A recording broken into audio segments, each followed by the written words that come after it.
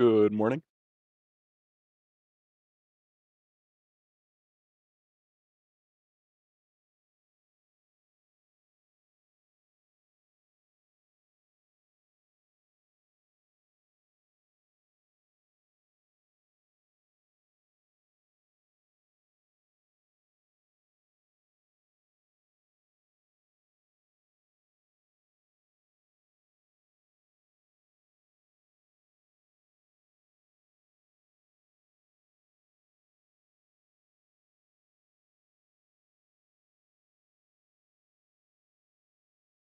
Forget to like the stream, please. You have 20 likes right now. I got you, Jim. Thank you. Oh, 22. Nice.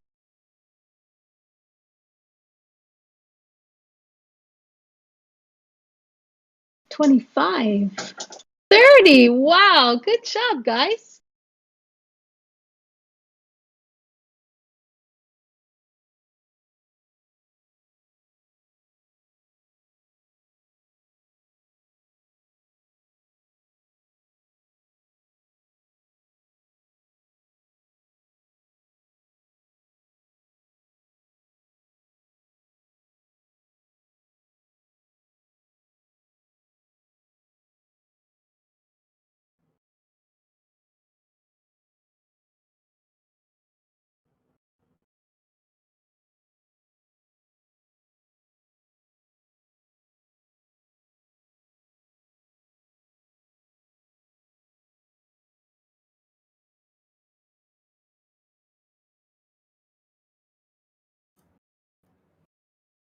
My darling Gotti, I see you in chat.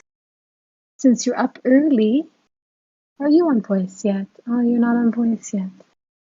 Um, It's cracking. what's cracking? Hey, Dredos. Trying to get everyone to watch the stream. What's cracking? Today I want to short. I want to short all of the pump tickers. Yes. I was actually watching MNOV and I almost shorted it this morning at the high and I didn't. Now I regret it. I'm gonna do a quick 15-minute workout. I'll be back. All right, see you later. We I'm gotta get the listening. blood flowing before the day. If you can't get up and do some push-ups and work out and get your body ready, how do you expect to get your mind ready? Right? Right. Right? Feed your mind, feed your body. Do some sit-ups, do some stretches, some jumping jacks, some squats, free weight, I've been up since 5. right? But if you can sit here all day but you can't get up and just say, I'm going to work out for 10, 15 minutes or even 5 minutes. I'm going to do one set. That discipline, that's what we all need. So we got to start all doing it in the mornings, the things that we don't want to do to help our brains create discipline. I exercise at night. Do it in the morning. So how is my MNOV doing? I wanted to short it where? I wanted to short it at 573. It's at 503 now. Darn, that was a good one.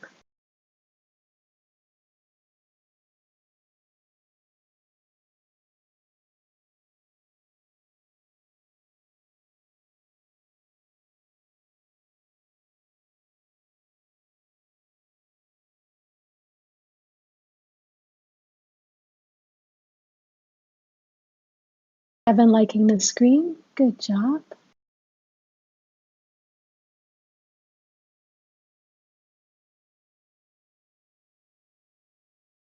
Good morning, John Wick. Good morning, Tony for One. I see you guys on YouTube. Good morning. And Professor Zero. Yep, we're all trying to get focused this morning. So who thinks I should short MNOV or should have I guess I'm too late now, right? I should have shorted at 572.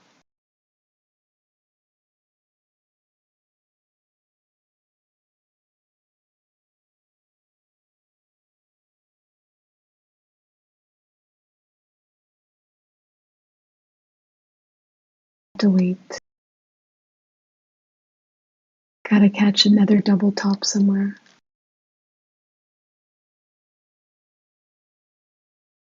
Hey, good morning, everyone. How's everybody doing Good this morning. Is that tape reader? Yeah, I'm getting a late start this morning. It's because your voice, you can say you can hear it in your voice that, oh, I just woke up. I literally just woke up like 11 minutes ago. Hey, Tape, guess what? What? TRCH is at $9. What? Yeah. Seriously? I haven't even looked yet. I'm just getting my computer set up right now. Your voice is still scratchy. I'm only a fourth of a cup of coffee in, so wait till I get 2 cups. I'll be fine. Oh my gosh, Torch is at 875. That is ridiculous. Can I short it? Let me see. Yeah, I need to check to see if I can get shorts on that. Oh, it's true, eh? I was able to short Journ the other day. I got out at 2 and then it went down to 180. Should have held. I got in actually at 219. Got out at 220. Yeah, Toss still doesn't have shorts on it, Dre. FIB does. I know. Anyways, shouldn't we wait for a double top? Might try for a double top. On Torch? Yeah, the top was 1020. Maybe with the volume this morning, they'll push it up for a double top at Wait, it least. went to $10 this morning? Yeah, that's what it looks like. Yeah, Oh gosh. 1020. What a piece of trash stock. Is WSB pumping it? Because that's actually my rule. Is I'm going to try not to short tickers that they're pumping because they're crazy. They don't even look at TA. Buy. No TA. Journ was actually easy to short last week. I'm pretty sure they were not on that one. I shorted AMCX 2 weeks ago. Oh my god, it was a nightmare. I got out even, but took me a lot of time. And then actually, as soon as I got out, it went up. So I was very happy to get out even. Jem, you can look at that website to see what they're talking about. Sure. What are they talking about? I'm sure there's a better website, but that's the one I go to. Pepino? You see the one who listed it? Which website? Oh, there it is. I see it. Sorry. I think somebody was talking about that this morning.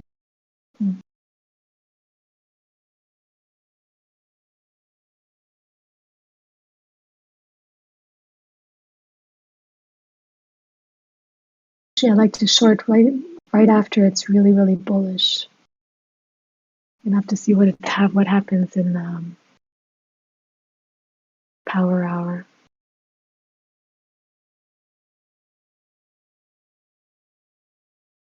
Nolens, get on voice, please. Come on, we need you. You're so good. Those levels are always really good, really well thought out. Where are you? How come you don't come on voice? I promise if we get you on voice and you come regularly, we're even going to get you a dash in front of your name. So people will recognize you. We'll get that done. But you have to come on voice.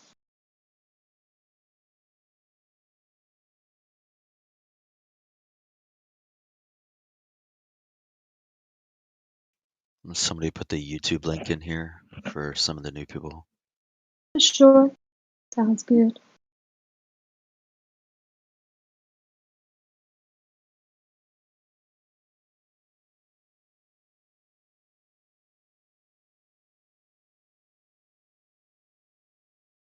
To listen to YouTube, you have to be a team member. The benefits of being a team member, you get access to voice. Don't have to be an elite member, just a team member. That means you can volunteer as little as 2 hours a week and get your voice access all week. No going through YouTube, just being part of the team. And by the way, I'm looking for alert scribers if anybody's interested. I need a couple more. Let me know if you're interested in scribing voice chat alerts. You get to have a cute prefix after your name called alert scriber. So it kind of differentiates you from everybody.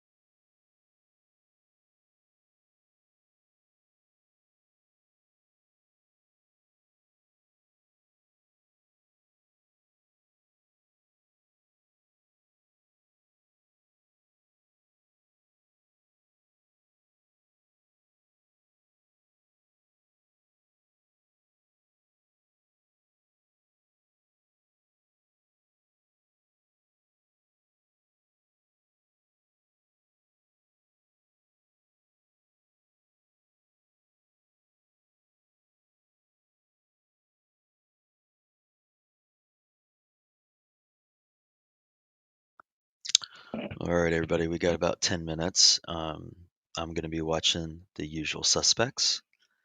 So I'll be watching Workhorse, Wish, specifically on Wish, call flow on Wish. I got the 1250 strikes for this Friday. This is all for this Friday. I got the 1250 strikes, the 13 strikes, the 1350, and the 14 strikes up. I'll be watching call flow on those. I am holding from last week the 1250s. I have, this is what I have.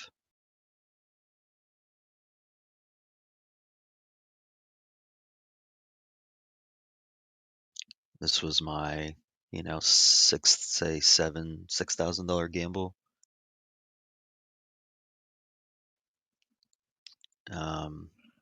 Probably going to add more to that today, the 1250s. And then as far as scalping goes, I'm going to be doing the ones I usually do. So SNDL, Tilray, TLRY, AMC, NAKD, Torch. If I can get shorts on Torch, I'm definitely short biased on that one. And then I'm also watching GME just because of memes, CRSR, and ES and NQ. So hopefully Nolan's will get on here and call out some ES. I'm going to take it real easy this morning until I get my second cup of coffee in. And then hopefully Dre and I can tag team a stock and call some shots out for you guys.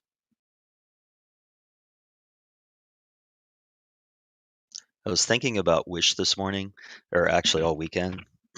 So let me give you my summarization of where I landed on that. So technically speaking, from just last week, it touched that $12 level 3 times. Each time it touched the $12 level, the bands kept getting smaller and smaller. That typically is indicative of like the next time it goes, when it does break through, it gets this really big pop, like going up when it finally breaks through. So I'm actually long biased on that. I think fundamentally speaking, it's probably worth what it is right here at 12 bucks. You can kind of look at the fundamentals. I looked at them a little bit this weekend. They have like a little over $1 billion in cash, $7.5 billion market cap, and I think they do like $1.5 billion in revenue per year. If those numbers are not correct, somebody else can correct me. Anyway, we're told to trade what's in front of us as scalpers. What I see Wall Street Bets, I see Furuz on Twitter, and I see Extreme Call Flow. I think that Wish has at least $15 in it this week. I think that this can be a big money maker for us if we really pay attention to it and if we're positioned right.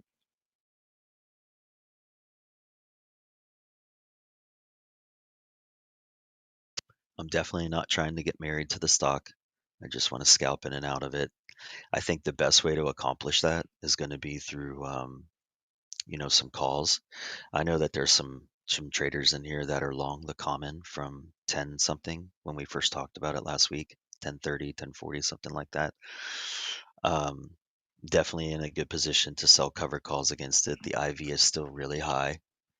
You're looking at IV that's in the 250s, 300s. That's a good high IV percentage to sell. So I think my plan on Wish is I'm going to put about another $25,000 into calls that I'm willing to risk for this week.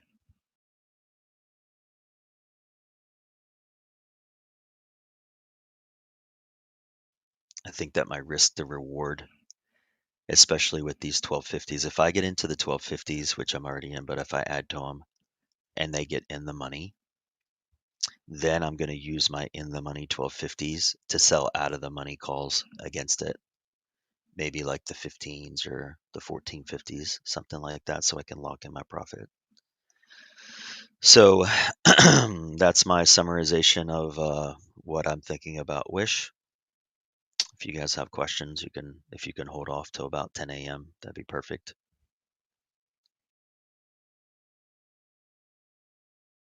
Good morning, guys. What's up? Good morning, Mick. I agree with what you're saying as well. I am literally long the comments of Wish, expecting 15s and not expecting, hoping, I guess, kind of expecting, anticipating. And we'll be looking to sell calls once we get there as well. So, same game plan, pretty much. Excited to see it's up a good 6% right here. It'll be interesting to see what happens at the open. Like I said, a lot of us last week were saying, OPEC's over. What are they going to do with a lot of these now that the options are expired, right? And they can run a little bit, and then the market makers can reassess what they want to do. Yeah, as far as open interest goes on these contracts, I'll just tell you what it is to get started here, and you guys can take a look at it.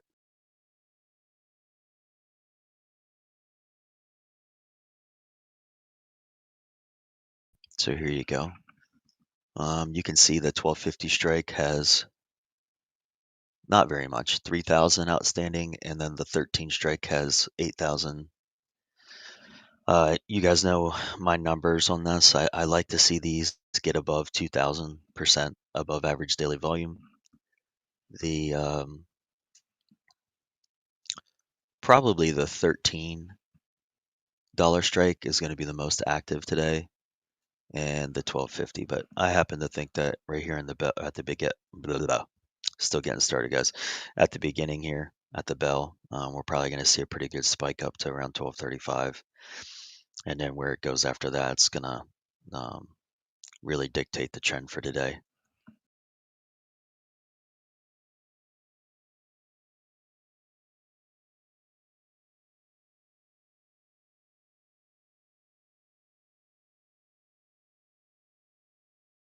All right, I'm going to get another coffee. I'll be back in a few minutes.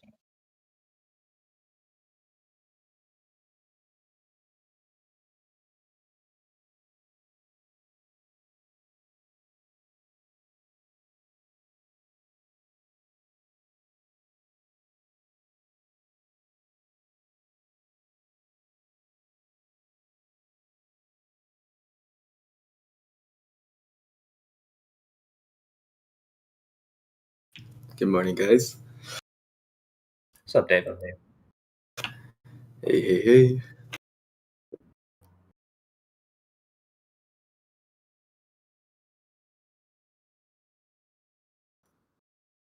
Got a little under 3 minutes until open, guys. Good luck today.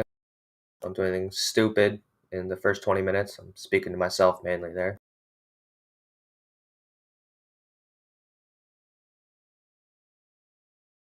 ES had a real nice reversal overnight. Was down almost 25 points. Now we're 20 points green. NQ didn't bounce too much. It touched like 13,980s. So it's like up maybe 80 points from the low, which isn't bad, but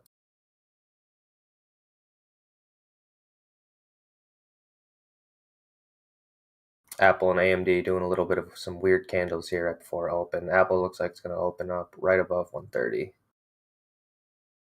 AMD is also currently down about 1.5% in the pre-market here.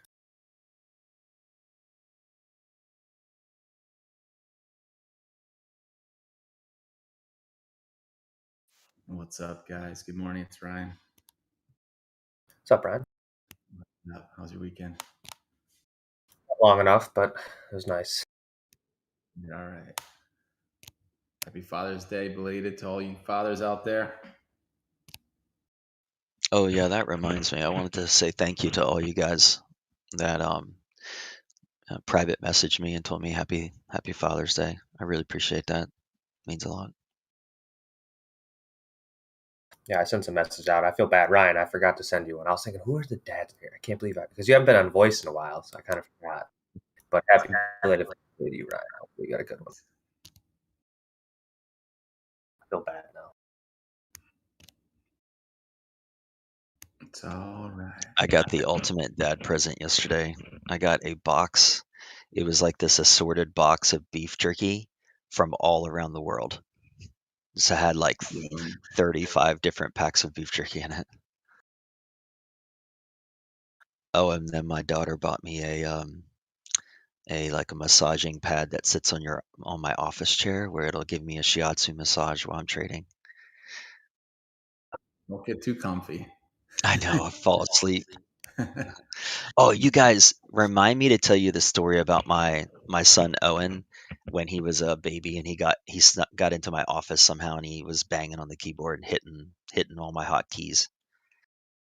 I was going to tell that joke on Friday, or not the joke, the story on Friday, but I forgot. 1 minute, guys. I'm in Wish. I want to see if we break 1250 to 13 still. I think we're all in Wish, Ryan. All right, good. Some way or another, we're all in Wish, whether through options or common.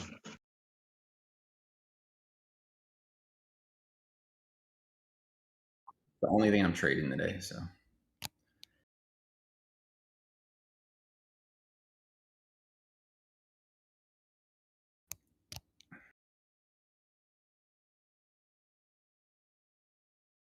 My average is 1140. Actually, it's 1130. I'm sorry. It's 1130. I'm not going to panic or anything. I'm just going to give it this morning and see what it does. SPY, I just think we go sideways under 418. I'm still bearish on it after last week's brutal week.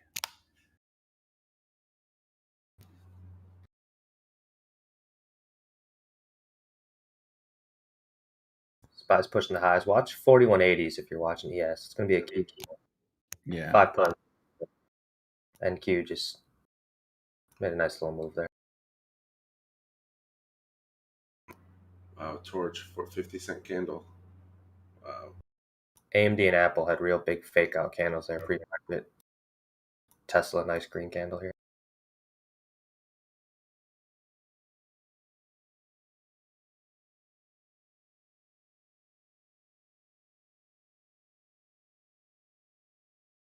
Solo, I just put something in the ban queue, if you don't mind.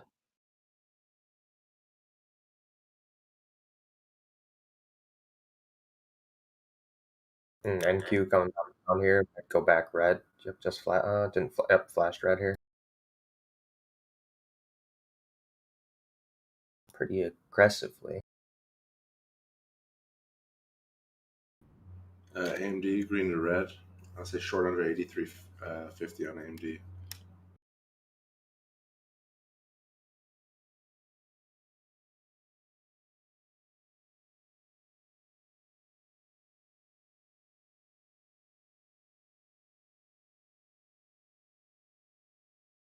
NQ coming down real hard.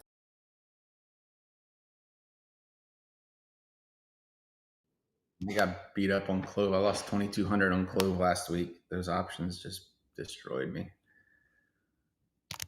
I hope I can make that up on Wish. Boy, I see everything. Yeah. I see red candles on everything in front of me right now. Yep. Except for torch, right? Except for torch, yeah. Anything with a name like Torch, it's going to be red soon, okay? Just coming down. I'm not taking it. guys, for 15 minutes. We gotta find some swings and see how the market reacts. So have some patience. Yeah, NQ's right on 14K. I'm wondering what it does.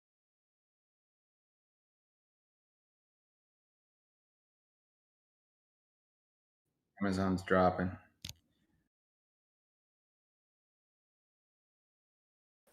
Good morning, everybody. Good. All right. Morning, With that KB. 350 short on AMD, you just got 50 cents right there. Good morning, guys. Morning. Good morning. What's up, Rip stuff? Good morning, guys. Everybody rolling in late. Doesn't mean we weren't watching. I popped in chat earlier today. It's Monday.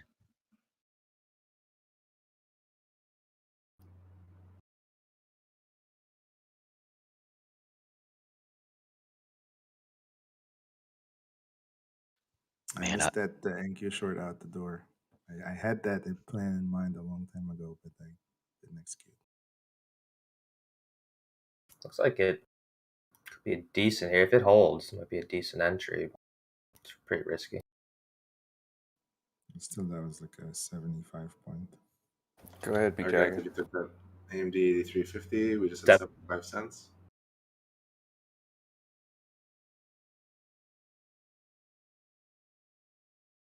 Yeah, Apple broke 130. Tesla's trying to hold 620s here. Like I said, it's too early. I don't think we're going to see bounces where we normally do today. I think we need to give it 20, 25 minutes or so to see the defined trend for the morning before we take any positions. Yeah, I'm expecting more downside. AMC broke 5-day.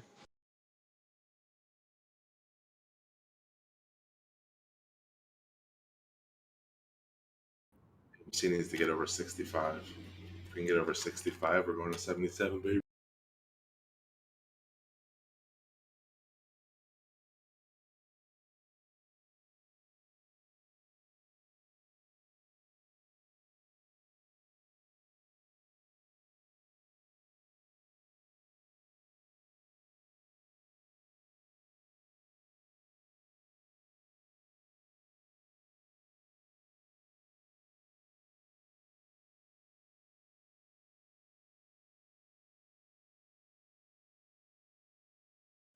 NQ made a new low and bounced.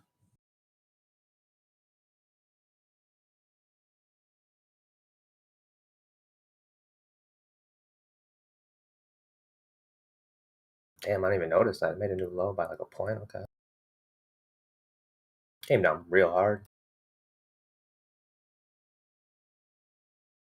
Yeah, it's probably gonna do that again.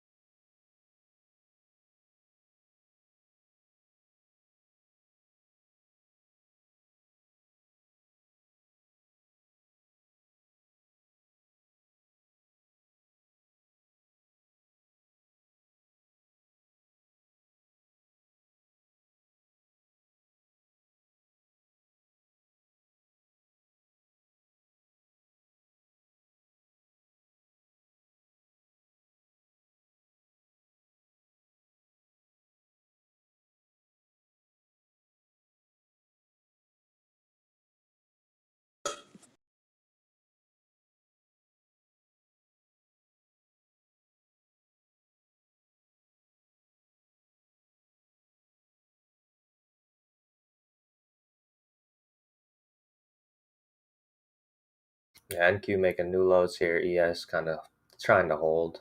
Hasn't really dropped too much. Tesla making new lows. Apple, AMD making new lows.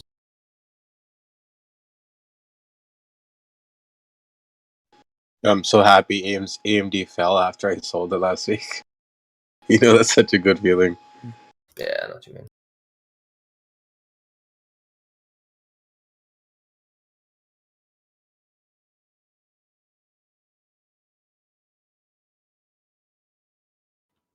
Wow, that's a sharp knife. Thank you. Yes, it is.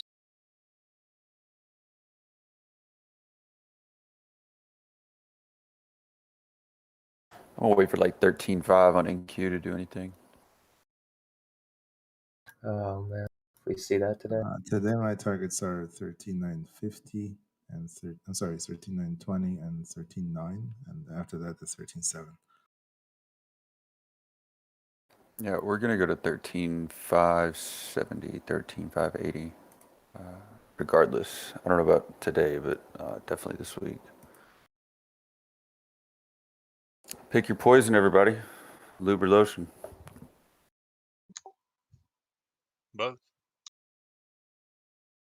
Take both.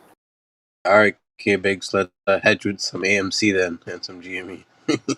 No, I'm gonna mute my voice the second I start hearing those meme stocks again. Yo, that's how we got to hedge nowadays, you know? All right, I'm buying some Wish here at 1160. Well, I got filled at 1160. Playing it for a bounce back to 1180. So just a quick scalp.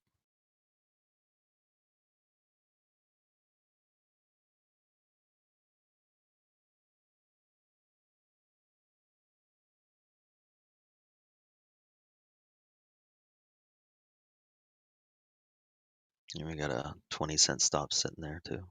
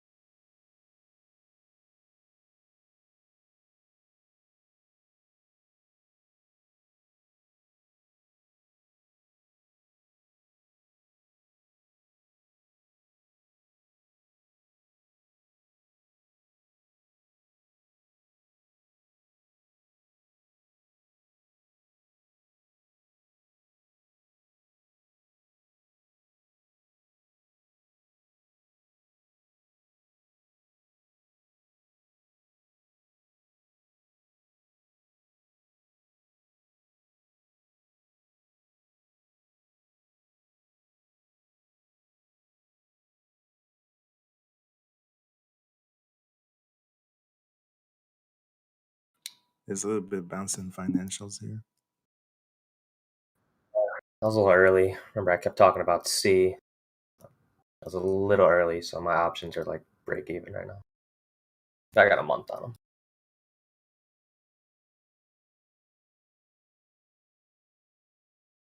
I mean, Citigroup, that ticker doesn't drop 12% in a week usually. It's pretty rare.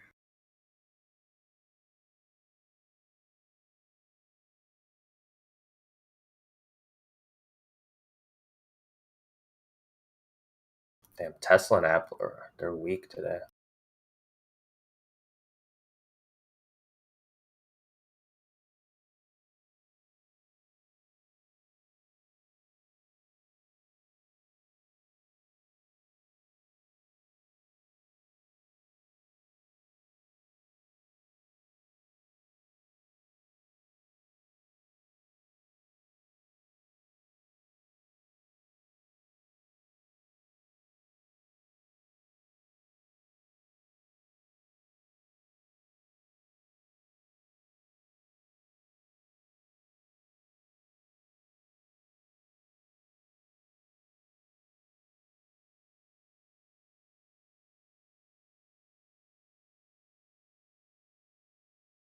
Well, I'm not seeing any significant call flow on Wish yet.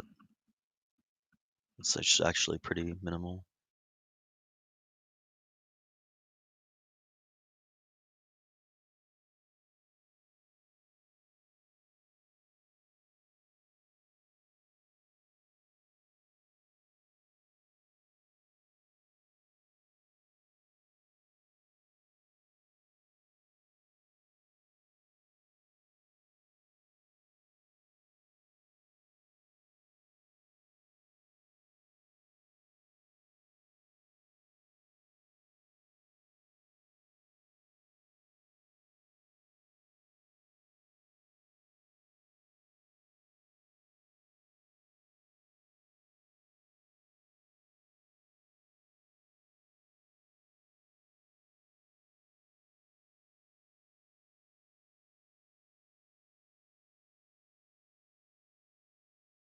If we can see any bounce on Tesla here, maybe NQ can get up back to that 14K, but not seeing any buyers here.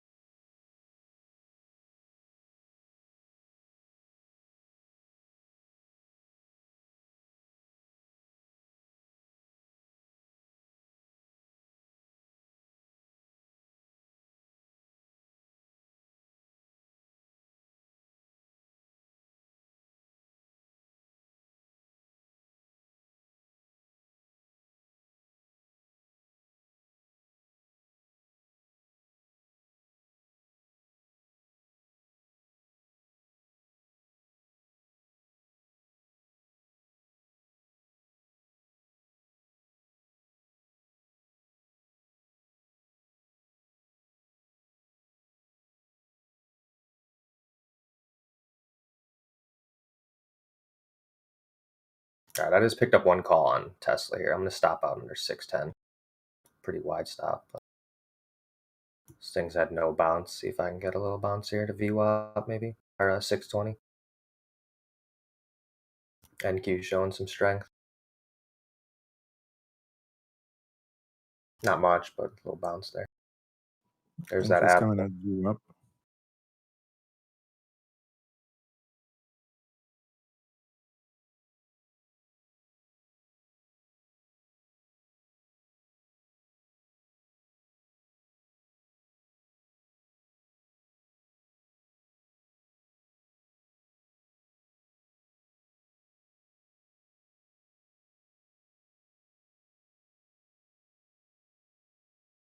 See if NQ can potentially test going back green. Because if Tesla gets going, then NQ will follow suit. But it's been it's trying to fight this 615 level here. Apple fighting back at the 130 level. AMD coming up to VWAP at 83, and QQQ's riding VWAP just broke through. Let's see if it's a real move or a fake out. I added to my MQ short.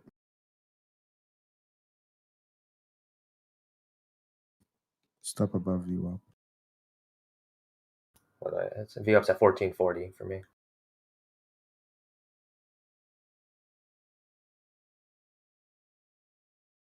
Covered my ads. All right, I just stopped out of Tesla. Actually, this thing sucks right now.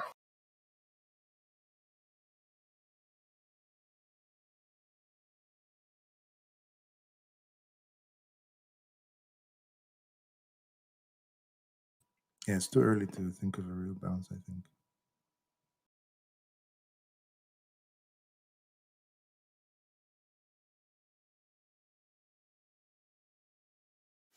I just got filled on some SPY. June 25th, 416 puts, 280.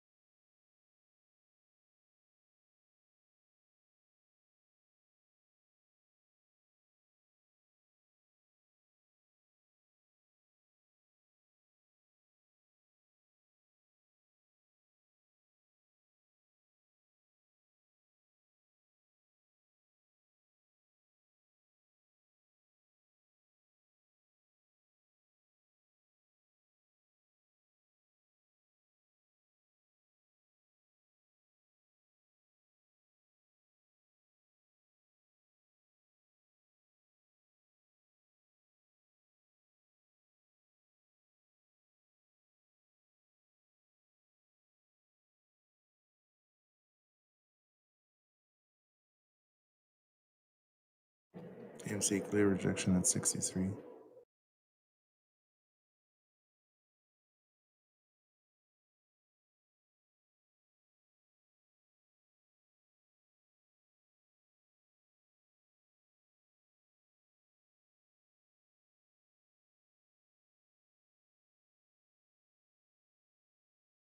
You guys want to know where the real money is? AMC's about to come down. Bang. No, let's hear it, Ryan. Uploading now. Also, ES coming up to high day here. NQ's right at 14K.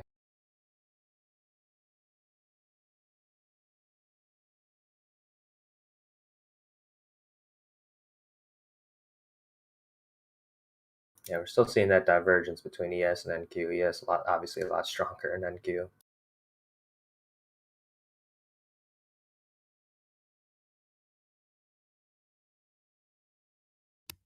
That was from my yard sale this weekend. Why? Yard stuff, man. Killing it. Made like $1,560. Hey, look at Moo. Moo.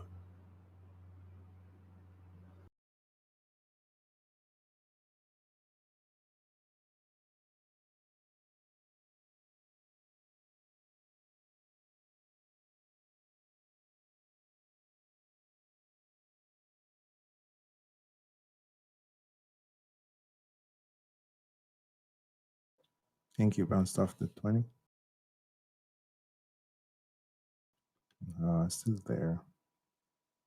Might try above it. It's making a new high. Tesla's still chilling around low a day. I'm flat on it though. Stupid thing.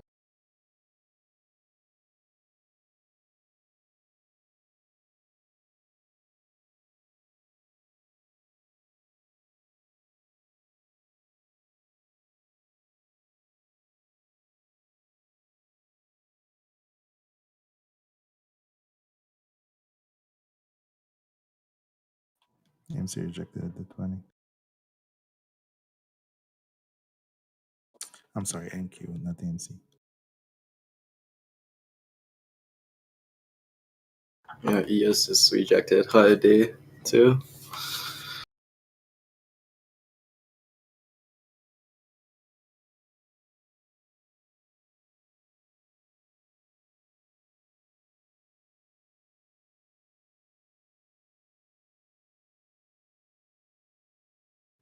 I'd like NQ to test the 50 again. 1950. I mean 13950.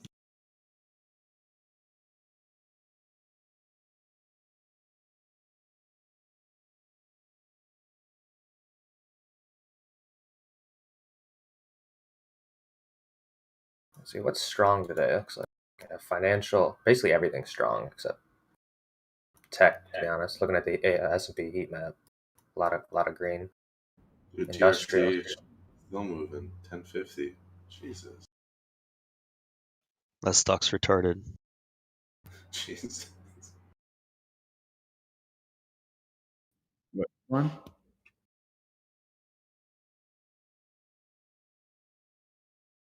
TRCH Torchlight there, pumping. Oh no, what is that at? High. Oh my gosh, it's crazy. I read something, and I don't know if it's true, but it says 80 million out of the 120 million float is short. Wow.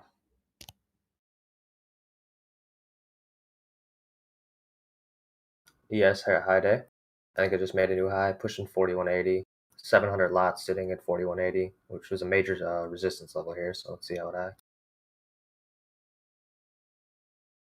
Currently up 25 points on the day, ES, and NQ still down 20.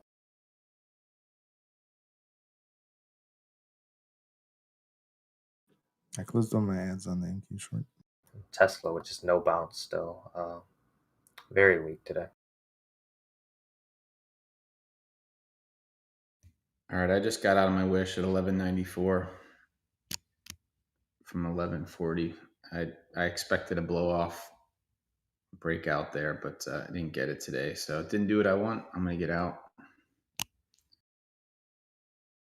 We didn't want you in it anyway. Yeah, I'm bad mojo. Nah, don't say that. Don't say that. 4180 just broke on ES.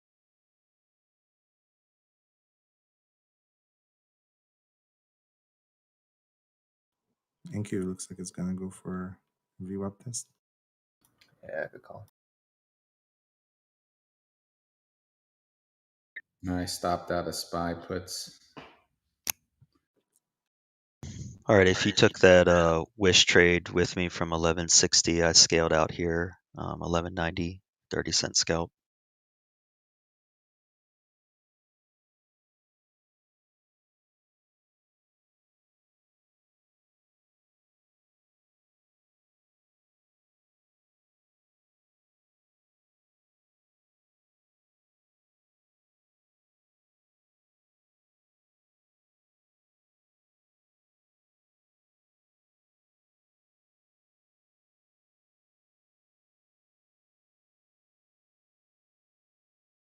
NQ flashing green here.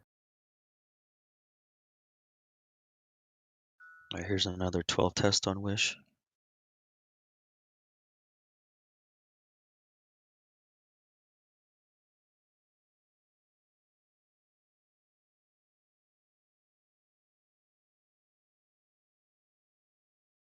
Thank you, crossed over VWAP.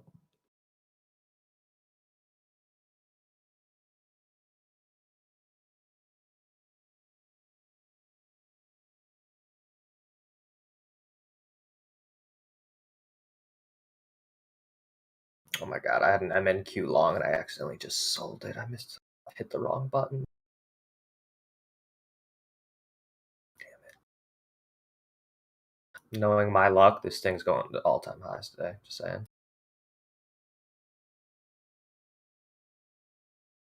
Don't worry, bro. Next trade, you got this. Yeah, thank you. It's all good. I haven't done anything stupid, so count that as a win. Being you there. It's not a contest. It's a contest to do smart things, remember? Yes. What a nice bounce on NQ from that low. Did snag some T-Doc at 151. Nice. Apple over 130. Let's see if it holds. AMD's testing 83s, also VWAP. Tesla finally bounced a little bit, trying to test VWAP here. It's 617.75. And Wish battling 12, which might be the zone today. It's going to fight.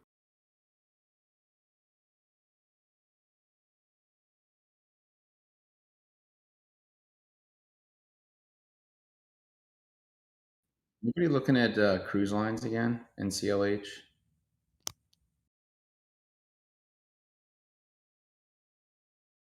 I haven't watched them though. Okay. I'm long NCLH and CCL. Yeah, it's down a good 12% from the highs from last week. So I went to Disney this weekend, Disney Springs in Orlando. And man, guys, it was packed, like packed, 2-hour wait to get in restaurants and stuff. So when I got there, I was like, man, the world is opening back up. Like, it's just crazy. So I'm just looking for these reopening stocks again. NCLH should go in at 29.20.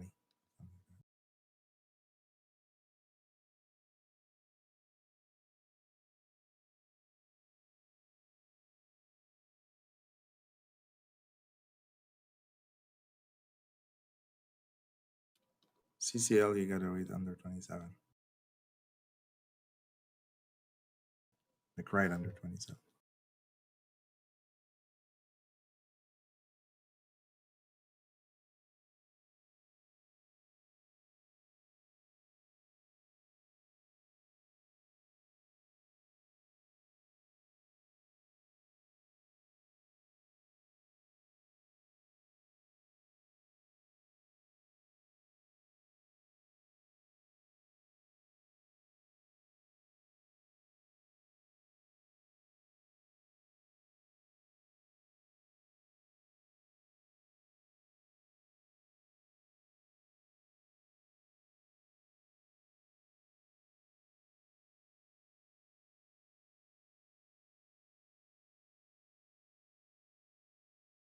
AMD broke through VWAP. Apple making a nice move. Might go red to green.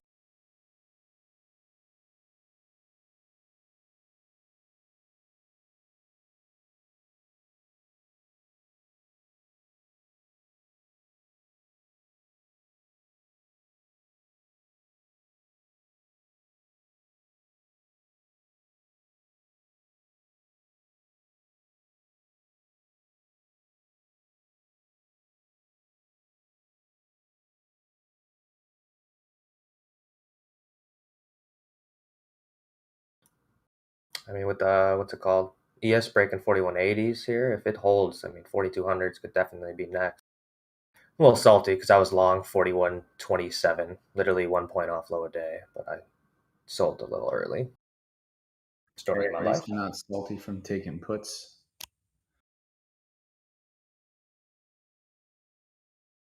Yeah, that would have been not as fun.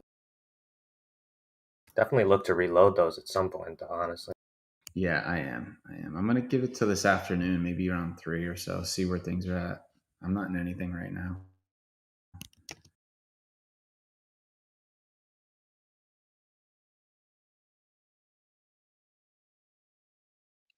Well, guys, my account just hit an all-time high. Congratulations, Tape. Good Yeah. work. Congrats, man. Congrats, bro. Pretty sweet. Wow, it's awesome. Good way to start off Monday. The best way to start off the chop tape. I swung 286,000 shares of SNDL for a penny and a half. I was holding the 88 bottom on it. I just kept buying it.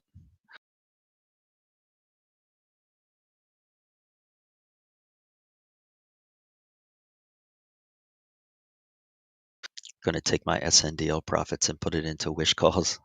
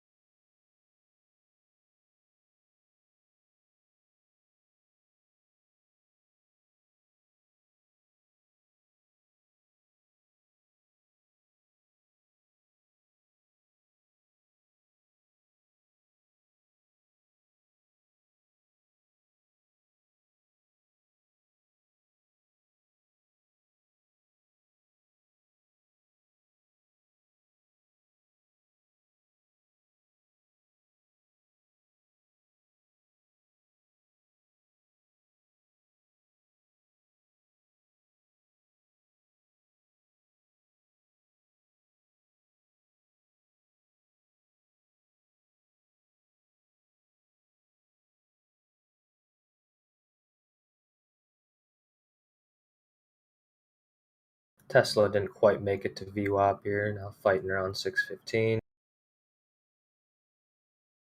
SPY still pushing high here. NQ slowed down a little bit. Wish still battling that 12.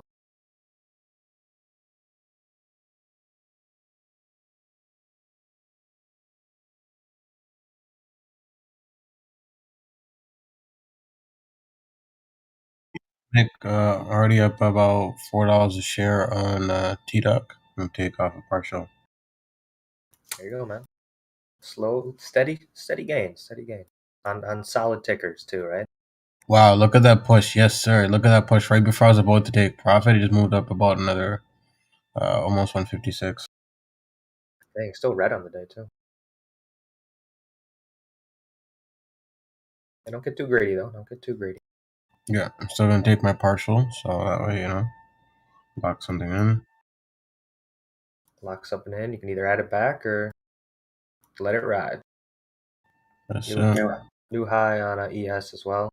If you took that breakout of 41.80, that'd be good for 10 points almost now. I don't really breakout trade, but it would have been, that was a key level that I liked and Nolan's liked. Yeah, that's impressive, man. I didn't see it coming. I was trying to grab that dip all night yesterday too. I stopped out like 4 times for like 3 points. But like I said, I'd be up 60 points right now.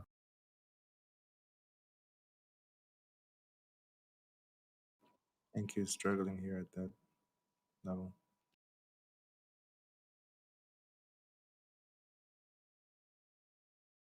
Someone put up 500 lots at 41.90. It hit a new high, and then there's about 500 lots sitting there now. Biggest order I can see.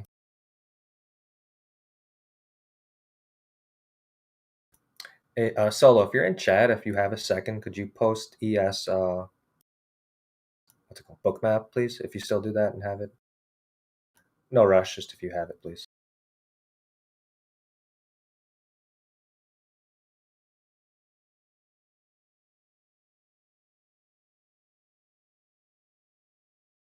$41.90 is being eaten into. Looks like it was an iceberg order, maybe, because saw at least 100 go through, and it's still sitting at 500 lots. Looks like just pulled it.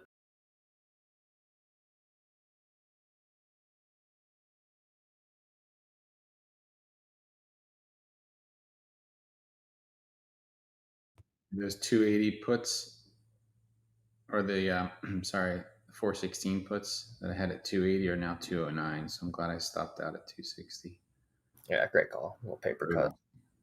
Great call, right?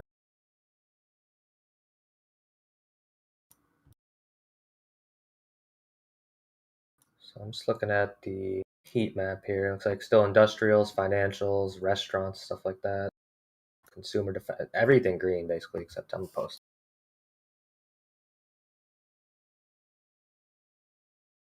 Little heat map.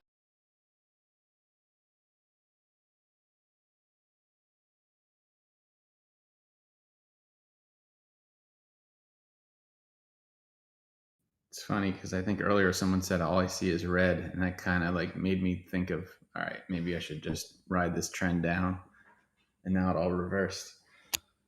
That's probably someone who was looking at that deck.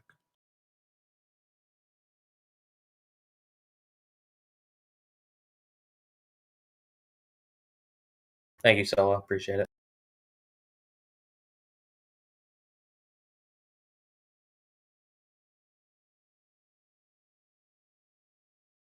No, don't worry about it. When you get a second, if you could just zoom out. Like I said, no rush. Take your time. I just want to maybe see what's sitting at like 4,200 and a little lower. No, it won't zoom out.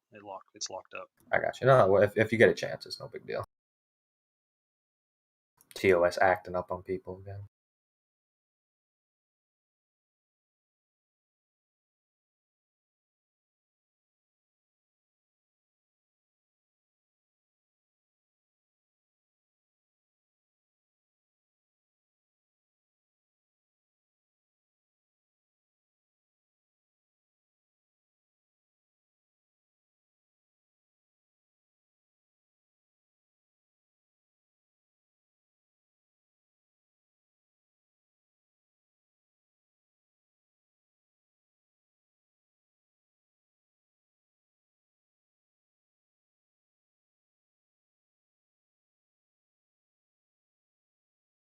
Ryan, like if you look at ES SPY, like do you want to take the short, here potentially? Probably not. You want to wait till at least 4,200 test at least, I'm guessing, right? Trying to see maybe what you're thinking or seeing. Yeah, I don't know. I'm gonna just give it some time, man. I think because I personally don't want to short it, but I'm just wondering what you're thinking. Yeah, for me it was that 418 level would be like a lower high. So now that we're above that, I kind of don't want to mess with it until I see something else. Like, I don't know, because it's like breaking that downtrend.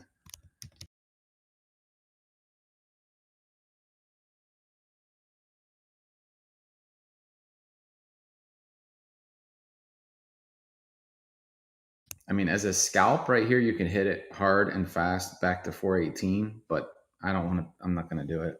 Yeah, I just at this point it's hard to expect them not to test 4200 or peek over that, grab some stops. And there's going to be some late stops from Yeah. over Friday stuff. Yeah. Yeah. So that's why I'm not in. It's just strong right here, man. So no sense to get in now. I know a lot of people like shorting on rips and stuff, but it's very dangerous, especially with options. Taking that loss, that loss it happens quick. You're down 10% in seconds. Sometimes you don't want to take that. Well, look at a 15-day, like a 4-hour chart. I mean, I just think we'll give it another 4 hours. That's why I think into the afternoon. And if we put in a big wick here and hit the VWAP, and then we push back down, maybe this is just a kind of a dead cat bounce before we retest the 414s.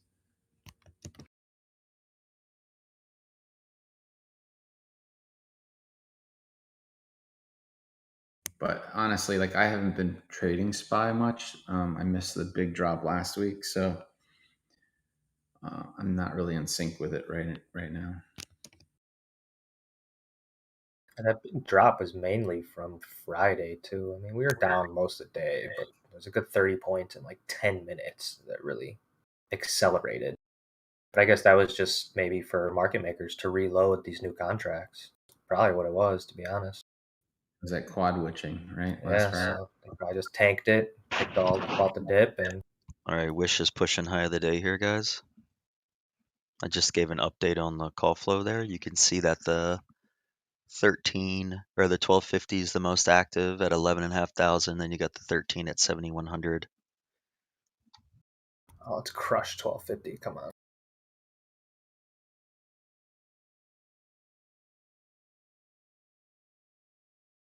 I'll be right back, guys. A couple minutes.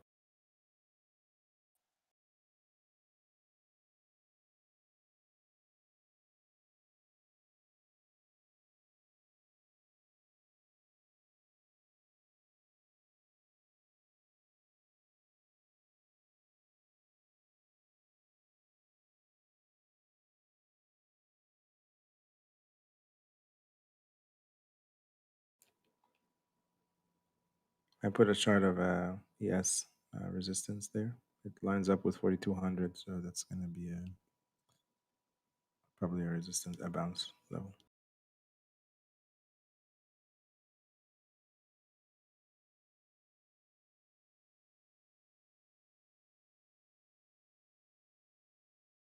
All right, we just had a big buy come through on the 1350s, 627 contracts.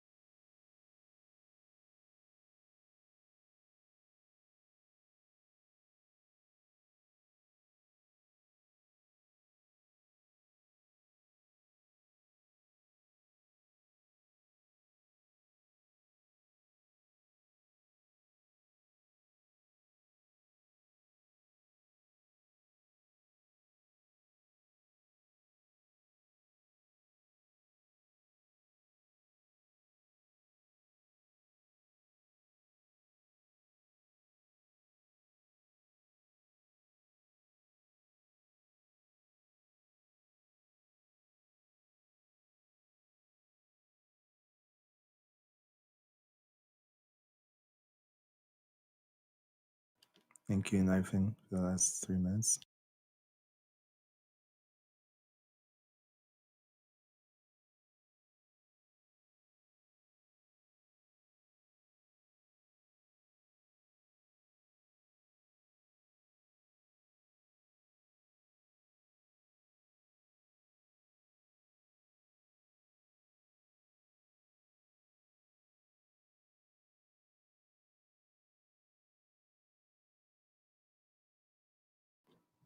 think it's now below the 14, the 20, and the 100, and VWAP.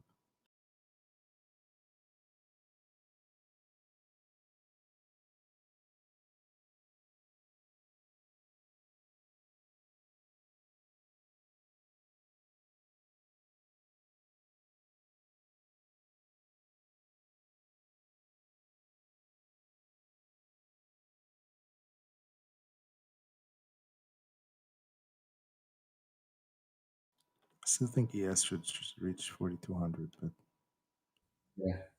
I don't know. Yeah, I'm watching these puts, and they're not moving in anticipation at all of a move back down. Did you see the chart I put out there? Let me look.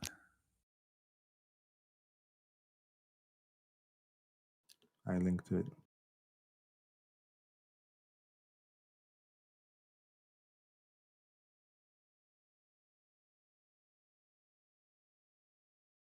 Oh yeah. Dre, do you have shorts on Torch through toss? No, Neither do I. I've been trying all morning, I know. and they don't have options.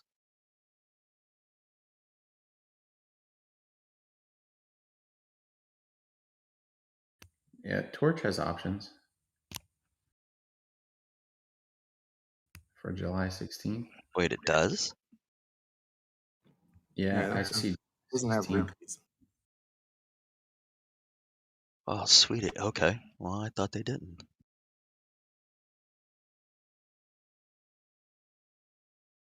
Yeah, look at the $10, 470 by 480.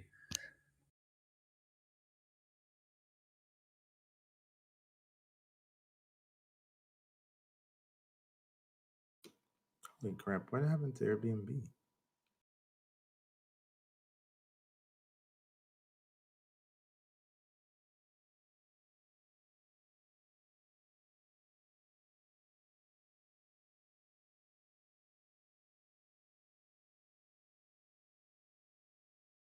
I don't see any news here.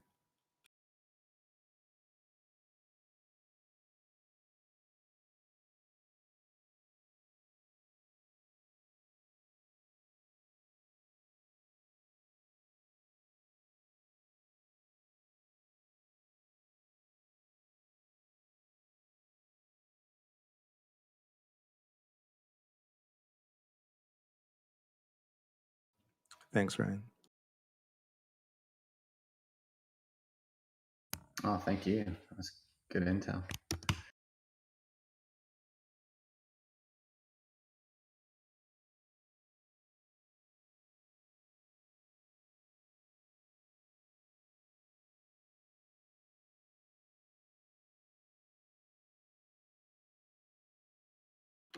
Imagine how many people are going to short that at 4,200.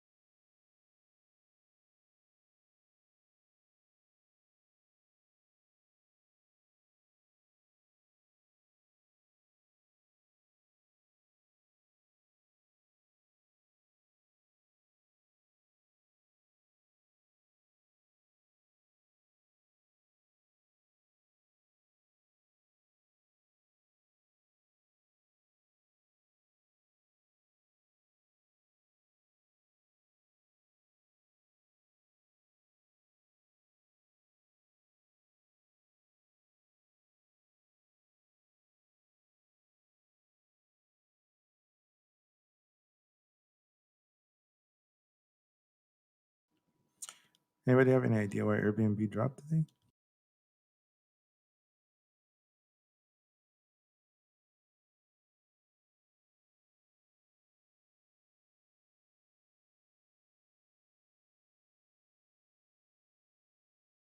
No, I don't see any news.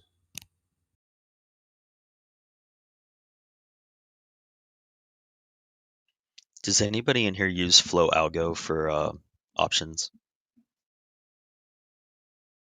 No, I don't. I was thinking about signing up for a month just to do some of this call flow analysis, but I didn't know if they had referral code. I was just going to get a referral and try to get somebody some free money or something.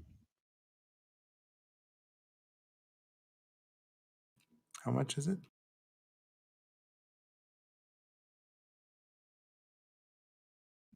$150 a month, I think. Gotcha.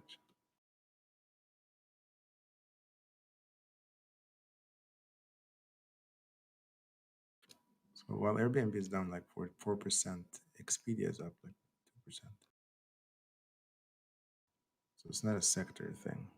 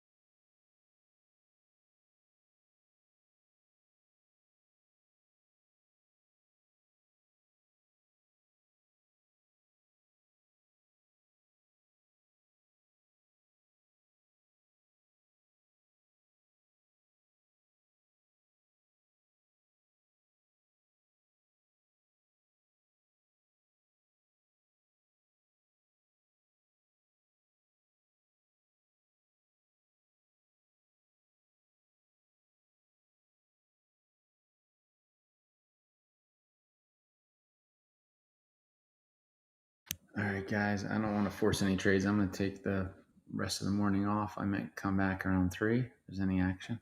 Have a good day, guys. Sounds good, Ryan. Take care, boss. Same to you.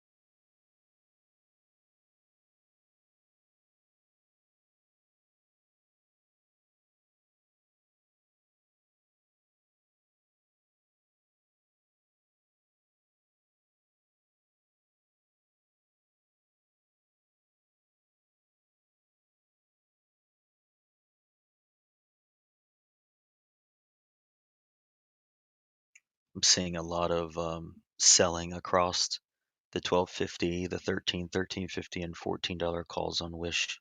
A lot of selling.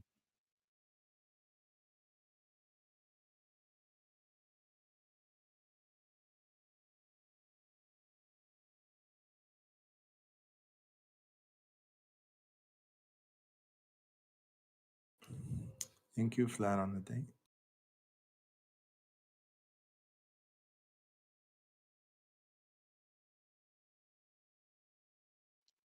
AMC's bouncing off the low of the day here.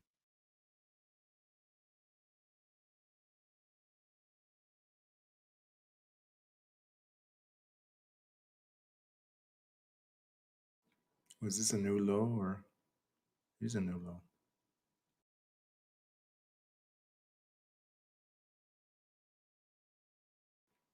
So it may not be much. That's not a new low. It's 58. 58 No, and for change. today. for today. I mean, I'm just saying it may not be much of a bounce. It's just maybe a breather and continuation.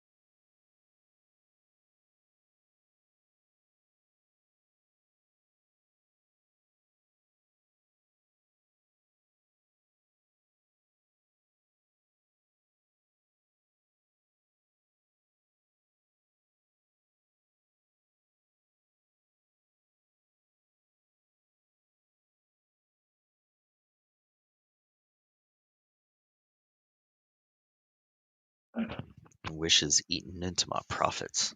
Needs to go back up.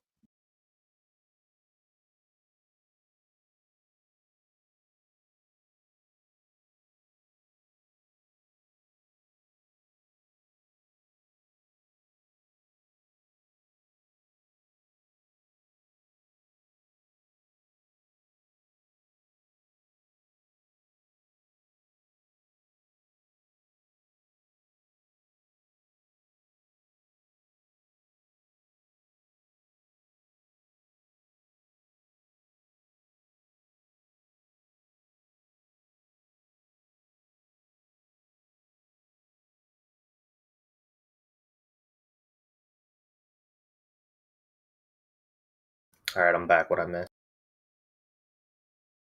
Everything Honestly, went no. right. That sounds fun. I don't know if you heard me, but everything went right.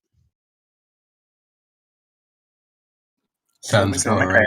For me, everything went wrong, but you guys are lucky. Yeah, same. All the charts continued to go right.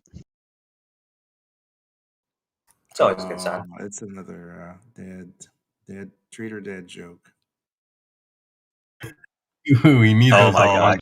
I have such a good dad joke. Okay. You guys want to hear it? Yeah.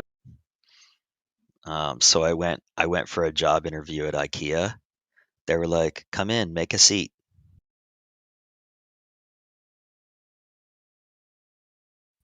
Come in, make a seat.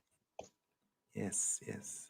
Come on, it's IKEA. Ugh, gosh, you guys are so hard. Come on, man. Jeez, so good.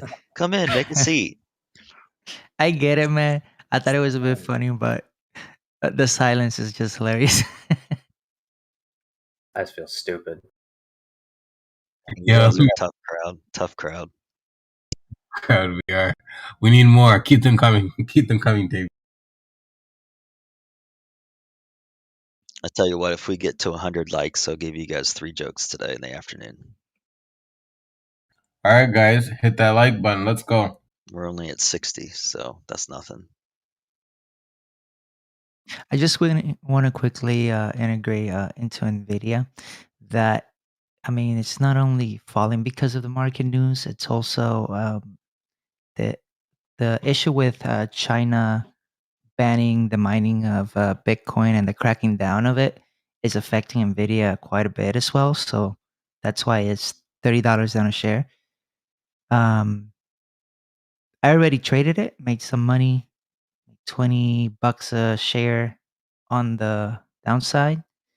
I think it's going to go a little bit more. So just be careful. I know that some of you are talking about buying before the split and whatnot. Just be careful. Today's a red day.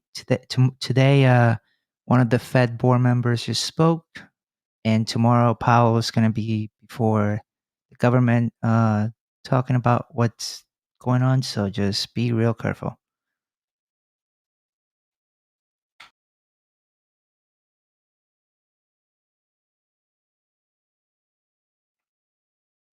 That's my spiel.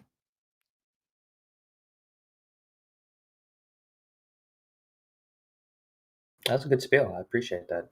Happy belated Father's Day, Josian. Thank you, Tape Reader. Same to you and to Dredos and whoever around here is dad. It's an amazing thing. Hey, I don't know if it's a good time, but I didn't hear it last week. So your child on the keyboard? Okay, yeah, I can tell that story because it is kind of quiet. If anything happens that you guys need to call out, just talk over me. I don't care. So when I lived in North Carolina, my office was upstairs, kind of like it is here at my house now. But on purpose, I put two doors between the like living area and my office. So you'd have to go upstairs, the second set of stairs, make a left, and then you went into like the movie theater room, and you'd have to go through the movie theater room into my office to get to my computer. And back then, I had something called X keys, which is like an extra keyboard that was nothing but hotkeys. It was like 64. It was a thing of 64 buttons on it that all had different functions that you could, you could program macros on it and kind of just do everything with one touch. Well, I used to go downstairs for lunch every day. And so one day I went down there, talking to my wife, and she's making me lunch and everything, and I'm just sitting there eating and finishing up, and 20 minutes later, I'm like, where's Owen? And at the time we had 3 kids, so Owen was the baby. And she's like, Sorry, I don't. sorry to interrupt. I'm short ES here. I think it's at resistance. Go on. So she was like, "Where's Owen?" And I was like, "I don't know. Let me go find him." And I thought he was upstairs playing in like we had like a playroom. And so I went up there and I didn't see him. And I just happened to like peek into the movie theater, and I see him coming out of my office door. And I'm like, oh boy. So I ran into my office and I look at my trading computer, and he had. Now, I didn't personally see him hit the keyboard, but he obviously did. But I had $140 million worth of live orders in the market. And in addition to that, he had bought about $45 million worth of stock that he had been banging on my damn keyboard. What? I'm not kidding you, man. I was in pure panic mode. Pure panic mode. So I was looking at the things that he bought, and luckily, he must have kept hitting the same button over and over again, because it basically I was in like 4 different stocks, but they were really thick stocks, like super thick, like 5 million on the bid, 5 million on the ask. So I'm yelling for my wife. I'm like, Rory, come up here. And so she comes and gets him, and I'm like, I'm freaking out because I'm just like, trying to figure out everything that he did. So I canceled all my orders right away. And I start working myself out of these positions that were about negative $65,000. And Oh my God. I know, and I worked out of them for about 2.5 hours. And at the end of the day, when I finally got out of everything, I had a profit of about $21,000. What he was banging on the keyboard. So we always joke because Owen's He's my second son, but he's the one that's most like me when it comes to his likes and dislikes. And he's got a very mathematical brain like I do. And he loves, like, he takes a tremendous interest in day trading, and he always wants me to teach him and all that. And I always tell him, your first trade you ever did, you made 21,000 bucks, man. Like, but after that incident, dude, I was so diligent about making sure my office door was shut and locked so that none of those kids could get in there. And I actually got rid of my X keys, and I made it something different so that nothing like that would ever happen again. But yeah, Yeah. dude, he Wow. he had put in 110 now, I just think about it, like, if I had not gone upstairs to look for him, I probably would have sat down there for another 20 or 30 minutes at lunch, and those $110 million of live orders that were limit orders just sitting in the book, people were probably like, "What the hell is this guy trying to do? He's trying to buy, Hell yeah. 100,000 shares of a $10 stock, and this thing trades like, 2 million shares a day." So, dude, and then I called at the time I was trading through, what were they called? It was a company called Tuco Trading. They're not around anymore, but I got a phone call from the guy that sits on the risk desk, and he called me. His name is Adam. He called me up. He's like, "Tim, did you mean to put in $110 million of orders like all of a sudden within 5 seconds?" And then I had to explain the whole story to him, and he just started laughing.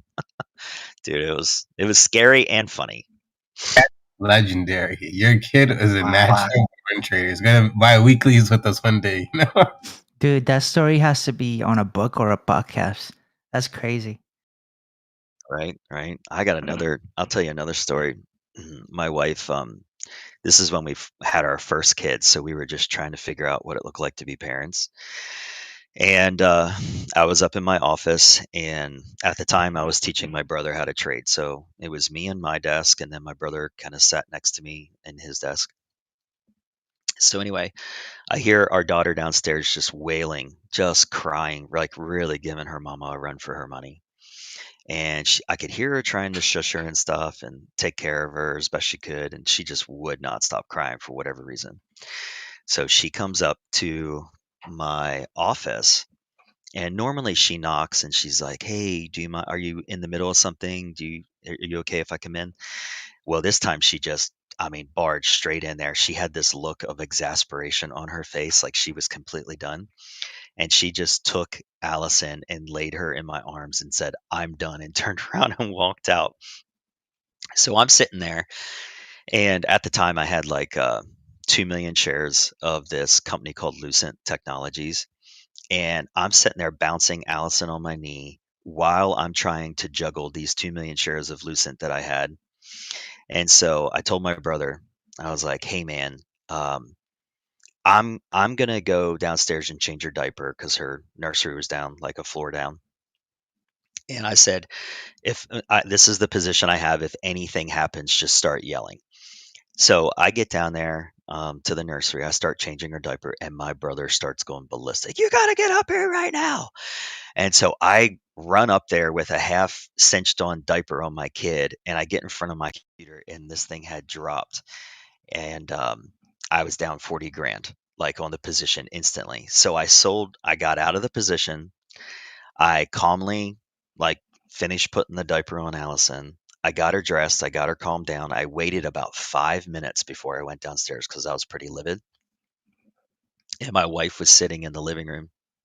She was sitting there just reading a book, and I said, "Hey, can I talk to you for a minute?"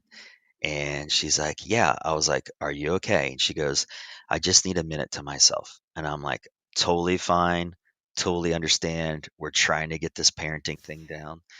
And then I handed her this diaper, you know, and I said, "I do want to tell you something, Rory. This diaper is worth $40,000. I'm going to ask something of you. I want you to take this diaper, and I want you to frame it in a keepsake box, and I want you to put it on the wall because this is the world's most expensive diaper. This diaper just cost you and me $40,000." I said, "I have no problems with you getting exasperated. Nothing like that. Like, I want to be a faithful father and a husband to you, and I want to help you. But please don't ever come into my office and drop her in my lap without asking me what I'm in." And she kind of looked at me and she was like, "Oh my God, you lost 40,000 because of that?" And I'm like, "Yep." And I gave her the kid and went back up to my office. And we chuckle about it now. Damn, Tate, that's one hell of a story. I like how you handled it, though. That's impressive, because, yeah. Yeah, I mean, it was back then, that was like, it was nothing for me to make, 40, 50, even 100 grand a day, or even lose like 20, 40, or 50, 100 grand a day. But I just, I wanted to handle it in a way that she didn't get scarred, the baby didn't get scarred. And now we look back at it and we just, we laugh, we think it's funny. And my daughter, she's like, "I'm the most expensive diaper baby ever." And she's almost 18, so that was a long time ago. But yeah, it's awesome being a dad. It's awesome being able to trade from your house, but you do run into problems once in a while. Oh, it's so true. I've lost, I think, anywhere between 5 and 10 grand just because my wife walks in with the baby to have conversations. I'm like, this is not the time to have conversations. I'm trading. Yeah, I was talking to TJ about that over the weekend, like just last week, just family screaming and knocking shit, and I'm trying to trade, and I left like a ton of money on the table, messed up my trades. And he's like, "Yo, like it happens to all of us, He's like, I go through the same thing too, but he's like, family comes before money, It's like, all right.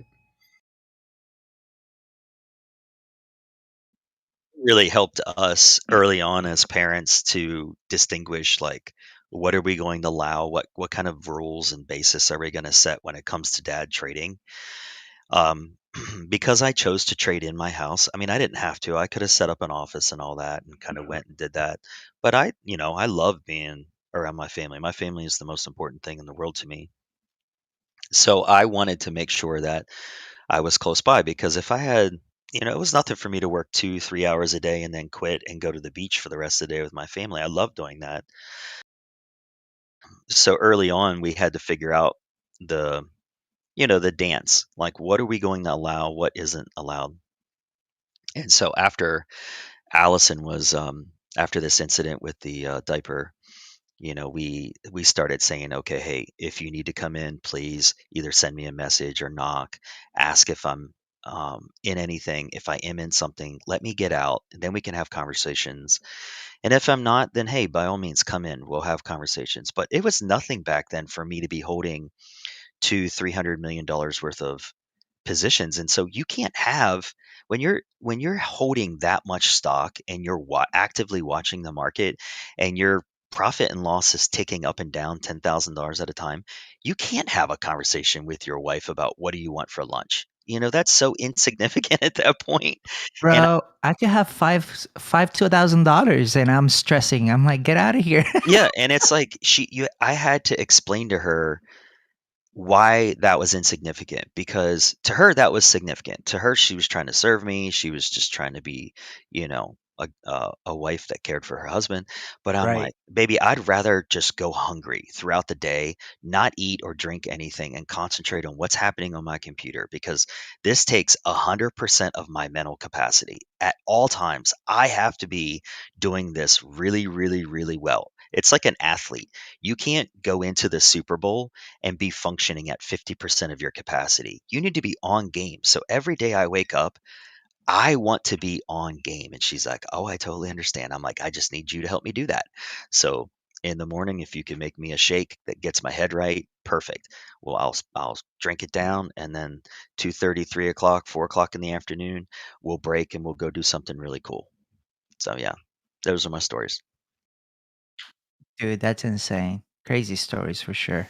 What's awesome is that when they come and ask you a question or something and you have a face and they get upset and you're like, "Oh fuck, now I have to do this.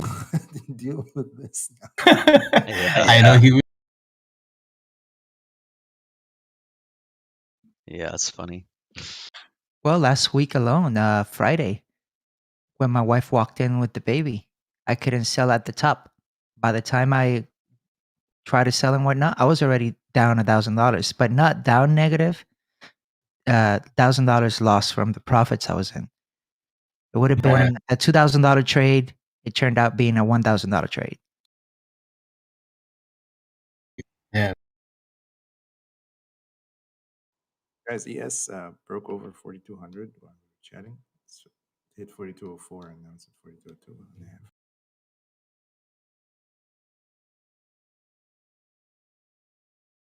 They actually picked up a short with you, Ribsaw. I hate shorting SPY, but But thing has had no green candles, or no red candles. I picked it up. I'm at a. I actually just got yeah, I filled might on go one of them. again. I might go again. I'm in at 4202.5. I'm seeing if it comes under, stops people out under 4K or 4,200, and I'm gonna take some off there and then just hold one at break even. So Hey guys, I'm out for the day. I hope you guys have a great day. I gotta head to work. Sorry to interrupt. Take care, guys. See you, Have a TJ. good one. We'll go Take in, care. Josian. Josian, what do you do for work? I work for Apple. It turns out. Oh, nice. Cool. have a good Yeah. one, Justin. So you have an Android phone then, right? It's funny. I got hired with an Android phone. Yeah.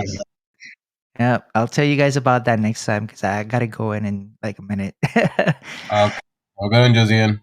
All right, guys, take it easy. Have a good one. Yeah.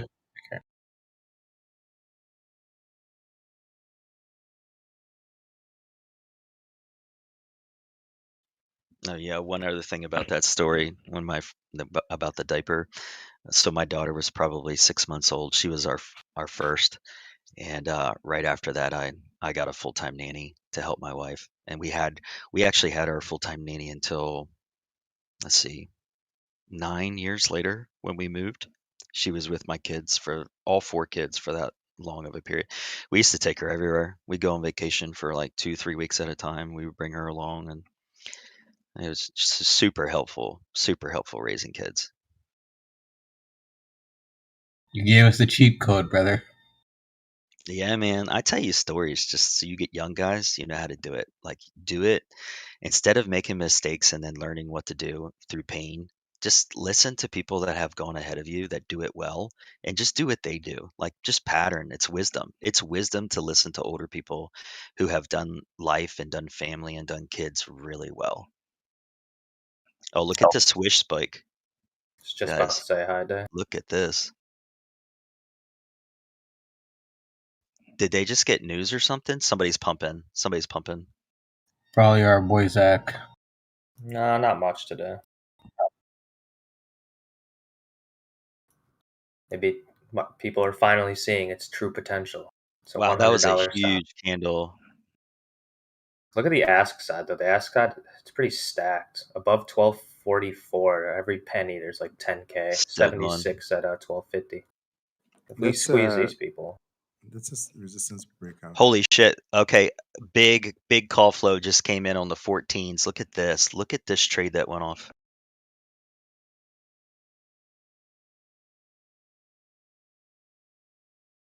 $1,500 contracts in one order. That could have set it off right there. Oh my gosh, big call flow just came in the 13-15s here. Look at this.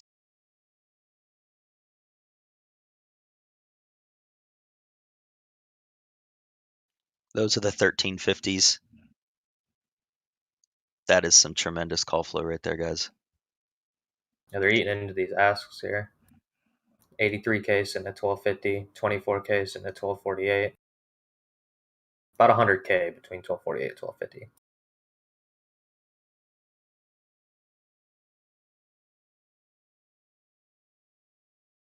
Yeah, Ravensoft, I don't know what I feel about this ES here. I'm in at Yeah, for my a stop is at- 4202.75. My stop is at 525. I went in again, but yeah, it's not working. It's moving slow. That 1,500 share lot or 1,500 contract lot on the $14 calls is what set that off right there. Because I just timed the time and sales in the chart, and it just was like at the exact same time. Mick, I think ES actually does look toppy, personally. Yeah, I know. I definitely think so. I'm not saying go get some puts here, whatnot, but I feel like you might want to come pull back at least under 4,200. I'd wait. Like, I wouldn't short yet. I'd wait for like, I don't know. I would wait for another signal personally, but I'm already in a short, unfortunately. But I'm in at 4202.75. But I'm Hey, you're risking fine. only profits today. I'm up because I had a nice long overnight. Not that I want to give up my profits, but that's all that I'll give up. 1250 just printed on Wish, by the way. The order book looks pretty empty now.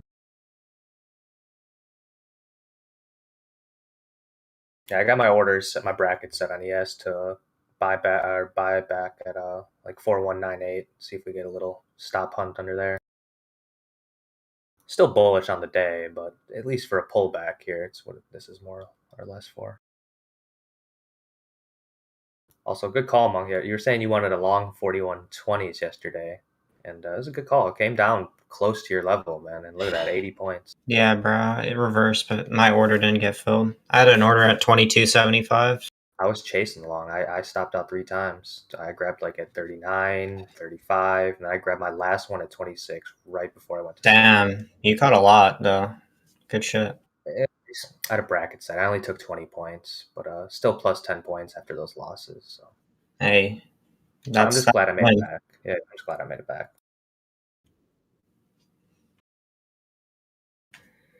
I've been exclusively trading AMD for like a week, so. Okay, here's a new high on Wish, guys. 1260. Call flow still coming in large on the 14s and the 13s now.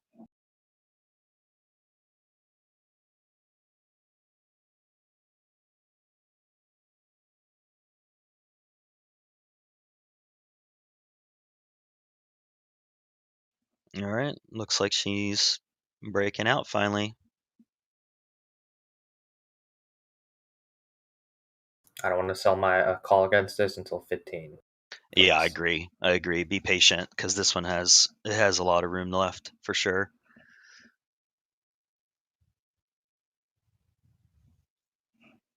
It's tempting, but no, it's only up 10% of the day. I'm good. Yeah. Yeah, let them get through the day right now because this is the volume right now, guys, on the common. I'll show you.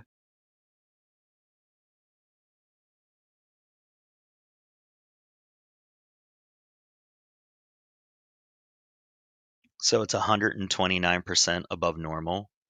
So let them get through the day. Let them pump it after hours and pre-market tomorrow, and then see what it does. But I actually think that we can get to. Let me pull up a chart here.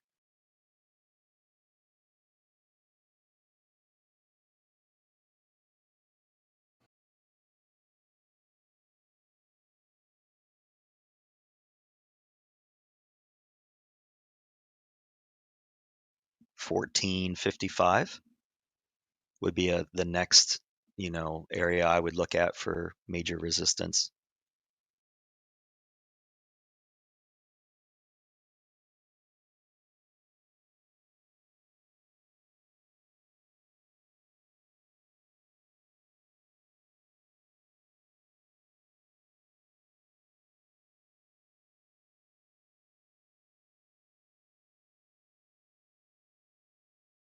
No, it's worth the gamble. If you guys have some profit, take some of your profit and throw it in there. It's worth the gamble.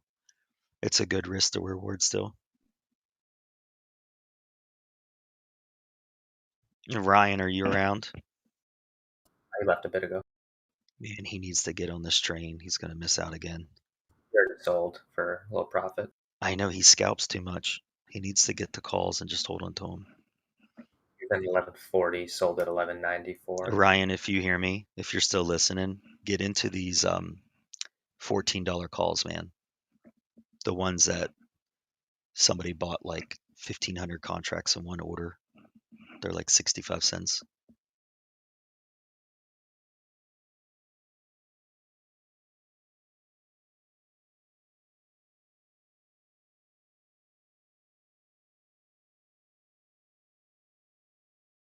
Well, I have all of them now. I have the 1250s, the 13s, the 1350s, and the 14s. I got a little bit of piece of all of them. You guys just squeezed me out. Screw that. Yeah, I got something out too. Just freaking 5-minute chart though. Looks so tempting. How's this thing not pulled back? So I waiting on that hammer. What is it? Waiting on a hammer. I feel like if we're gonna reverse, we're gonna see them test the downside first and then dump it. Not even for a reversal, just for a slight pullback. But I guess this thing's never coming back under 42. All right, that's fine with me. All right, guys, it's the top. Everyone sell. You heard it here first. Tesla, a decent candle there, right on VWAP. Man, I saw that. I was long NQ at a real good level. I think it was like low 14s. I sold on accident. I don't know if you guys ever hit the wrong button sometimes. It's so annoying. I hit the wrong button 90% of the day. Yeah, I guess sometimes I do it on purpose. I hit the wrong button, but Oh this was no. an accident. And I know your wish calls or whatever's printing right now. A little bit. I don't have actually many calls, more commons. Just 200 shares left at $10 to hedge out or sell calls again. Just waiting. AMC low of the day, and GME also broke 200, guys. 200, okay. Yeah, I'll be back Yikes. in a few minutes. Wow, that was a big knife on GME.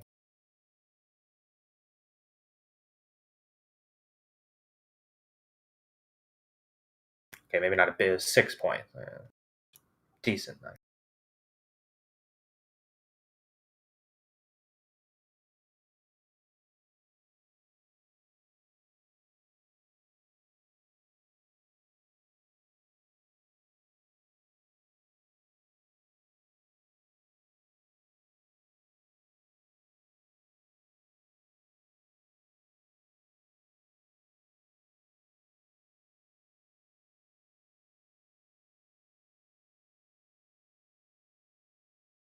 God, I can't believe ES did an 80-point reversal from that low. Sometimes it does that. I know. I was really long in the 30s. I was just debating, what do I want to set my bracket order at? I'm like, do I want to put it at 4170s? Like, because I wanted to take it out before we hit 4180 because I figured that would be a resistance level. But I was like, oh, there's no way we hit that overnight. Went to sleep, saw my stop or my take profit was hit. I was like, dude, are you kidding me? I was pretty surprised, I'm not gonna lie.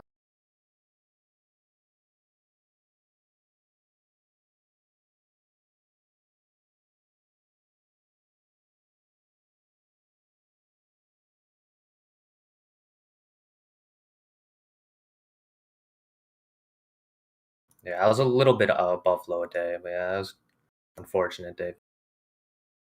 Some good trade. I was long Apple too on the dip, but I got stopped out right when it tested VWAP back here. I stopped out in profit, but I'd be up, I don't even know how much more. I don't want to look.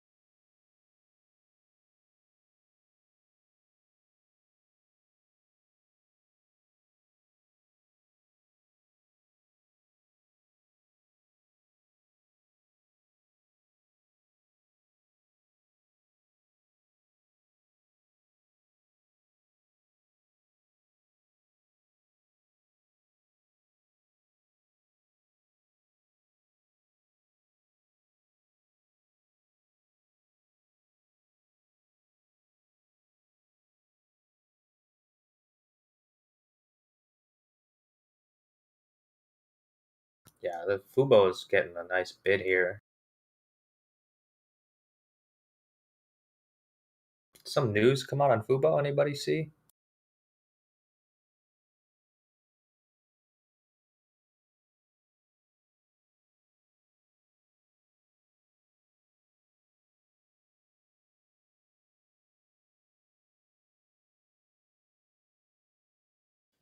Baba didn't make a new low. There's a London conference. Something about football. Interesting. Looks like a news type of move. A news move or a pump. It's the only things that happen nowadays, I guess. Man, I've been watching Baba real close. It's just stuck, and I want to play options on it, so I have to time it kind of well. Or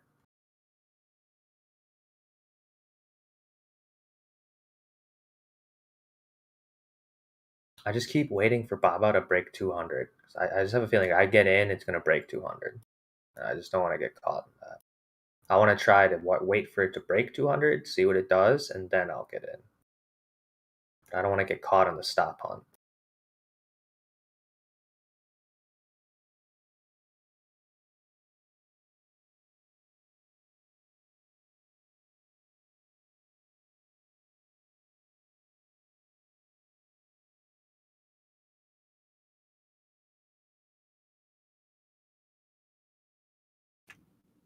Shorty S from 42065. Yeah, it's not a bad idea. So I don't know if it's weak necessarily, but it looks like a pullback is necessary. We'll see. I got room to add a little bit. I'm on MES, so. Yeah, good idea. Good idea. I shorted in Q at 14,112. I'm pretty flat right now. I'm gonna step away. I set my stops on this. I'm not making good calls. We'll see what this trade's gonna do. Talk to you guys later. Sounds good, Ribisoft. We'll see you.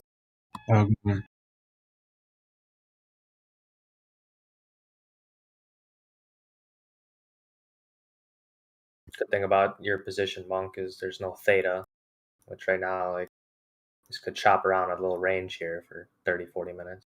And usually people trade SPY, so I always said it's good about ES. Can hold it for a long time if it just chops. No issue to get out. Watching the Wish order book here. 40K at 1280 sitting. Another 40K at 1290.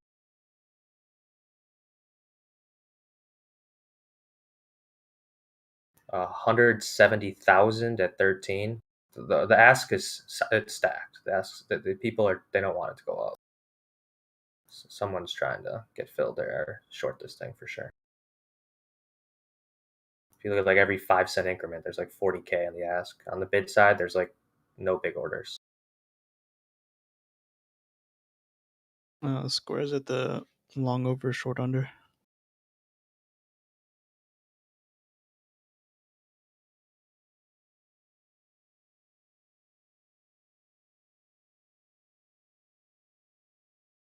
Wow, I didn't even see TJ long to NQ.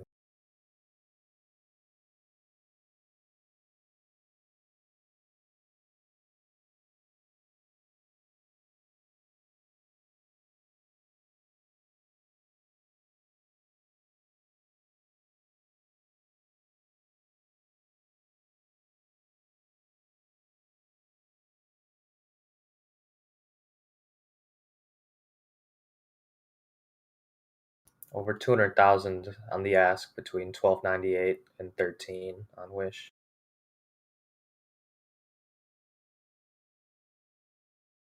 Someone just threw up a pretty big bid here at 1287. 30K.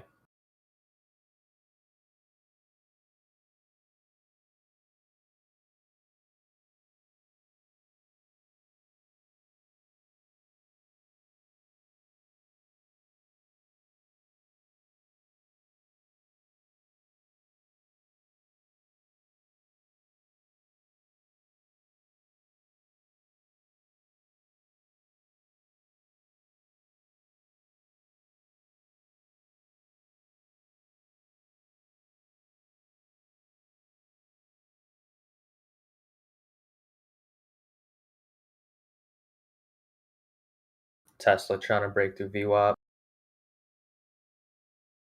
AMD's coming up on VWAP here.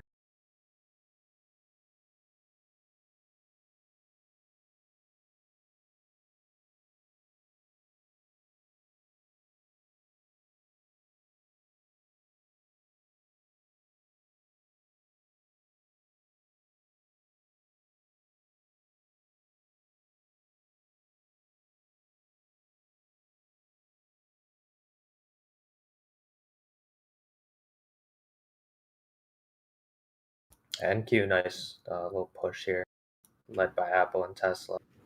I'm ES holding my short on ES. They're divergent a little bit. Like as you can hear, ES, but it's coming down a little. NQ's been pushing. Like I said, it's being led by Tesla. Tesla's been weak all day. Finally caught a little bit of a bit. Would have been a good trade at 610.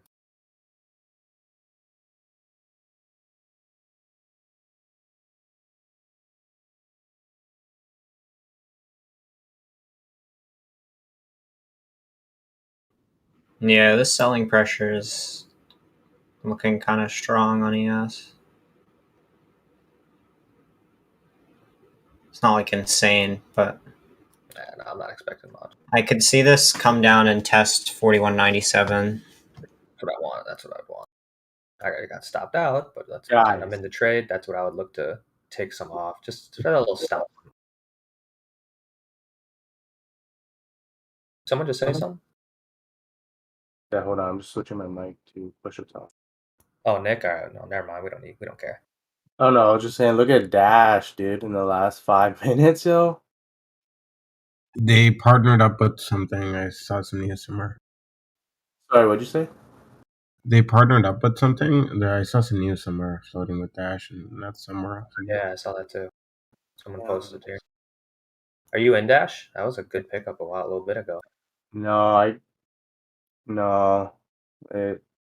I was in a while ago, but I got out at I don't know. I either took a loss or broke even. It's a tough ticker to trade. Looking at this chart, it's pretty wild.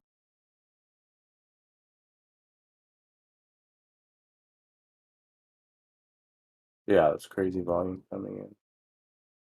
All right, it says partner with Albertson on demand grocery delivery.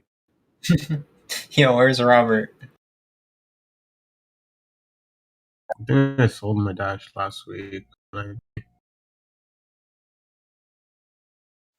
Last week. Okay.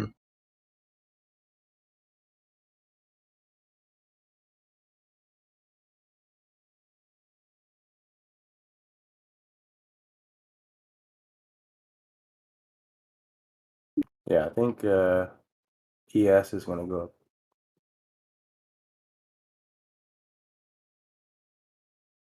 Yeah, NQ is just Yeah, that's strong. Just a new high. Yeah, NQ is just constant. I was literally, oh my god, I'm gonna cry. I was freaking long at like 14K. I thought that entry was trash. Bro. What entry? Just right around 14K. I wanted to pick some up last night too, but I didn't have enough money in my account to pick up MES and NQ overnight. Just started funding my futures account again. I had so many freaking bag holds. Also, Wish testing 13 here. It's about to like 13K. There's a big ask at $12.99 and 13 on Wish.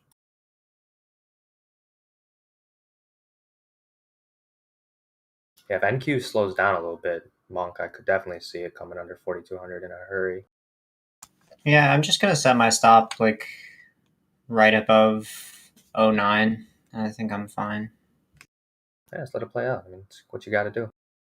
I'm gonna stick to my play. I'm usually bad at like taking my own calls and stuff like that, but we've had a straight. We went like what 35, 40 points with like barely any pullback.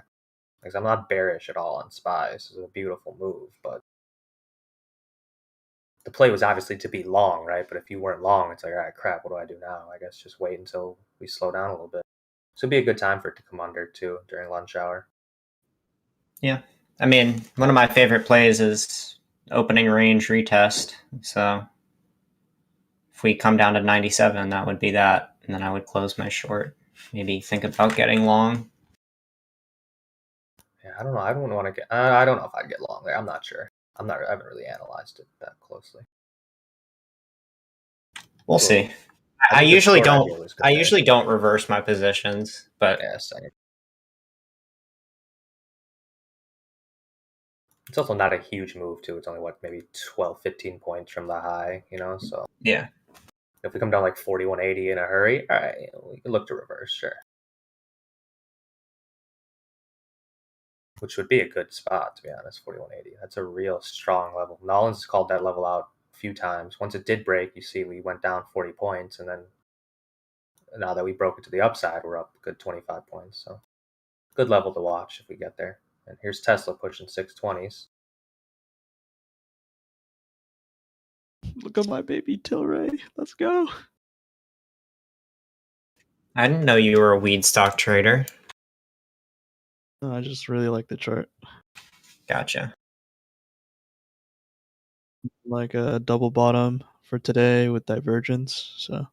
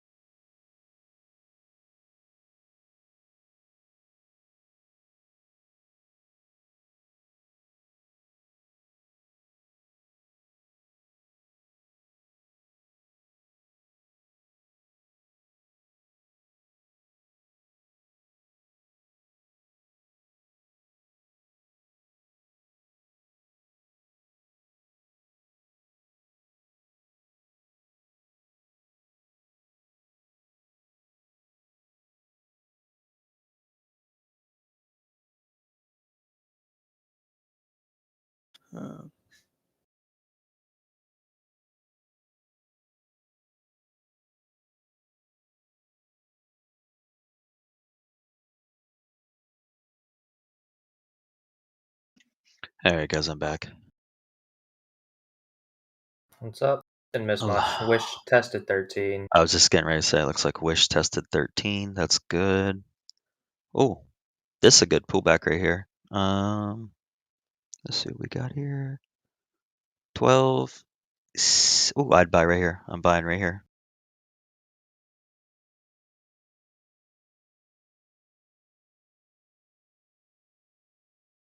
This is a good pullback spot right here. 1260, 1262.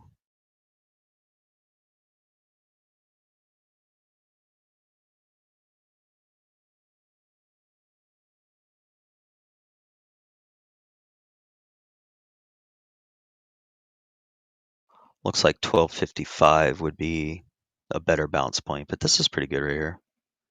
Yeah, I'm eyeing the 1254 to cover my short. Oh, you're short?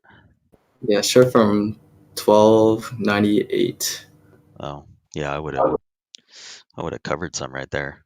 That 1262 was a gift.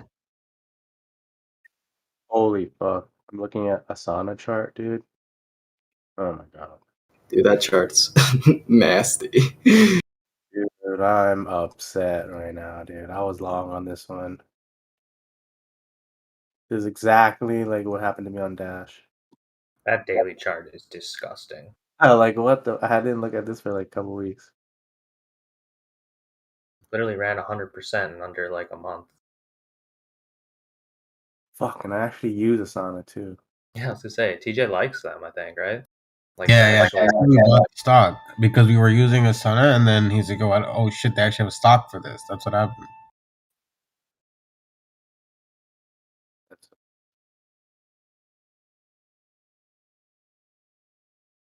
Probably would have sold at 42 anyways. right.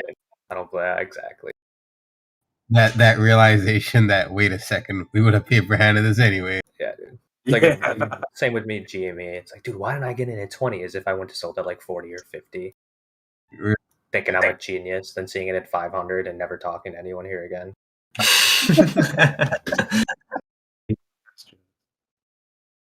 I love us, man. We're awesome. We're learning. Well, right. the first step is self-realization. Honestly, right? Having a big ego in this can hurt you. Dude, just trippy how Okay, we have postage. It's just trippy how each candle, the price increment is like increasing. The ATR on each candle. I check it out.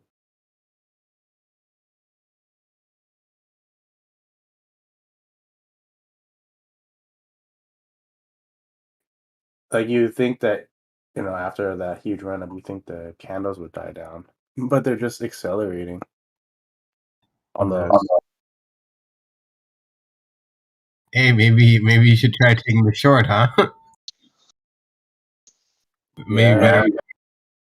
It's gotta be. I mean, that ticker's looking like it's gonna add to 100 one day. I don't know what TJ's price target is, or if he has one. He's probably in at like $7. Is that in the UT fund or no? I'm not sure.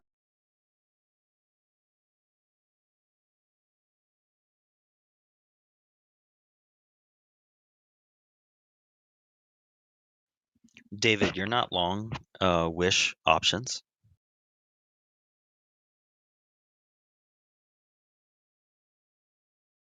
No, I should have longed at Friday close. Man, It's like I for one thought you would be in it. no, I haven't been doing FDs lately or recently. I've just been shorting these memes for like $1 to like 50 cents every time. Yeah, the volume on Wish today though is really high. We've just passed 104 million shares, and it's not even lunchtime. And remember, volume always precedes price. Yeah, if Wish does the move that we're expecting, I could see easily like 300-400 million in a day, maybe even half a bill. Yeah, I actually think that tomorrow morning is the big gap up, and then tomorrow morning is the actual, rocket The ship explosion. up. Yeah. Today is like the coiling. That's why I'm buying every pullback. I'm just adding call options on every single hard pullback. I'm buying 3, 4, 5 at a time. And then I'm in between, I'm trading, I'm scalping, and then every profit that I'm making from each trade now, I'm just throwing it right back in the Wish calls.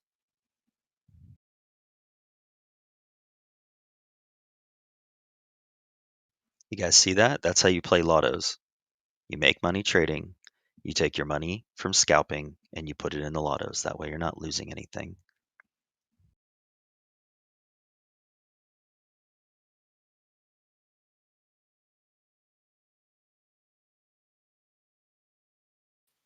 Sure, on Asana.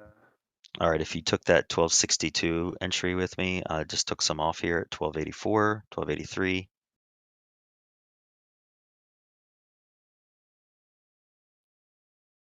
This is a pretty nice candle. Yeah, the ask side has died down a little bit.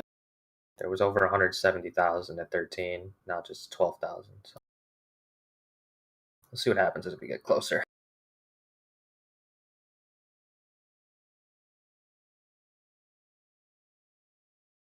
I wish you can see high day, David. Okay, I like the positivity. Thank you. I see that too. Yeah, I covered my short. That's a good one. Nice little scalp. Yeah, David, it's just really strong. But I like how you're playing it both ways. Well, he isn't long. Let's not get too ahead of ourselves here. No, he was short. Yeah. I thought you said playing it, but I got you. No, I like how he's playing it both ways. Like, he's not afraid to go short and go long and take the scalps. And plus, he's scalping like a pretty good size. Like when I'm getting into this, I'm buying 3,000. I think he showed 7,000 maybe. But that's think about it. 7,000 shares times 20 cents is $1,400, and some of these candles are 20 cents. Most of these candles are at least 10 cents. Yeah, I'm out pretty fast too. Like I don't hold for. Right.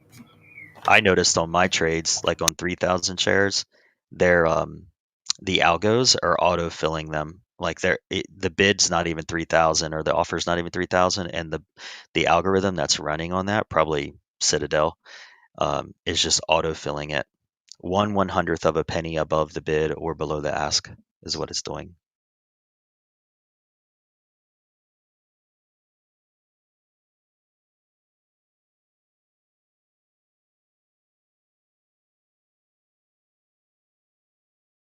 See, it's doing something like this. Here, I'll show you.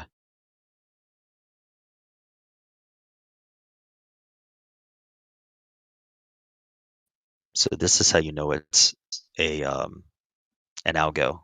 You see those out 4 decimals like that? Yep, I know exactly what you mean. It's like an option sometimes when I get filled between the bid and ask. Yeah. I know there's market makers in it. Yep. And then here's even the buy side here. This was all algo filled. Well, not all of it, but here's what the buy side looks like.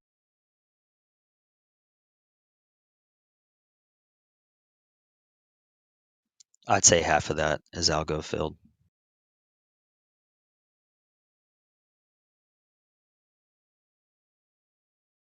Those are market orders, right? Obviously, I think so, right? Yeah, they're market.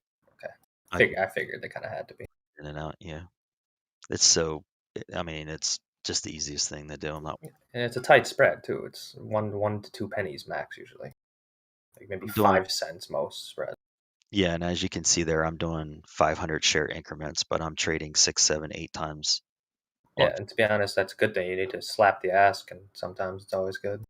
Well, that's what I'm saying. Like, if I put an order in for, let's say that last one I did was 2,500 shares or something. If I put 2,500 shares, they might not algo route that. They might send that to Arca or something like that, where it sweeps the book. And I don't want that. I'd rather be algo filled instantly, which is what I've learned on this stock. If you keep your trades at 500 shares at a time, the algo will fill you. But if you go over 500, it'll actually send it to an ECN and then sweep the book. And I don't want to do that. I'm not trying to spook a bid or an offer. I just want to play in between those spreads using that algo. Does that make sense? Yeah, no, definitely. Yeah, every stock has algorithms running on it, and you just need to figure out at which point they'll insta fill. Like, it doesn't matter how much you send to them. Their algorithms set to say, hey, anybody that does 25,000 or less, just autofill them, and then anything over 25,000, send them out to a route. I don't want to play those games. I don't want to be sitting on a bid or offer. I want to be instantly filled. So I would rather find out what that level is on Wish, which I figured out is 500 shares. So instead of doing 2,500 shares or 3,000 at a time, I'd rather do 500 common on 6 different orders, because I know I'm going to be auto-filled on every single one of them. Yeah, it's a good little tradecraft secret I just gave you guys. So like on SNDL, I know what my limits are. So if I wanted to buy 200,000 shares, I might do 10 orders at 22,500 because I know that they'll autofill all those, as opposed to doing 1 order for 200,000 shares.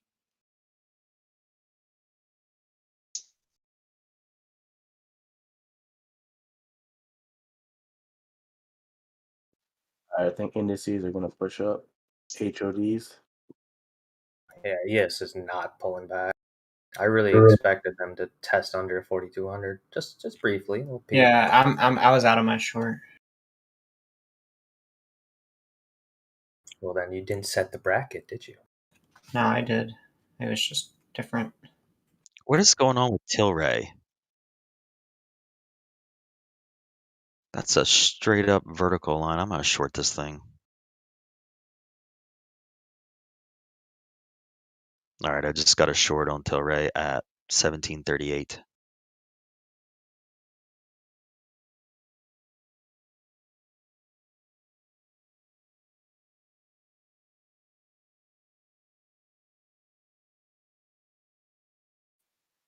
Some heavy volume until then. It doesn't have any news. I just checked. Bounced off the low of the day and then 1634, and then it immediately went vertical.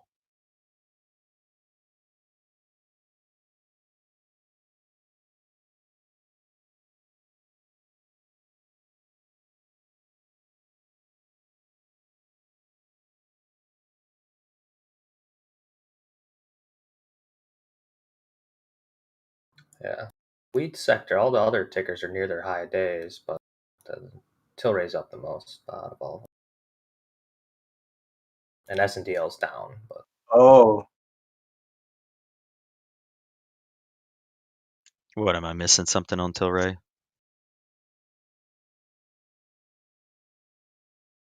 no.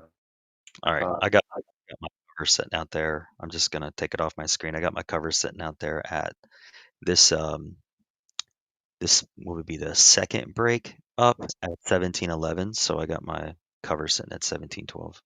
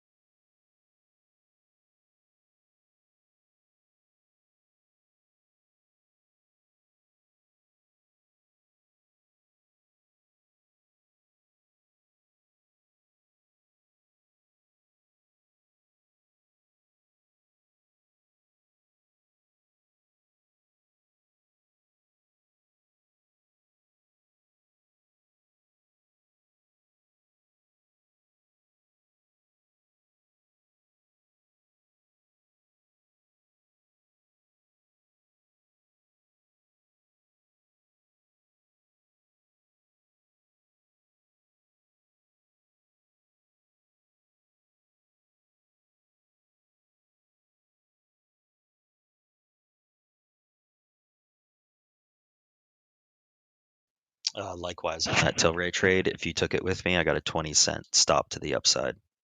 So it would be 1758 is where I have it set to cover.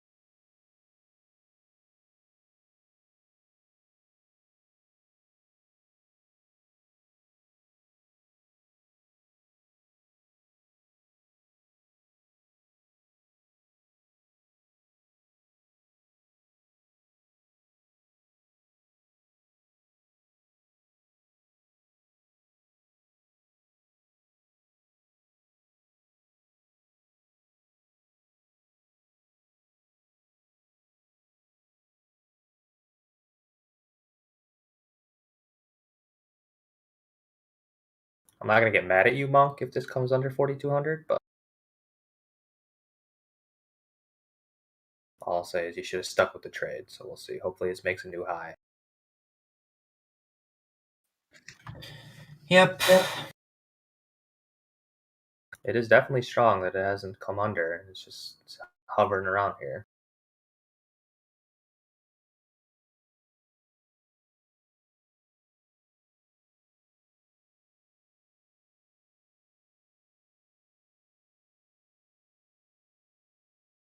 How many lots do you go in? Just one or a couple? Yeah, just one. It's a good idea. I think he's out already, aren't you, Monk? Yeah, Yeah, I'm yeah. out.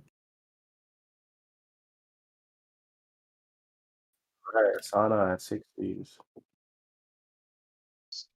You probably cover that short at like 30.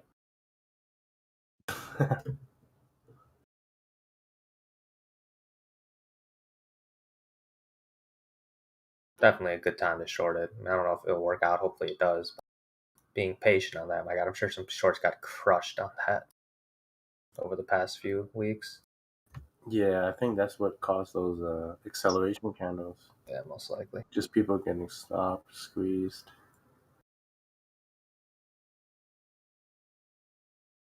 So crazy to me that that pushes up stock sometimes so much. Like nothing with the company, just that some short got caught, and all right, well now I got to push it up. What a game. Yeah.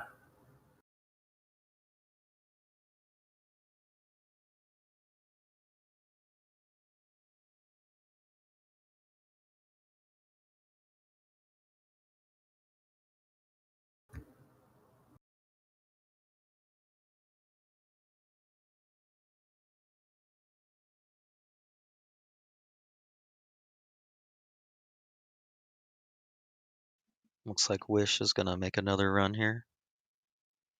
It's an inverted head and shoulders right here. Order book's empty. So it's just 45K, 12.99, everything else gone. Unless there's an iceberg at 13.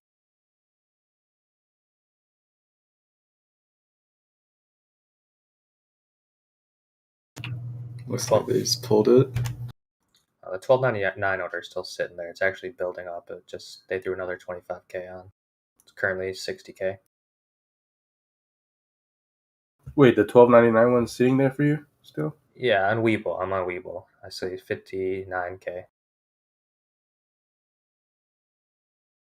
One of these days, I really got to get TOS and Webull up level 2 and compare both of them at the same time when I'm not as lazy. Because there's been discrepancies between the two, and it really frustrates me.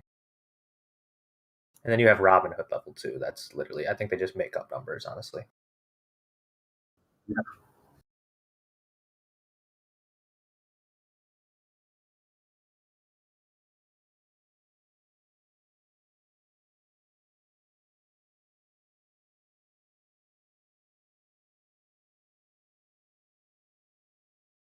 You pay for the level 2 data on Webull? Or? I think it's like $2 a month. It's cheap. It's probably why it's not that accurate.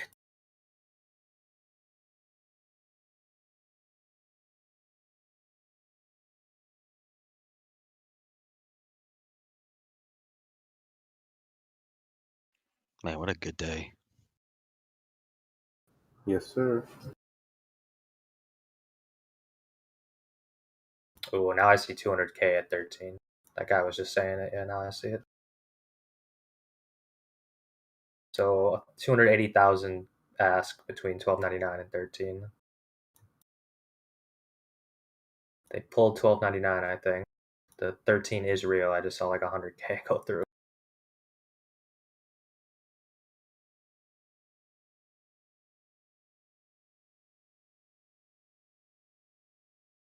Now there's a big bid sitting at 12.90.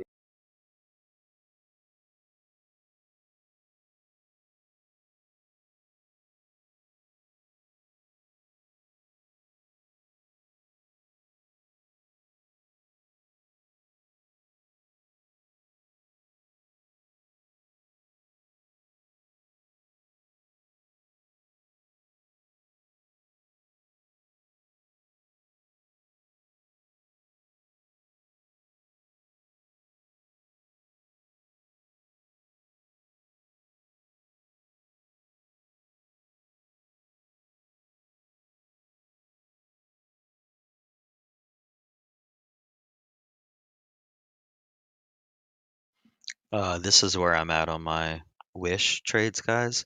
So I took profit on the 1250s and I kind of spread it throughout the 13s, 13.5s, and 14s.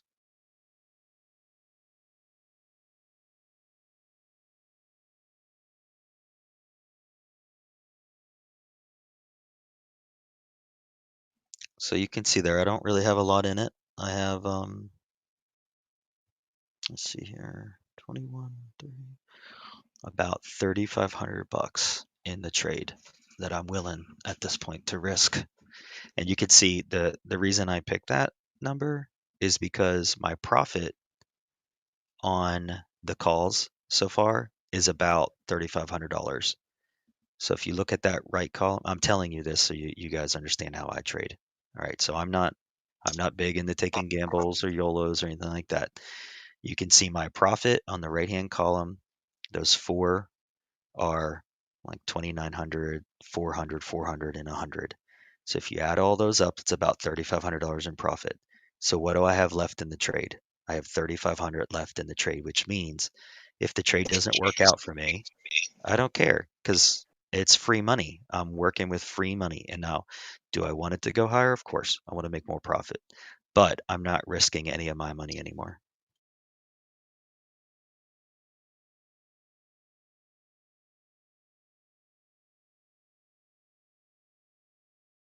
And then that trade was started last Friday with profit from last Friday's scalping. And then I added to it this morning from scalping money profit, got it to the point where it went up, sold out, took my profit, and then now I'm in the trade for even.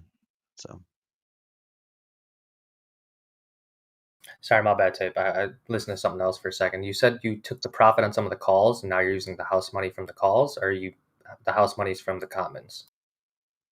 yeah, so I had 81 1250 calls at the beginning of the day. It went up. I took profit. You can see from that screenshot I put up there, I made about $3,000 on them. Okay. I got you. I took my original investment, well, not all of it, but most of my original investment from Friday out. Then, because I was scalping Wish on the commons, I basically took some of my profit from the 1250 calls and I spread it out on the 13, the 1350, and the $14 calls. So you can see, Mick, on the right hand column that I have a total profit of about 3,600 bucks, something like that.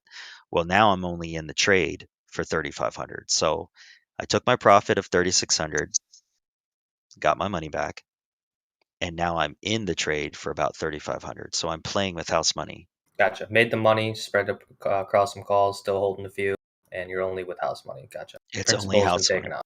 Yep, I took all my profit out and then some, and now I'm playing with house money. Gotcha. That's what I figured.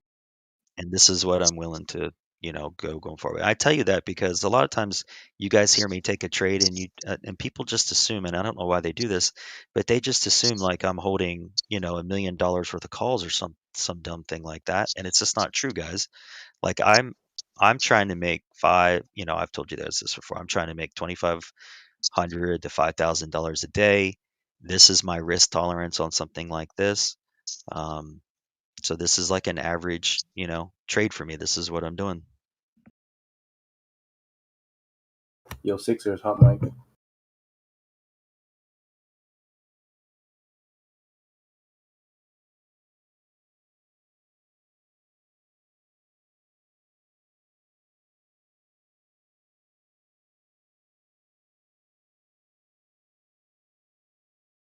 And this, I want to just say, this is a good way to trade because this is money management.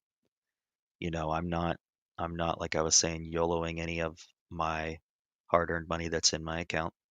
I'm playing it such that as I make profit, I'm willing to take a risk.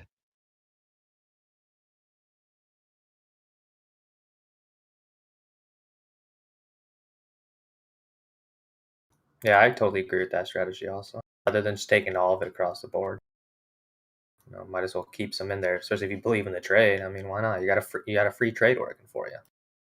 Yeah, and I do believe in the trade. I told you guys, I think that 1455 is quite doable today or tomorrow. And then after that, I don't know. I'd have to look at the chart, but 1455 is $1.60 from here, and that's a lot of profit in these calls. That's another probably $5,500 in profit if it goes up another $1.60.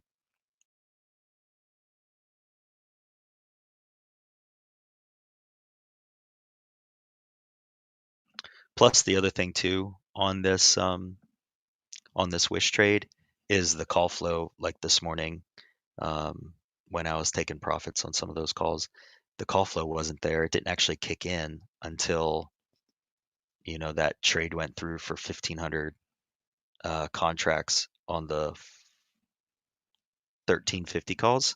That's when this thing exploded. So somebody put some mega risk on at 60 cents. Speaking of, they got a double already. Well, almost a double. Because they bought at 65 and it's $1.10.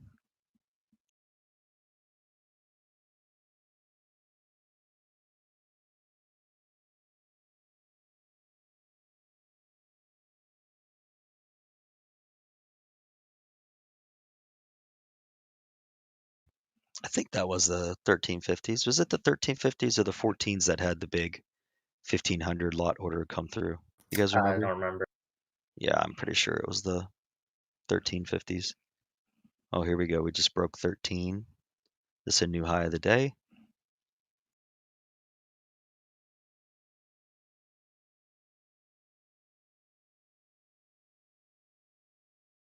Are breaking out of an inverse head and shoulders on the 1 minute.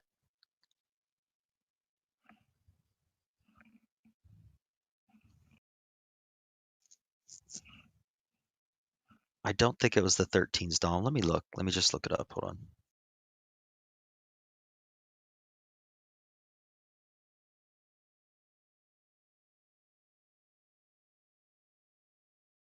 Oh, it was the 14s. Here it is.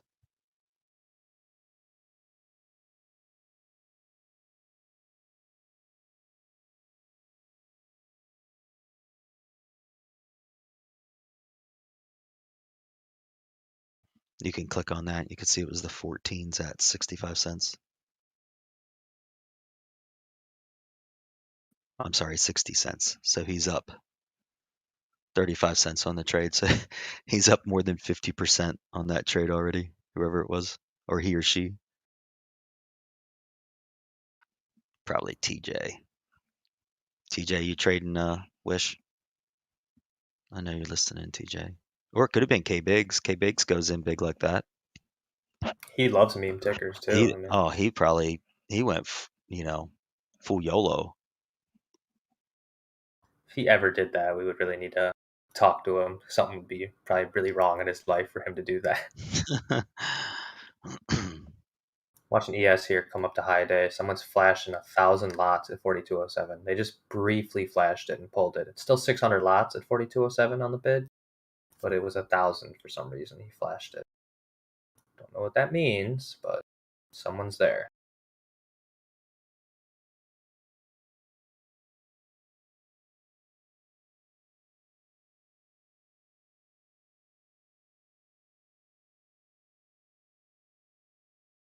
Yeah, he just pulled his order.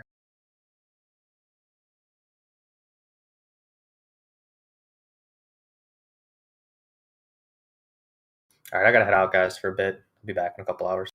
All Good right, luck. see you, Mick. See Tape, see whoever else is here. Nick, I think.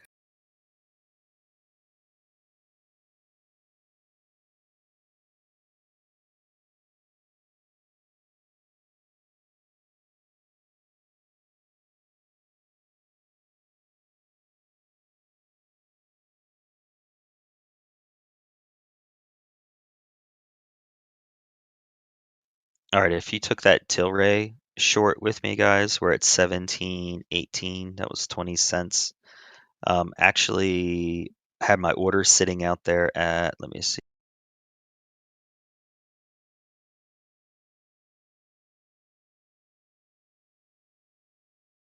$17.12 is where I have my order sitting. So we'll see if we get covered here.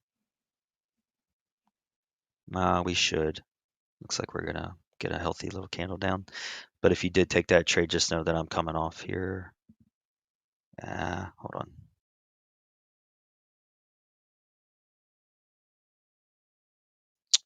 All right, if you did take that trade with me, I'm taking it off right here at 17.21. I'm going to put my order out there right now.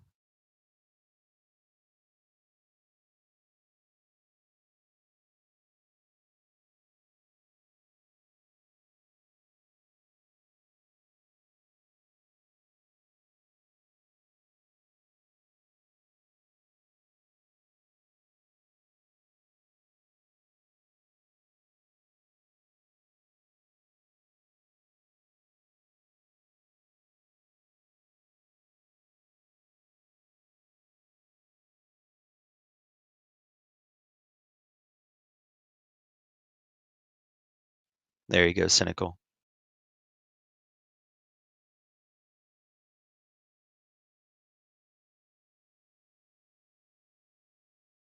All right, just got filled on Tilray. That was, what was that? 17 cents on that scalp. Wasn't a lot, but had 1,000 shares, so that's $170.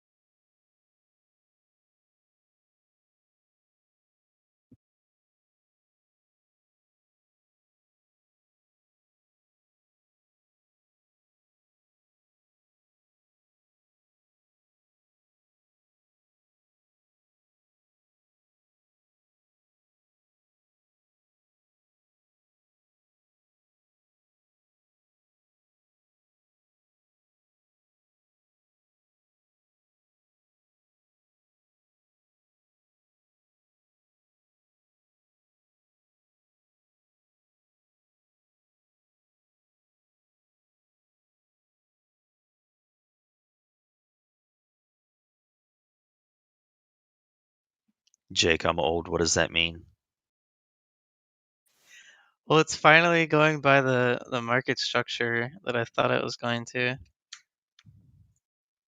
You know how we were talking about how all of these meme tickers go by like a full drawn out bubble structure? Yes.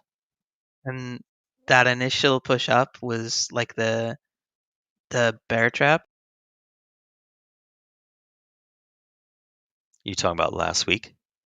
The initial push up and then melt is the bear trap, and then the second run up is supposed to be the like mania phase. Which we're So just starting. we're just starting. So potential. Yeah, I think this is like AMC. This stock's going to be like AMC, where it's going to last for like a month or 6 weeks, something dumb like that. It's just going to be a slow sort of grind up, and then you have these days where it explodes higher, and then the next day it might come down $2 or $3, and then 2 or 3 days later it explodes $8 higher. Well, either way, I got my bags and I'm holding on.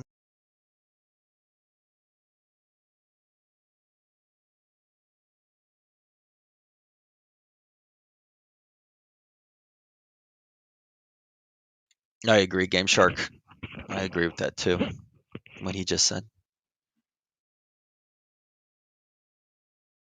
What's up, guys? You guys crushing Wish today? Oh yeah. Crush, Among, crush. among Are other you? things. I just covered myself here. I scaled in on this little run up to 13, so for the 16 strike for the weeklies. So I'll scalp them if I can catch 30% or more in the next day or in the next 24 hours.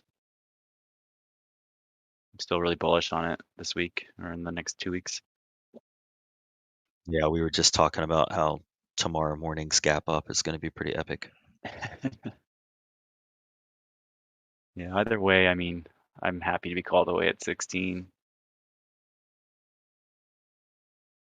Somebody decided to go full YOLO this morning and bought 1,500 contracts of the $14 call that expires Friday at 60 cents. Whoa, whoa, whoa, whoa. That's Where'd you see that? I posted it earlier. Here, I'll post it again. I mean, it's not that far fetched. Well, as far as what Game Shark just said, like this is, yeah, I don't think I've seen such like a coming together of the different meme spaces on one stock. As far as like Reddit goes and Twitter, all these people are like all in this thing.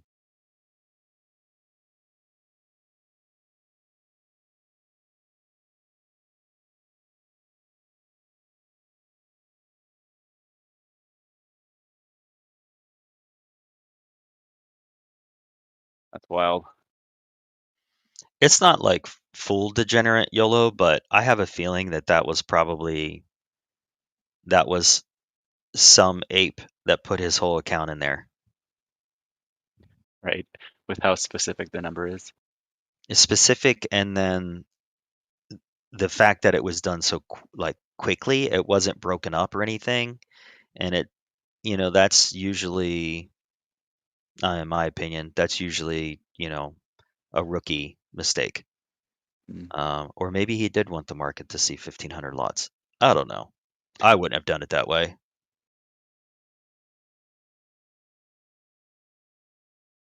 And it was a buy, and obviously someone had to sell it to him, but it came off the offer, and the offer did not have 1,500 lots. So either an algorithm filled him, or it might have been pre-negotiated. I don't know. But either way, it's extremely, extremely bullish. Oh, by the way, we're hitting a high of the day here on Wish. Nice. Shrex, I'll tell you that you probably sold that call too early, bud. We could probably see 14. I said earlier that 1455 area is quite doable today on this volume.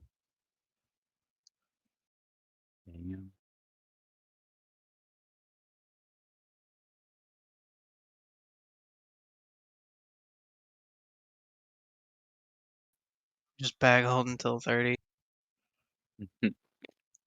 I just don't want to ride the roller coaster. I'd rather either, if it rips up to 16 this week and they get called away, cool. But if the roller coaster gives me a chance to take some profits, I will. I just can't. I can't be doing this holding. I need to manage them more. Nickel and Oh dime my yeah, trades. totally. And you sold it for 250 IV, so it's really good. That's the thing too, is I'm trying to capture the IV because even if this goes flat at 13 for the next 2 days, like I'll be a winner.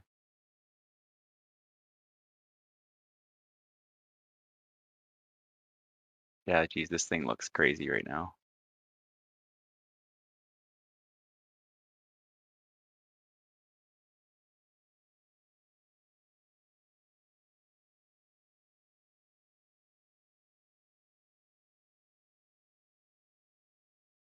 Here is a picture of the current calls structure out there.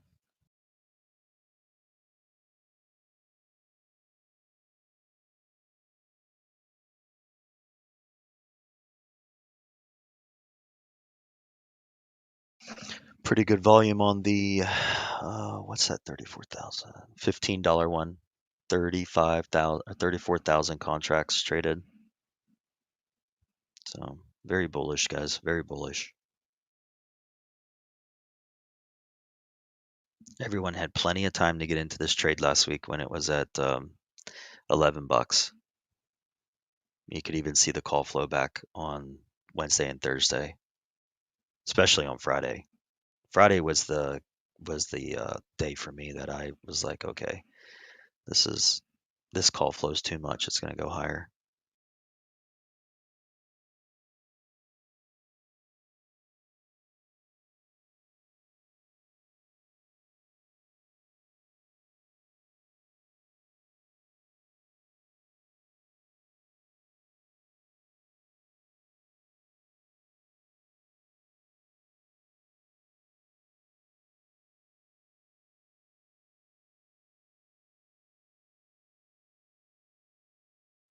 Closed out my Tilray short too early. Could have got another 7 pennies out of it. AMC's low of the day, guys.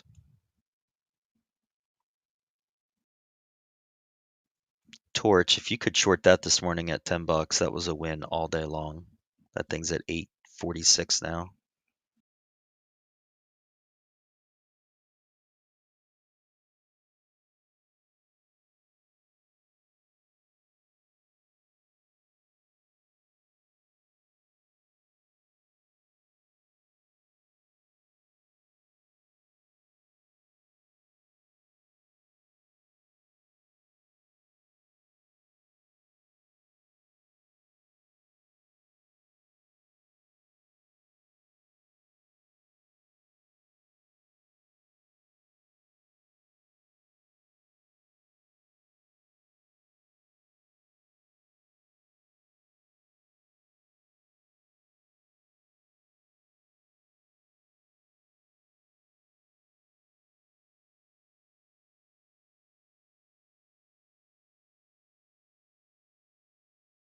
All right, so to note on that last screenshot I put up there, that $13 strike on Wish has 38,000 contracts that have traded and about 8,000 OI as of this morning.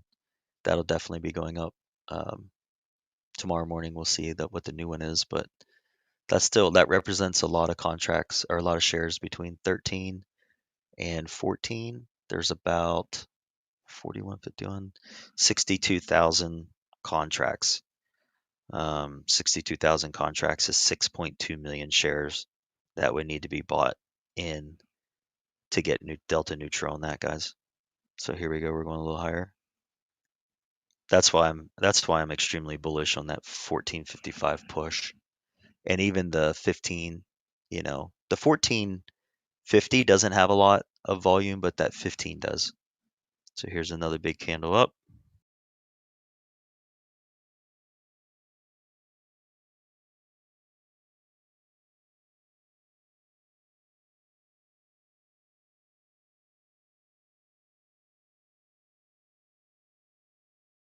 Yeah, Mora, in my opinion, if you're holding Wish, it's tomorrow morning is the covered call that's when I would do it. If I had common from 11, that's when I would sell them tomorrow morning, like about 15 minutes after the open, 30 minutes after the open.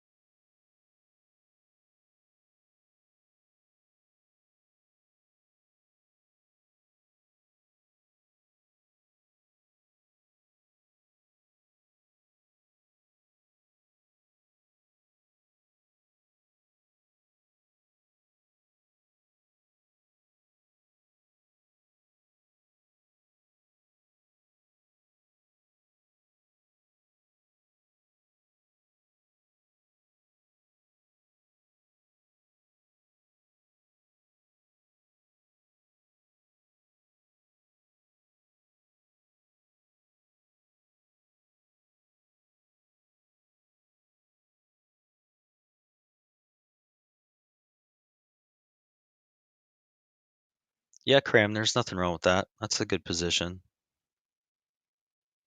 You're up 51%. Yeah, are you asking me what I would do, or I mean, that's fine where you're at. Let it get in the money and then sell calls against it.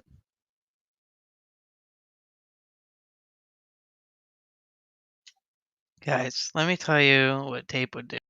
Tape has the most shiny diamond hands out of anybody that I know.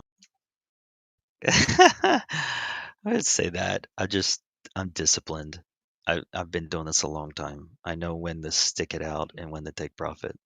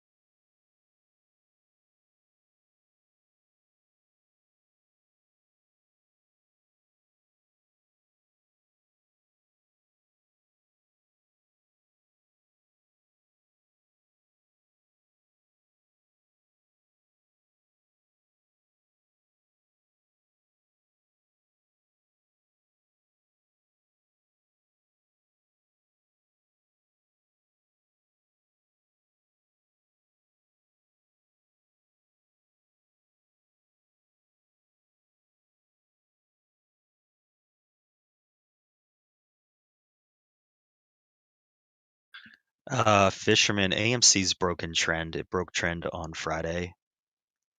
So I would stay away from it, or play it, fade it. I'm not currently in that either way, but I would stay away from it.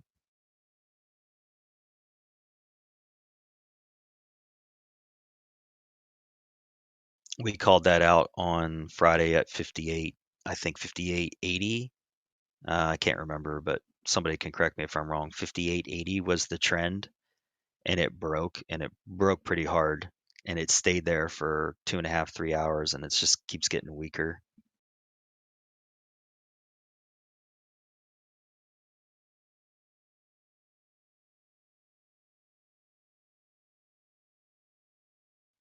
Cram, I like where you're going with that. I wouldn't sell 4 out of 5. I would probably, if it was me, I would sell 3. And then that way you can take off profit twice. So, because if you leave yourself with one, you got to be right when you get out of it. If you leave yourself with two, you got a little wiggle room there. But it's always good to take some profit. So that's what I would do. Why did you buy the July ones? Why didn't you buy the, like, if you were tell me what your thought process was on it. Like, if you thought it was going to go up, did you think it was going to take till July, or is it because they were more stable? What was the reason?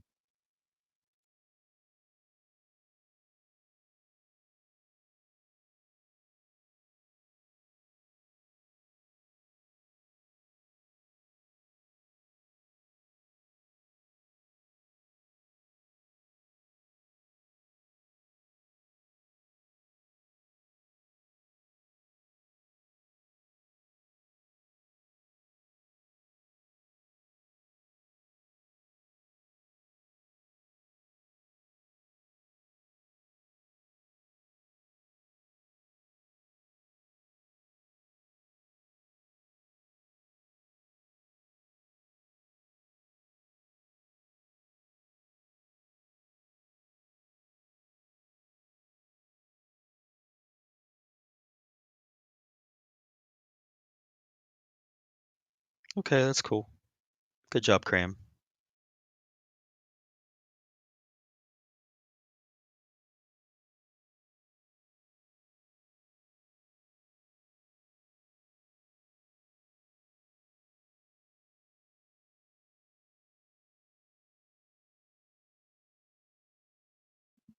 Right, Frederico, that's awesome. You see how AMC, I don't who was asking me about AMC Fisherman? You see how AMC keeps it'll stabilize just a little bit and it just keeps breaking down. Yeah, what you want to do is you want to wait for that to make a new trend, and that's going to take some time. So maybe not today, maybe not tomorrow, but Wednesday, it might start making a new trend. I don't know. I definitely wouldn't be trying to long it right here. And I mean, if you're scalping in and out of it, that's fine. But if you're thinking long term, long term these days is, I don't know, 5 days. But if you're thinking long term, this is not where I would be buying it. God's Wish is hitting new high here, 1345. Hopefully you guys all are in. I've talked about it all morning. I feel very redundant. A lot of us were buying last week. Mm-hmm. Oh, Gotta my load poor the covered rocket. call entry. What's that? My poor covered call entry today. I could have nailed it more. I'm more bearish and skittish right now in general on the market, so that played into my emotions on the trade. I think that's why I didn't use my TA skills enough on this entry. Yeah. So the thing here that tells me this is going higher is this call activity between these strikes, guys.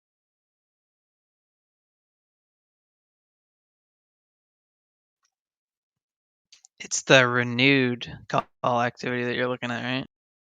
Yeah, I just posted it. There you can see it. So between where we are now, 1350, and 15, there are 26, 30, 68,000 contracts that have traded today. And then another out of the OI, you see 9, 10, 11, 12, about 19,000 open interest. So let's just assume, so we know that 19,000 is there, but let's just assume of the 68,000 that's traded, half of that is new open interest. So that would be 34K plus, what did I say the other number was? 19,000. So 34 plus 19, okay, is 53. This is how many shares that need to be bought in. Okay, so that's what would need to be bought in between here and 15 for the market makers that are selling those. Okay, So that's what my brain's telling me. Like, that's why I think we're going to go higher, especially at that 13 level. That 13 level has a lot. So that's like a holding area now. If anything, it might come back down to 13. If it does come back down to 13, I'm a buyer of common. I'm adding, I'm adding calls if it comes back down.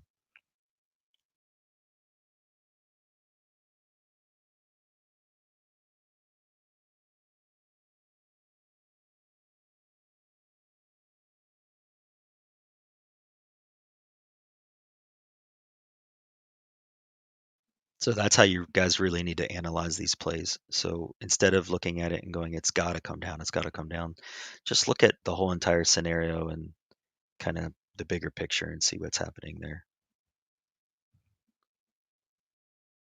Yeah, I mean, clearly this thing has to go up. I see what you did there, Jake.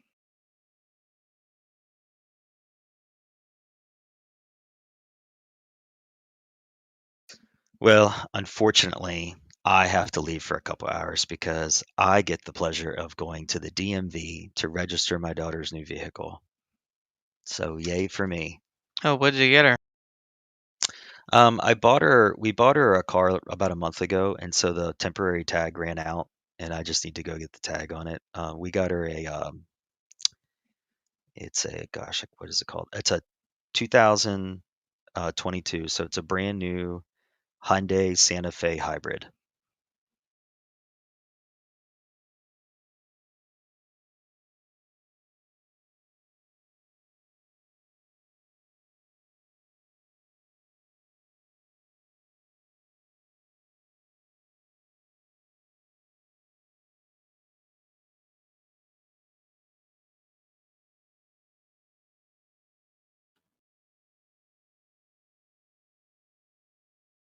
Looks like this, Jake.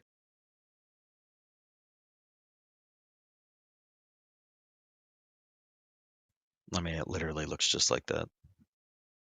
Nice. I'm back, guys.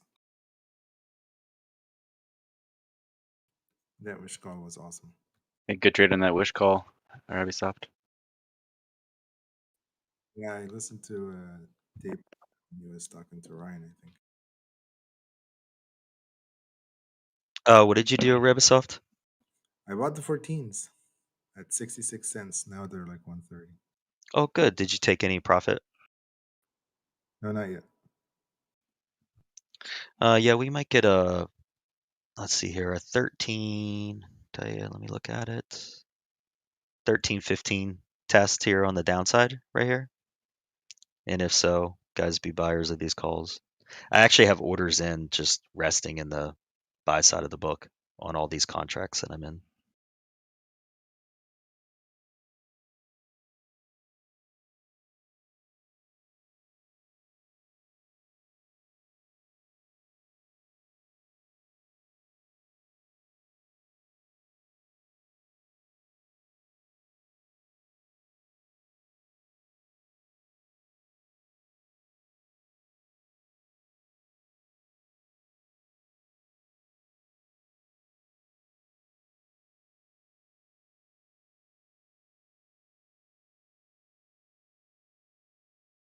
Yeah, I agree, Puff. AMC's just looks horrible from a chart perspective. It just looks like a train wreck.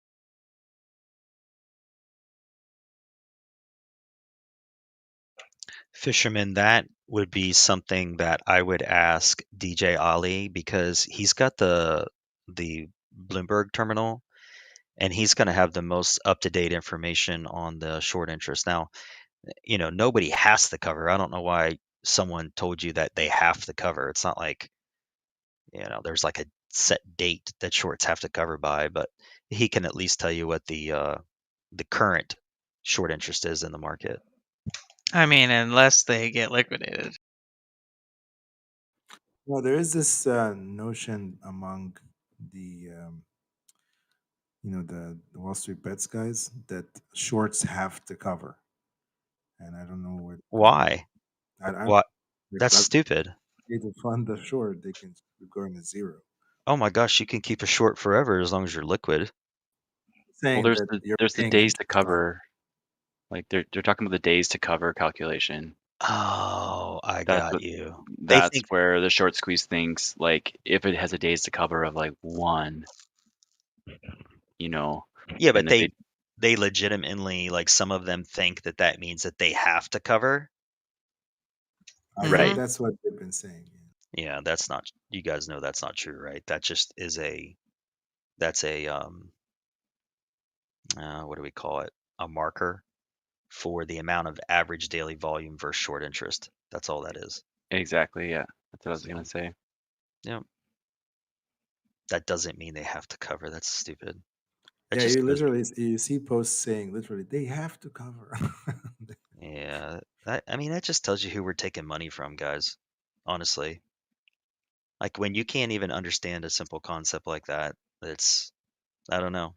I struggle sometimes because I know that I'm taking money from people that probably don't have money to be playing in the stock market, but they are anyway. And it's it's easy. Oh, by the way, here's this pullback on Wish, guys. I'm getting bought in some more calls here as we speak. I'm hitting buy orders are hitting. It would be nothing to see this thing test 13 again, base out a little bit, because remember we got that 13, a lot of volume there at the 13 level. So that would be a good place to kind of take a rest and take a breather.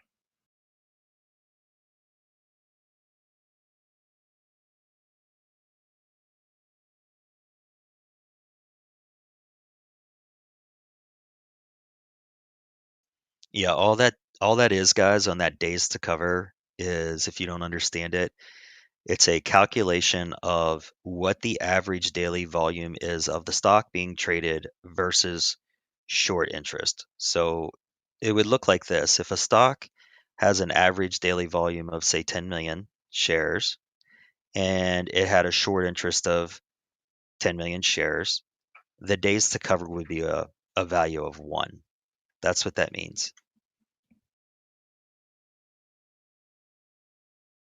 I'm sorry, repeat that, Dave. My daughter just came in and said, "Daddy, you're doing so good." She's so sweet. She checks on me like 4 or 5 times a day, looking at my profit. She just wants to know how much money she can take out of my wallet at Macy's. Right, babe? Only 5. I took her to Macy's, and last night she spent $600. Whew. Sheesh. How old? Yo, can you adopt me, bro? Yeah, I told you I Same. would. I told you guys. I'll adopt all of you. On the days to cover Arabia Soft, it's just a calculation of average daily volume versus short interest. So my example was, if a stock trades 10 million shares a day on average daily volume,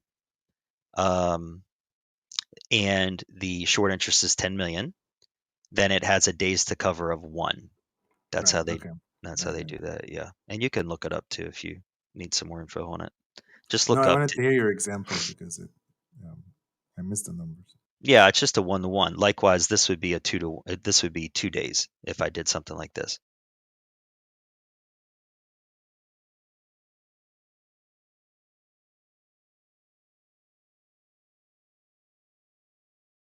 So that's a very simple calculation. 10 million divided by 5 million is 2, which means 2 days to cover.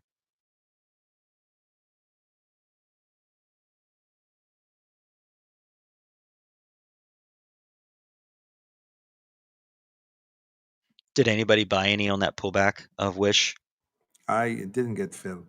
I got filled on Oh, I only got filled on 4 more contracts, but that's okay.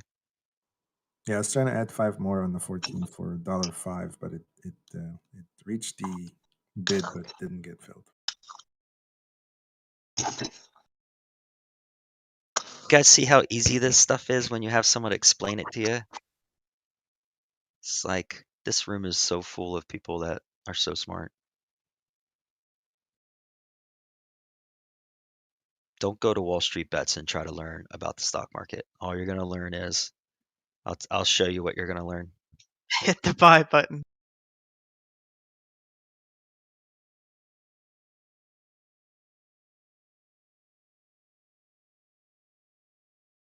That's what you're gonna learn. Well, since UT is so educational, I think we should show some love. We only have 77 likes on the stream. Can we increase that? Yes, please hit the like button on YouTube. This is what you're gonna learn if you go to Wall Street Bets right there. Rocket ships. I forgot one. Hold on. I'm dead.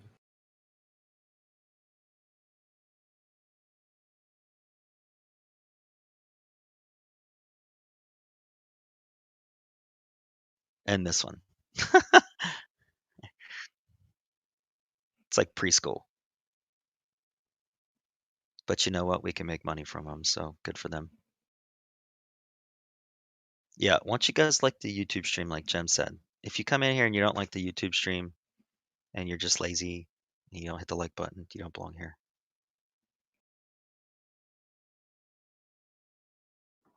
I want an ape long GME at 197. It's on support, on that support trend line.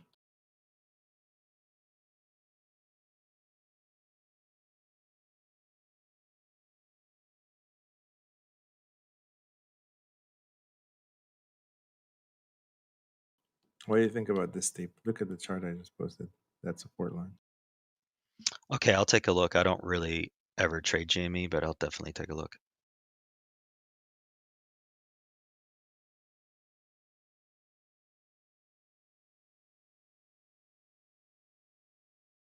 Obviously, very tight stop. Totally. Yeah. Yep, I was just getting ready to tell you, I would take that trade with a $5 stop. Yeah, Oh, and like 197 to 190 or something. +2, look at the volume down there on that sell candle. That's minimal. Oh, I actually like that. Those 3. Oh, this is a daily. This is a daily chart, right? Yeah. Okay, the last 3 days, see how the sell volume down there on the bottom is getting increasingly less? Yeah, thinner. Yes. I It's like just- that. That means that we got Poppy Pop gonna come soon. Yeah, I like that. You know, I'll take that trade with you, but I'll take it through options. Let me take a look. Calls? Yeah, let me take a look. Because I don't have enough liquidation to get calls, to get commons.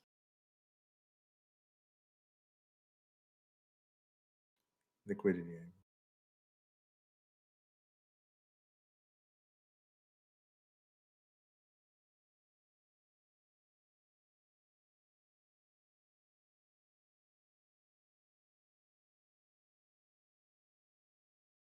Okay, I like these 220s. I think I'll take these 220s for just a couple contracts. I'll tell you if I This get. week's?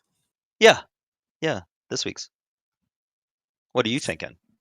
Let me look at the volume.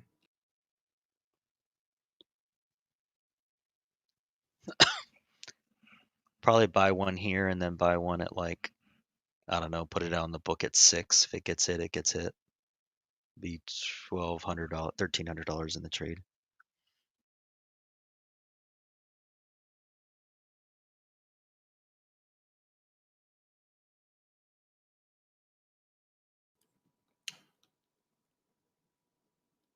The 250s have the second highest volume. Well, I mean, the 150s have the second highest volume. 200s are at the highest. 220s. Yeah, let me look at the prices.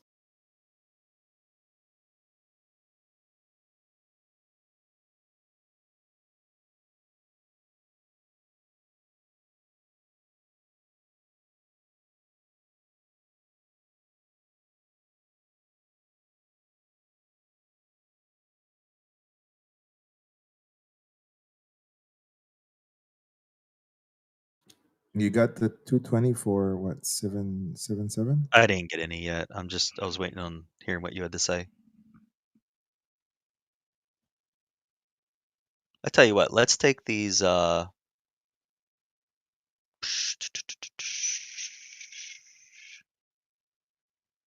the delta on that? Delta's only 17 cents.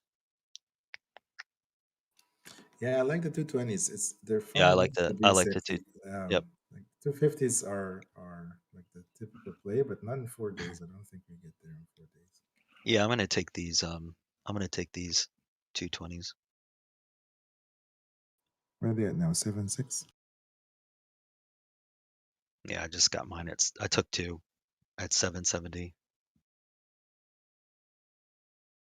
You keep an eye on it for me. I'm gonna get rid of it so I don't have to watch it.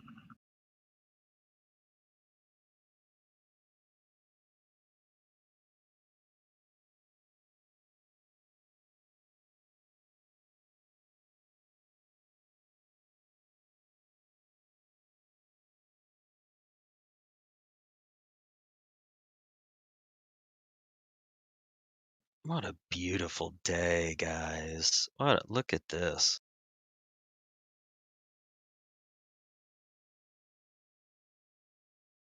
Were you watching the spread as soon as those words came out of your mouth there, Tate? Yeah, I think What do you people are mean? buying. People are like outbidding me now. Like I can't get Yeah. it. Everything started racing, like the ass started running as soon as you disclosed which one you bought. Really? Well, I The got moment. two. I got this. I got two at 770.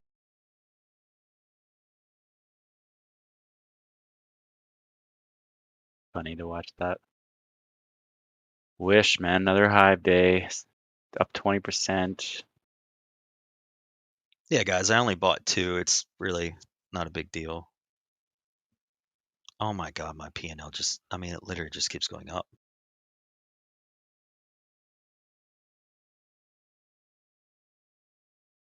$300 in like 15 seconds. Guys are listening. If you're buying options like on a spread this wide like this, hide your orders.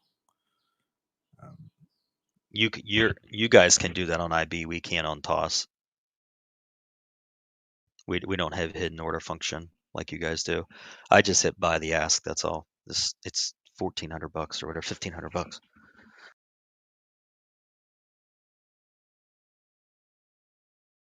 I literally bought it. TOS doesn't have hiddens. And bought it and then got rid of the box so I don't have to look at it. We got big call flow just came in on the 1350s on Wish, guys.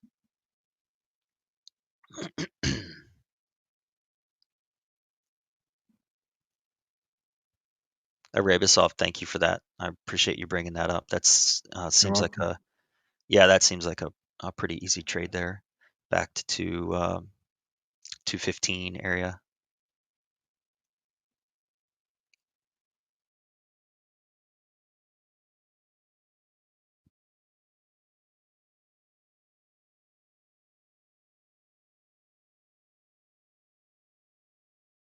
Gosh, did anybody buy that pullback with me on Wish? 1328, 1325 area. Yeah, about a few hundred shares. Good job. Good job, guys. Good job. 1328. Yep. See, like Montel Williams said, this is how we do it. Got to get in there, boys.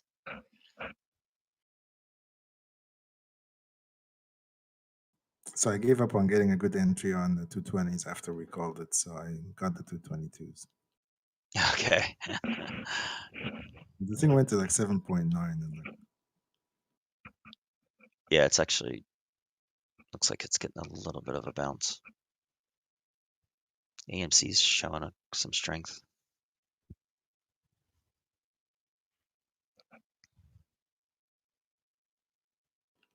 Oh wow, GME went up $4 since off the lows. Yeah, you called the bottom there. Believe me, I was trying to buy at 198, and like IB was telling me I don't have enough buying power, and I clearly have more buying power than the 20 grand. So I don't know why. It was some calculation saying yesterday's margin needs to be higher than whatever. I don't know. Yeah, they've flipped this stuff all the time on you, especially interactive brokers, like margin requirements, different restrictions. It's always changing with these guys. You gotta watch it. I had an alert on GME at 193 area. It's realized, and nope, didn't hit. Yeah, that support line, I think you can get 196 maybe tomorrow. Or end of day today. We'll see what happens. Did GME ever say whether or not they did finished out the ATM? My memory says yes, but I would need to look it up again. Well, let me look.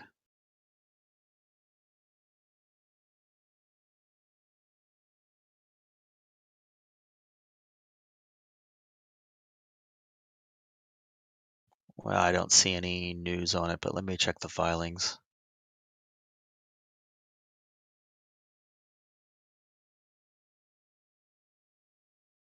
I thought it was April 26th. They completed the 550 million offering. No, it's a new one. I think they Oh. said they were done. Oh, I didn't know they had a new one.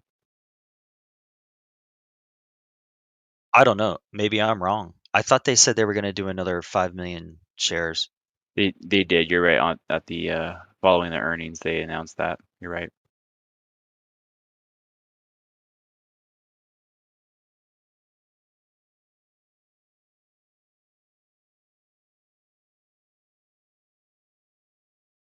I'm looking at the S3 right now. Yeah, since you're looking at it, I'll just leave it alone. I was looking too, Yeah, but because I don't see it. I don't see an announcement that they completed it. No. Yep. I'd be surprised if they haven't done it already. I'm taking a third off on these $14 call wish. That's a smart move.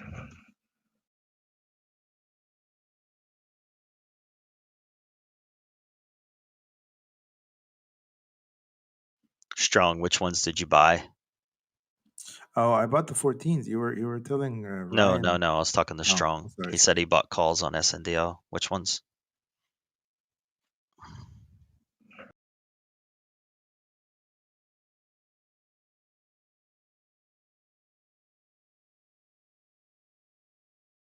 Oh, he must not be on voice.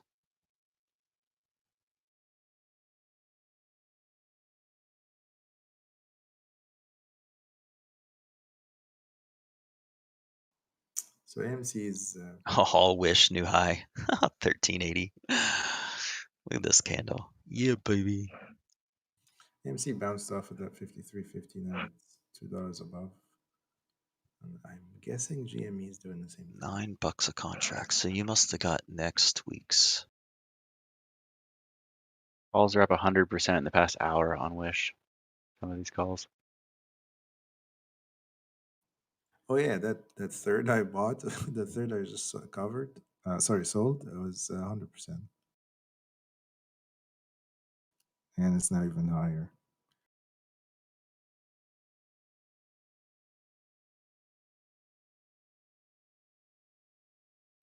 I think volatility is rising too. I like that play Strong. I do like that. My buddy, I'll tell you guys real quick. My buddy, who I tell you guys about him every single week, that has the 40,000 shares of SNDL, and he's got like a average cost basis of like negative 67 cents now. He sold last week. His calls expired, and or like not last week, but the Friday before, so whatever the date that was. Then Monday he texted me and he's like, "Hey, which one should I sell?" So I said, "Sell the 25 June $1 strike," and they were at. Hold on, let's see what he sold it at. He sent me a screenshot.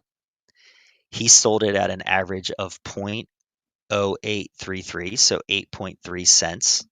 They're currently bidding 2 cents. He got covered this morning at 2 cents, so he made another 6.3 cents on his cover calls. So now he has a average cost basis on SNDL of negative 74 cents. Isn't that awesome? He just keeps every week. He's just making like 2-3 grand selling these SNDL covered calls, which is a lot of money for a dude that has a regular job. He works for General Electric at the nuclear plant, and like, you know, his paycheck might be $3 grand every 2 weeks, and so for him to make $2, $3, $4,000 a week doing something that literally takes him like 2 minutes is pretty remarkable.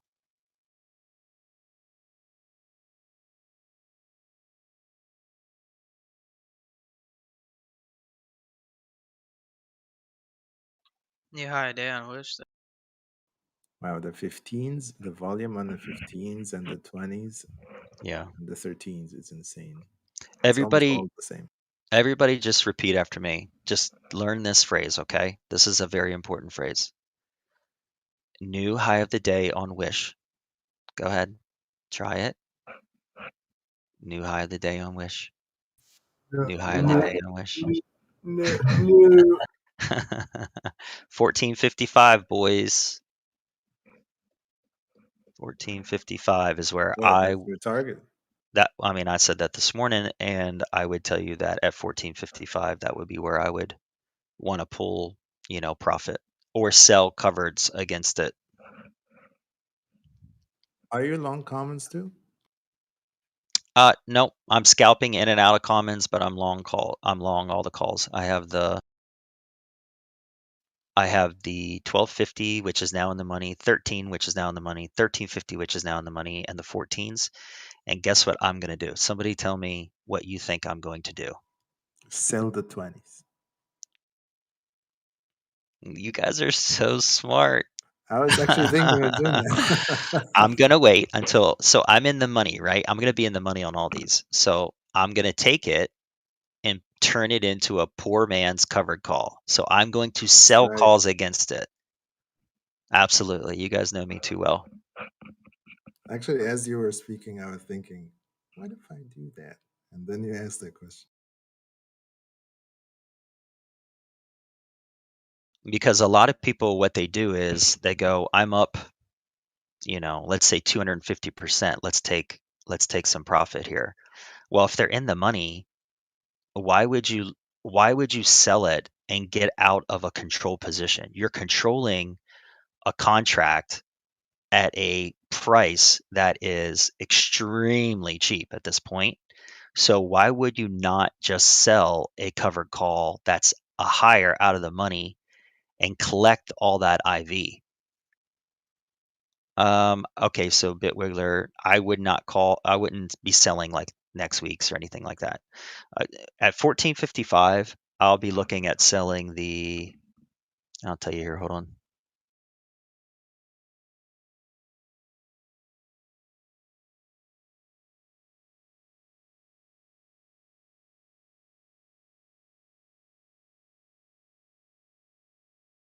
I'd probably sell the 17s or the 18s against that position.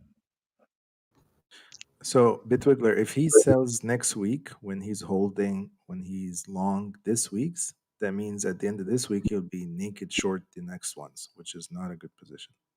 Or I'll just convert my in the money to commons, which would be fine, but that's not what I'm going to do.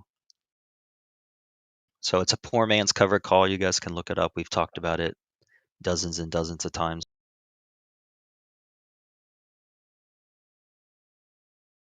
I'm like a broken record. I just talk about the same things over and over again.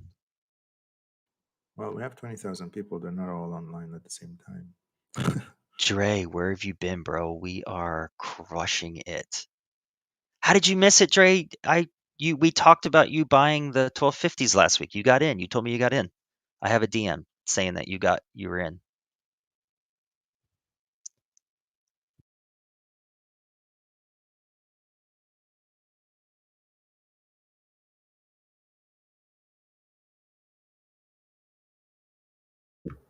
Dash, new high day. Man, I really want to dash. Sorry. Actually, Dre, that wasn't you. That was somebody else. Sorry.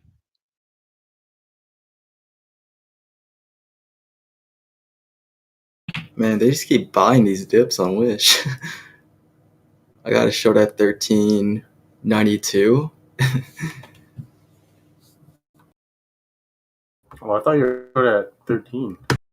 No, Is I that big? cover those. Like, I'm in and out pretty fast. But man,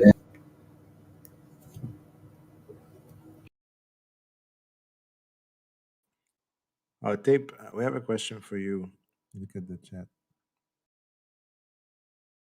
How to exit a poor man's covered calls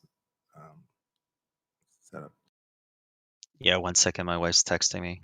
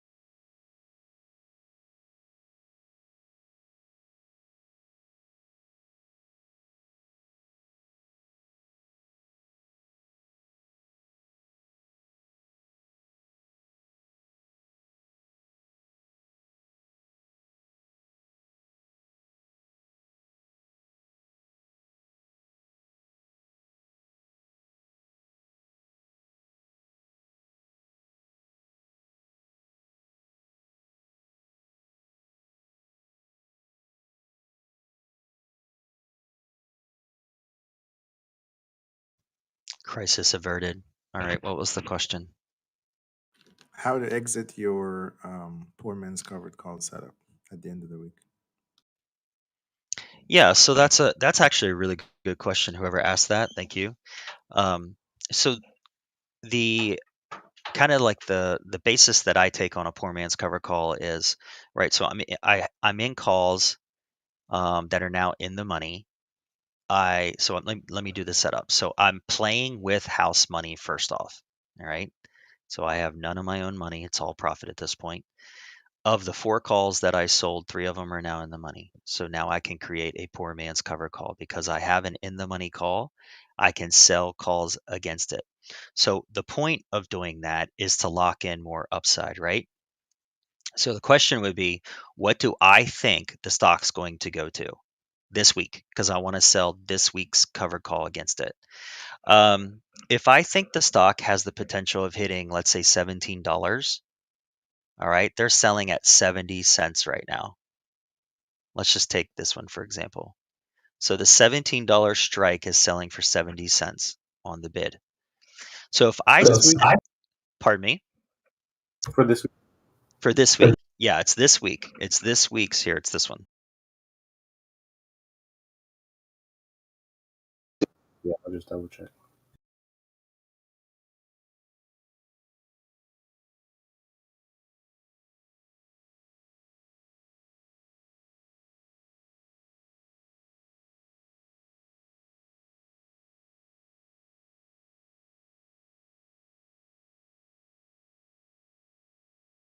Sorry guys, I'm talking to my daughter. Hold on.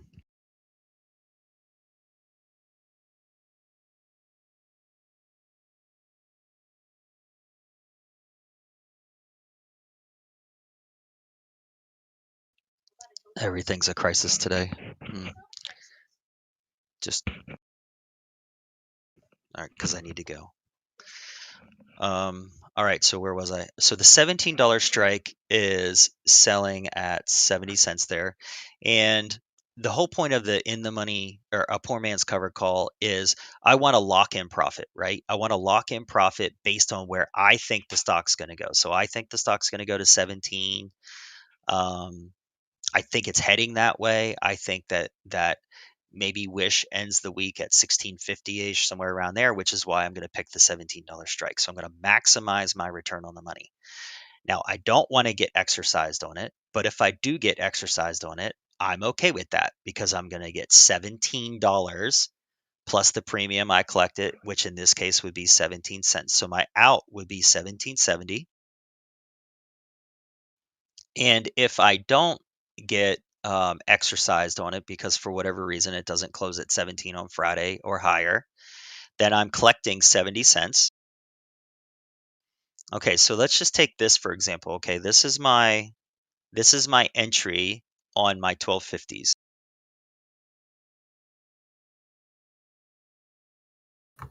So these are my 1250s. I'm in at $1.09, $1.10. The 1250s are currently trading at $1.70. All right. Now, if I sell calls against that, specifically the $17 ones, I can bring my cost basis on that contract down to 40 cents, right? So it'd be $1.10 minus 70. So my cost basis on that contract would be 40 cents. So I'm basically locking in, if you think about it this way, I'm basically locking in about a 75% profit on that contract because $1.10. If you take $1.10 and you divide it by 70, or do it the other way around, I'm sorry. It's like 60%.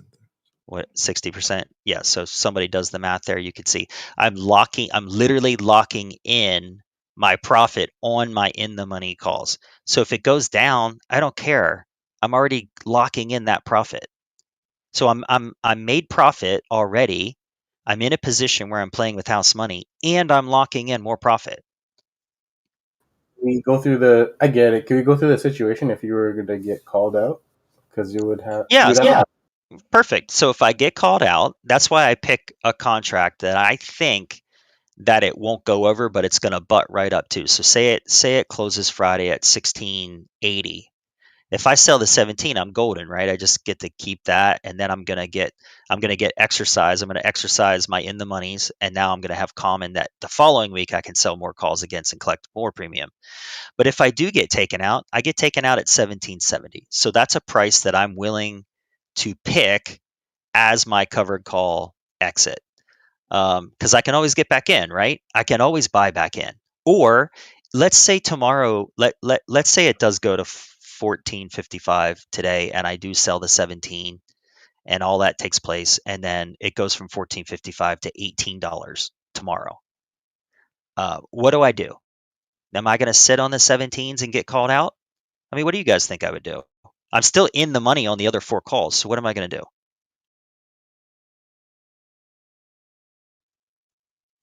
So Go ahead. the situation is that what you're long the 14s, you're short the 17s, and the price ended up being what? Okay, let's say I sell the 17, and then tomorrow the stock goes to 18.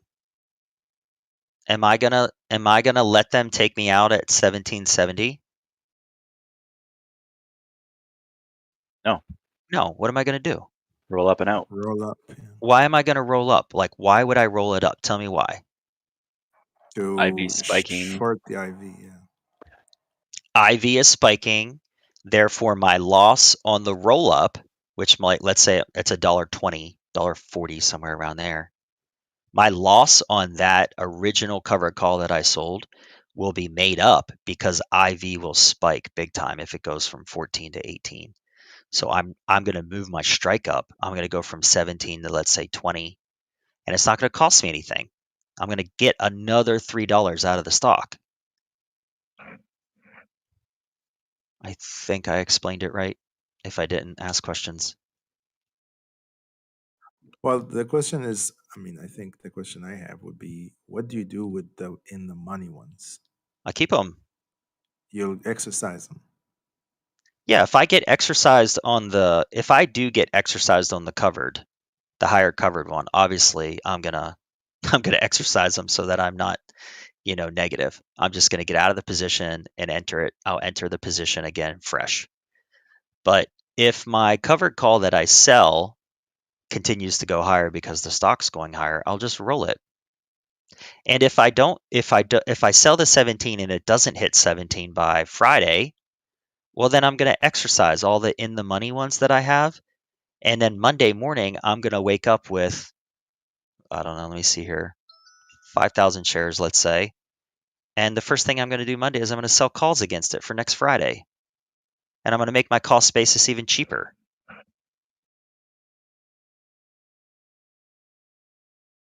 Okay, that sounds clear to me. Ashia, you asked the question. Is that good? You have any other clarifications? I think I explained it right.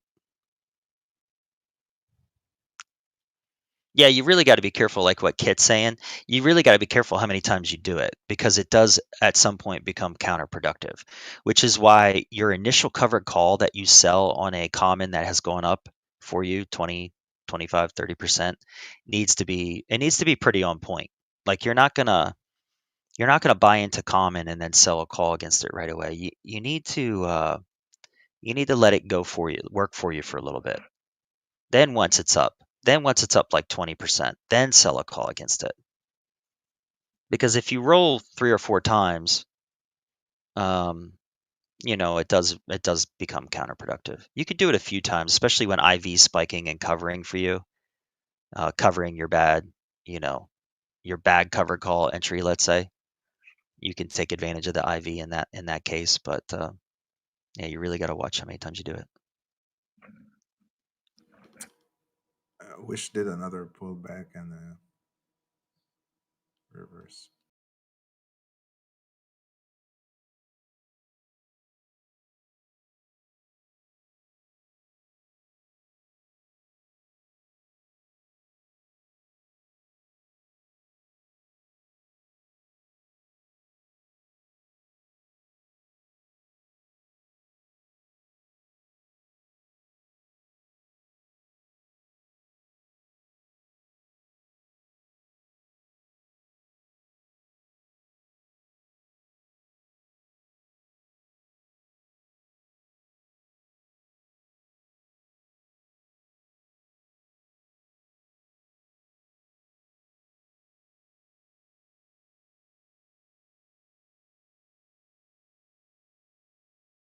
Asha, a poor man's covered call is going to take less capital than actually owning the commons and selling a call against it.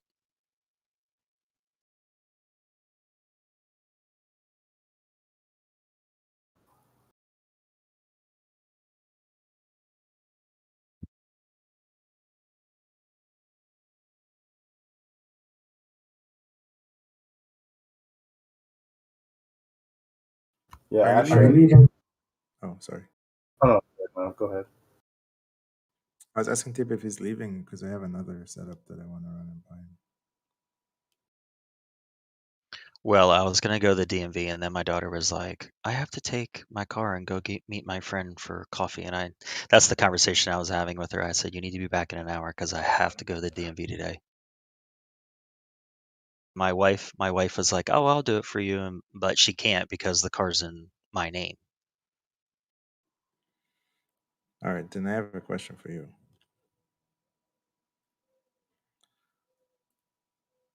I did not read this, by the way. I just did a Google search for poor man's cover call, and you guys can, if you don't know anything about it, you can just read that. Hopefully, Tasty Trade explained it properly. I'm sure they did. What's your question? So I own 100 shares of Dash at like 145 or something, and I bought the 160 call, which is skyrocketed today for this week. I bought it a while ago for $3. Now it's like going between 16 and 18, so 17, let's say. And now we're all talking about poor man's covered call. So I'm thinking, about selling the 180s. Two 180s, one against my 100 shares and one against the long call. What do you Okay, think? so how much did you pay for the 160? The 160 I paid $3. And how much is the 180 going for? Haven't checked. Let me check. The 180 is $4. Between $3.90. Okay, so think about it. So you paid 3. Correct. The other one's selling for 4. The difference is $1. Your risk is $1. To make how much? What's the spread? The spread is $20. $20. So what's the ratio? It's 20 to 1. It's 20 to 1. Is that a good? You guys tell me, is that a good trade? If you can risk $1 to make 20, would you do it? The yeah. thing is, I'm Never. already $17 in. I don't have to risk anything. I could just take the 17 and go. You could. Oh yeah, yeah, because this 160 is at what? What did you say it is? 17. Oh, okay. So let me change my question. Yeah. I'm just saying, should I milk it for this extra $3-4? Yeah. So let me ask you a question. So, would you risk this? I'm going to change what I was saying. Would you risk 17 for 20? I mean, that's not a risk. I wouldn't. Is that I what you wouldn't. mean? Yeah, I wouldn't. You wouldn't what? I wouldn't risk. Like if I was you, I would. Oh, you wouldn't risk losing the 17 to get 20? Is that what you mean? No, because I didn't realize it was at $18 or whatever you just said. So I wouldn't risk Yeah. I wouldn't risk 17 to make $3 more. Yeah, risk Yeah. $1. Risk $1. If it goes to 16, sell. But if it goes to 20, then sure. You got 3 to 1. You can do Yeah. that. I like the Yeah, other the one works. 17 for 20 isn't even a 1-to-2 ratio. Yeah. Yeah, I would take that profit on that call contract, and then I would sell something against the common. Oh, I see what you mean. Okay, so let's not short two contracts and just close the long 160 and then use the IV by shorting another call. Yeah, that's what I would do. All right, sounds good.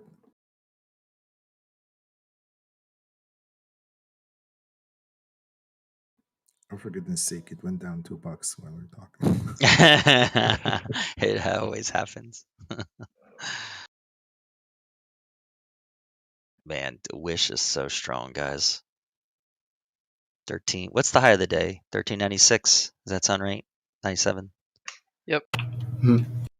Yeah. Pegging on the high of the day.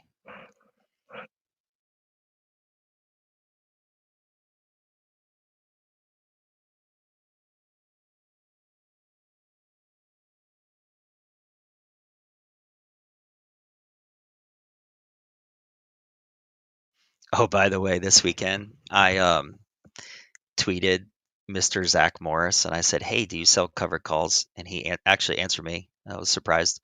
And he said he doesn't do options. He said, "I know I should, but I don't." And I was like, "Well, if you want to learn how to sell covered calls, let me know."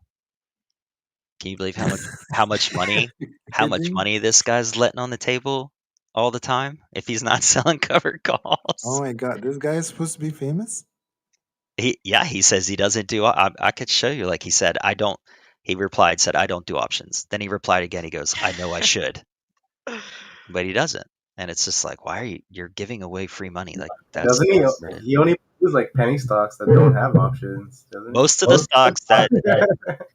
stocks that he's traded though in the last couple months, I went back and looked, do have options. So he's losing out. They're probably just so low liquidity that there's no point in even touching them. Well, he No, owns Wish. He could be selling the Wish ones right now. Charles Schwab Yeah. considers covered calls a level 0 option trade. Like it like a moron could do it. like anybody Yeah, can do it. I know.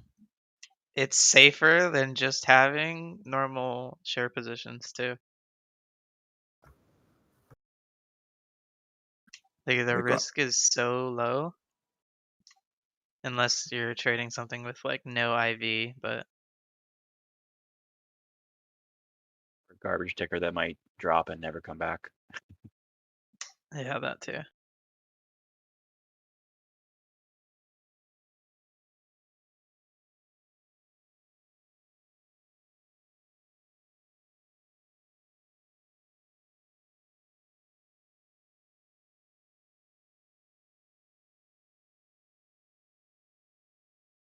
Options, because the tickers are pumped.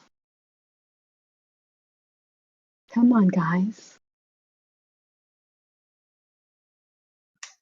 All right, guys, I'm Easy money.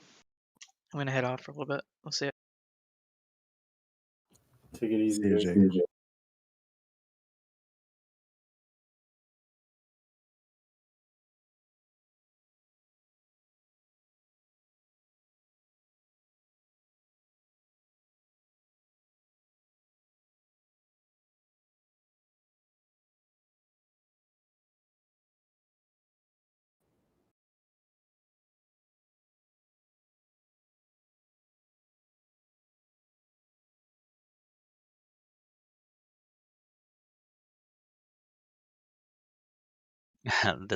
this is what I sent to him.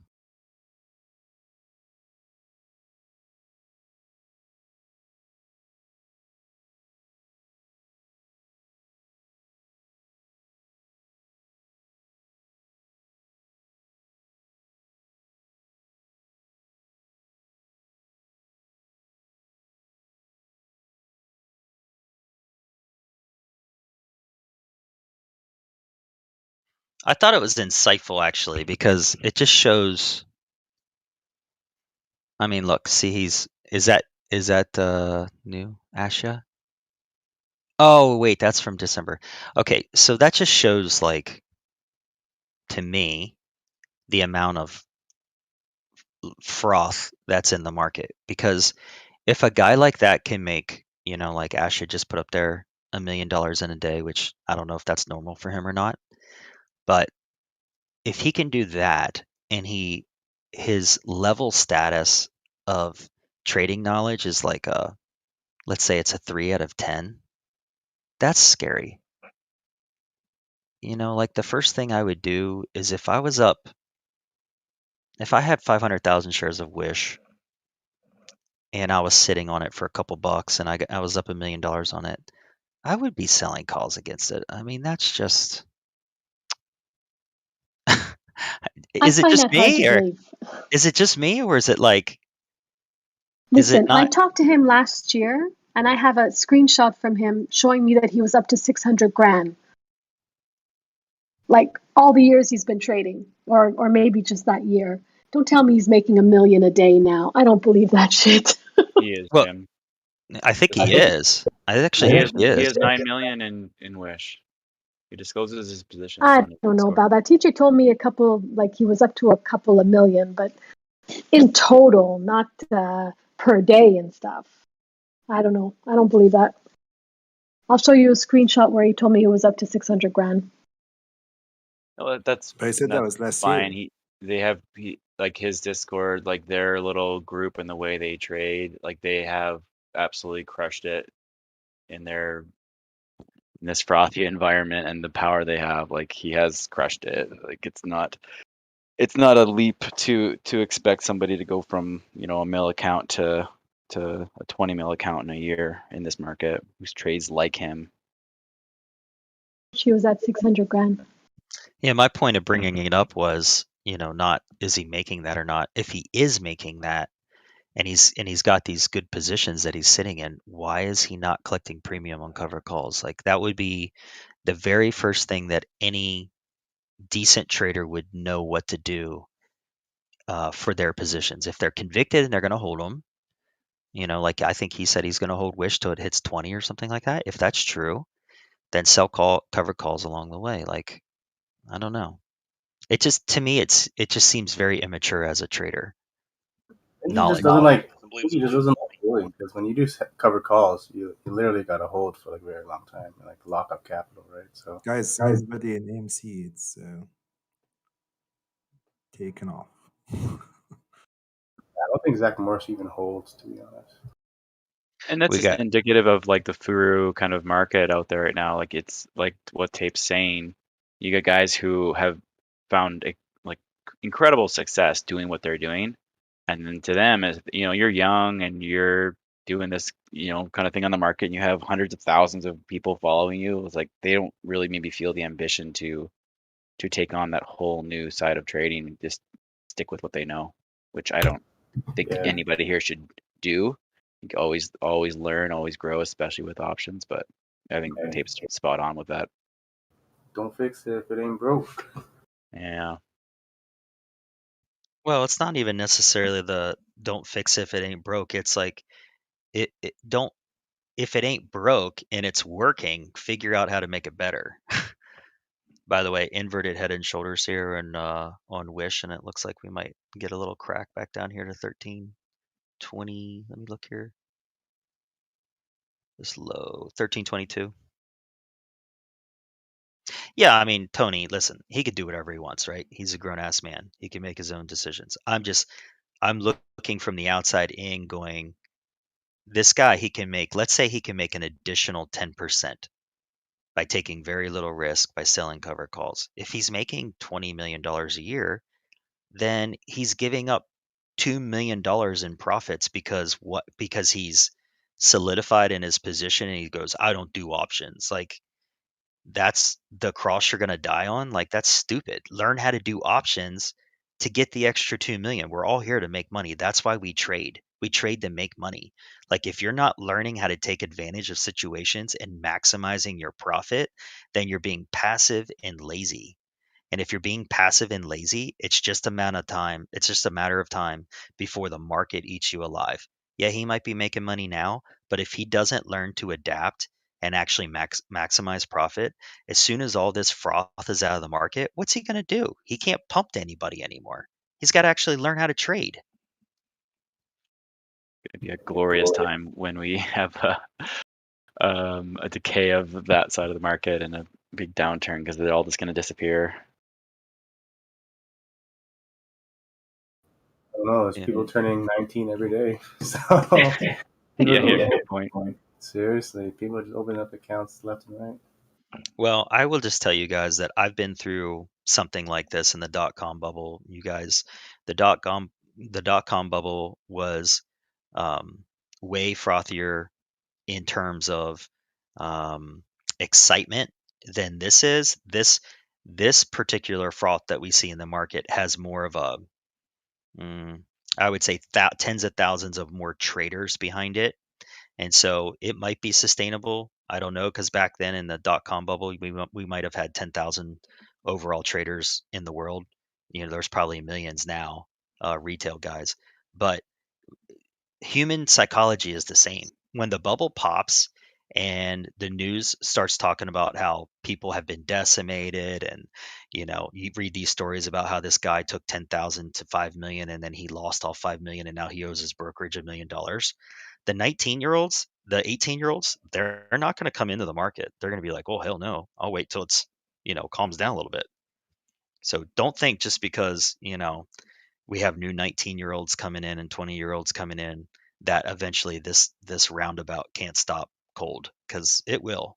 And history is always the best predictor of the future, and it doesn't take that much to look back and see what happened during every single frothy retail trading bubble in the history. They all eventually come to a screeching halt for a little while. The dot-com bubble collapse lasted like 4 years. It was like a desert, bro. I traded during the desert. It was rough. It was hard to make money. And by the time the desert was done, we went from having like 10,000 traders to having like 2,000 traders in the United States. And only the cream of the crop survived. And it's going to be the same way in the future, the same exact way. So my whole point of saying that is, why would you not want to teach yourself more weapons of warfare in the trading game and expand your knowledge while you're creaming it? And if you're just going to, get into a position and pump it to your minions and make millions of dollars and then go, oh, I'm just going to sit back because life is so good. That's passivity. That's laziness. That's trading mental laziness is all it is. By the way, we're going to get a breakdown here on Wish. Just a short little pullback. Anyway, I'll get off my soapbox. I'll stop talking about it. Well, they typically aren't comfortable shorting stocks. So when there will eventually become a more bear market where we have months, no growth and fading,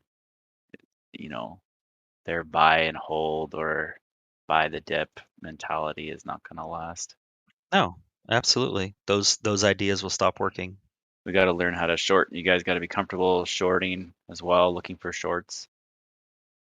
A bit of both going on in your ports. That's always helpful. By the way, the GME went a little bit. So those who couldn't make the entry, they can.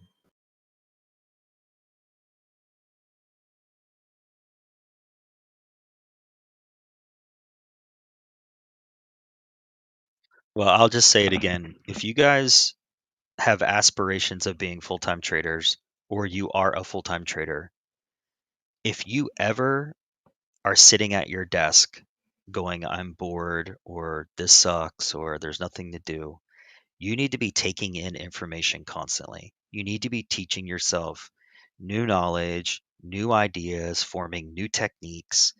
You need to be expanding your repertoire of weapons. I don't know how many times I have to say it. You can't be, a one-trick pony or a two-trick pony. You got to be able, like Shrex was saying, you got to be able to go long, go short, sell cover calls, sell calls naked, sell puts, buy puts. You got to know how to do all this stuff.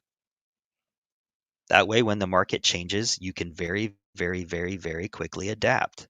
If you either adapt or you die, that's how the market works. The market never stays the same. It's not going to be the same.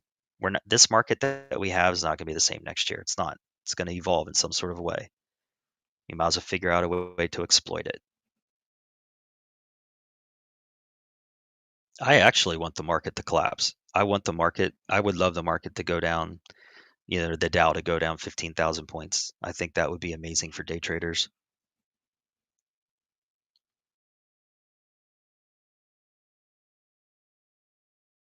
Speaking of, are we seeing a head fake here? Or do you think this is real, this bounce in the overall market?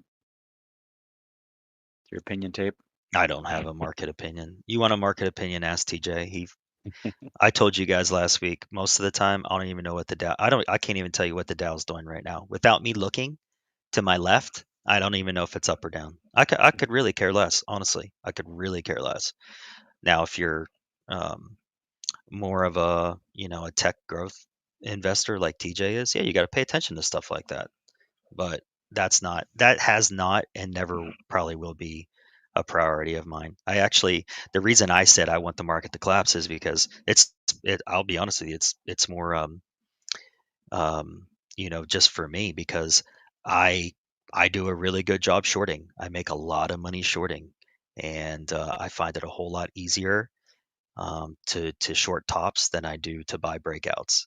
And so it's more or less just a selfish thing. I'd love the market to tank. And Reek and Graybeard, I wouldn't. If you guys have small accounts, there's no reason that you should be scalping options. The option market that's not where you want to scalp. There's a lot of factors that are against you in the option markets. If you're going to scalp the commons, scalp the stocks. Don't scalp the puts and calls and stuff like that. I'm sure people do it. People do it all the time. But if you're just starting out, why would you want to start out with advantages against you? You got big spreads, right? You got nickel spreads on most stocks that you're scalping in options. Then you're dealing with all the Greeks, which most of the time, they're against you. It's like, you're trying to push a stone uphill while you're holding on to a 100-pound backpack. It's just, I wouldn't want to do that. If I'm starting out, I want the easiest entries. I want everything to be for me, not against me.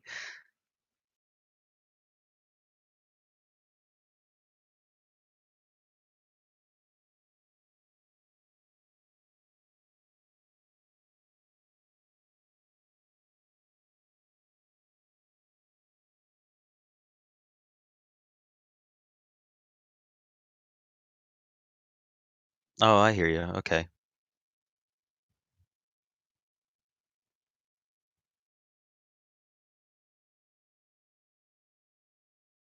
Yeah, I like the swish action today, guys. Just I think it's fine if it comes back to 13. It would have to hold 13, but I think that would be perfectly healthy if it came back to 13 as a basis. So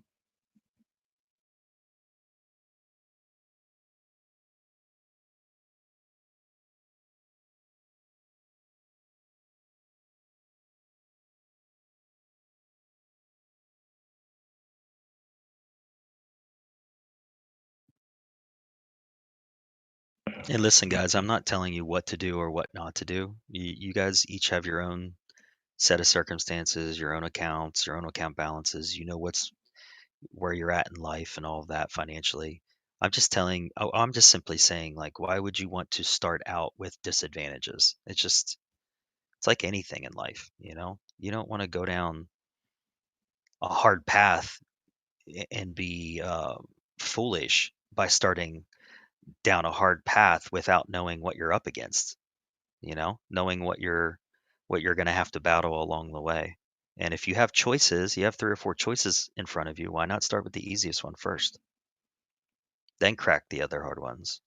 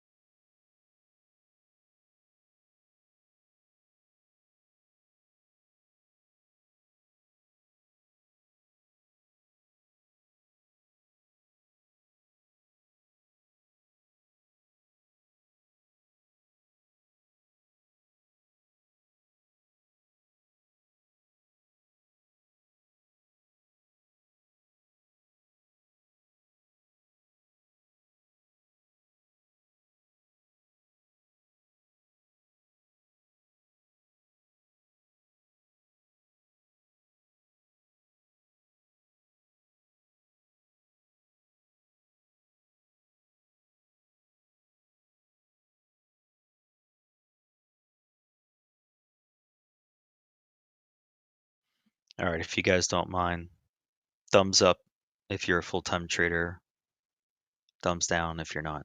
I want to see how many full-time traders are in here.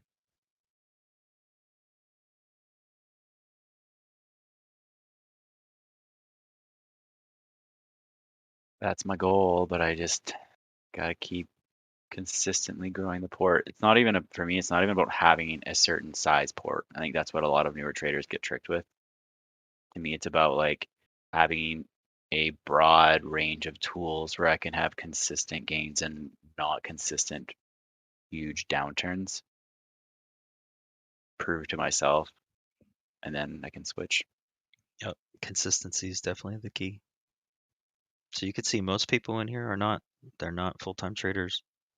So you guys that are not, like Shrex just said, the biggest thing is consistency. It's not speed, it's not how much, it's can I churn money out of the market every single day? Yeah, Wish is coming down more here. Maybe view app test or maybe 13 test, I think is coming. Yeah, here's that breakdown that I was talking about. So again, guys, until this trend breaks, I'm adding. So I got orders sitting out there on the book right now for all my calls. I have orders sitting out there, 2 contracts at a time at every level. Let's see here, just to kind of give you some levels. On the 1250s, I'm at $1.55, $1.50, $1.45, $1.40. On the 14s, I'm at $1, 95.90, 85.80. I'm getting filled now. On the 13s, I'm at $1.30, $1.25, $1.20, $1.15. I'm getting filled as we speak. And on the 1350s, I'm at 115, 110, 105, 1. 2 contracts each that I'm just adding at each level. Until this trend breaks, I'm happy buying pullbacks. It's a good place to be. It's a good spot to be here.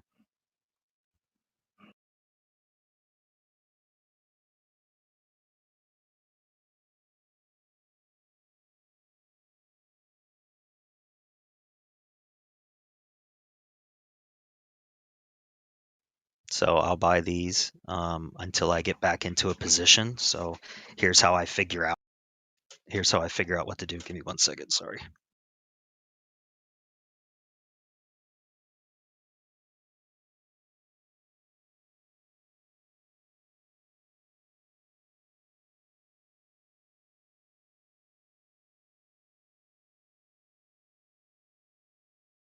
I'm telling you guys this because I want you to know what's in my brain, okay? So here's my calls. They go from 1250, 13, 1350, 14. You see my profit there? Just add it up real quick. 35, 4150, let's say 42, 49.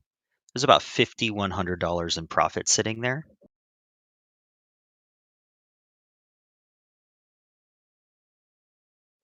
Okay, so 5,100 is where I would put my positions, meaning I will add to my positions that I currently have until I get back to 5,100 because that's my profit and that's what I'm willing to risk on this trade. So if I account for all my contracts that I have, this is very easy to do. Just figure out what your longs are. You know, every broker does that for you. Add it up to 5,100. When I get to 5,100, I stop buying and I let it go. Pretty easy to understand, isn't it? And I'm still playing with house money and I still believe in the trade.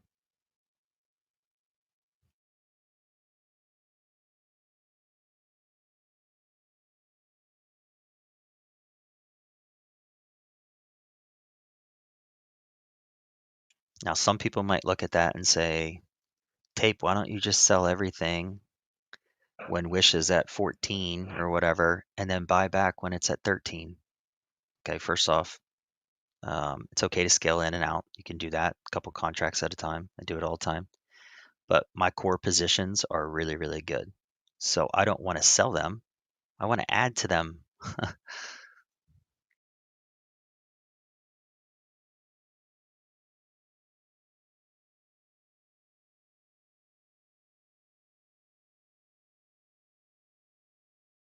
Sometimes I wonder when I talk if I explain things right. So did I explain that right to you guys? You understand what I'm doing? I didn't understand that. Okay. Anybody else not understand it?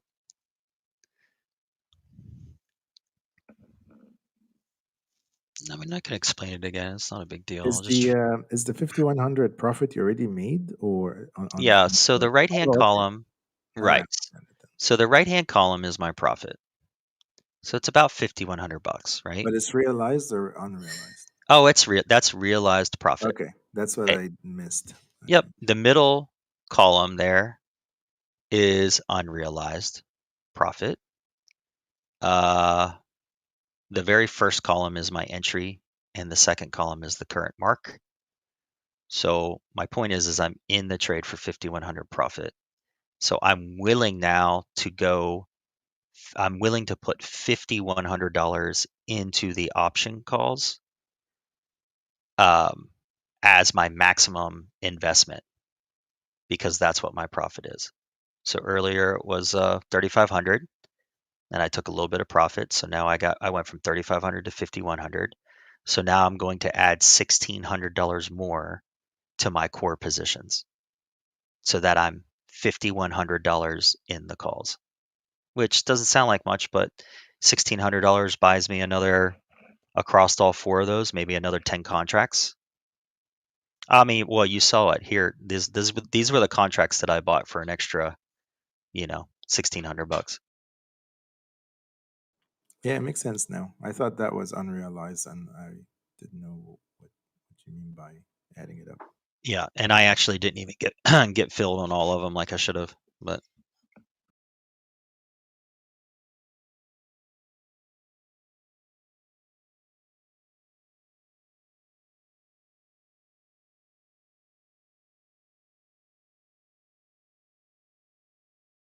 so Ribisoft, do you understand now? Oh yeah. Thank Cool. Cool. Nice. And look, we're already bouncing. So I added back the stuff I sold. The third I sold, I added back at $1 for the 14s. Good. See, that's a good trade. That's the kind of stuff we should be doing. We knew that was going to pull back. We saw the inverted head and shoulders. It broke the right shoulder, and we knew that 1322 was our target. It actually came down to 1313, so we got a little bit more, and now here we are bouncing again.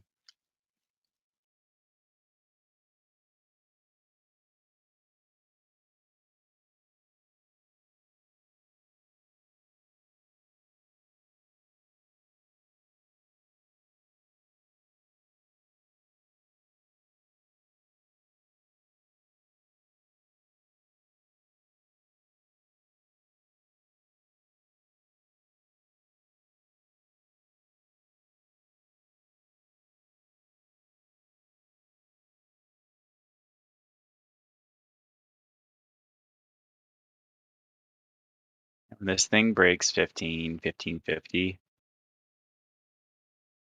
gonna rocket to like 1750 area, 1750, 18 area, I think. That would be insane. Well, don't forget the extended hours, guys. Like, always make sure you're toggling extended hours if you are trying to trade some of these high flyers.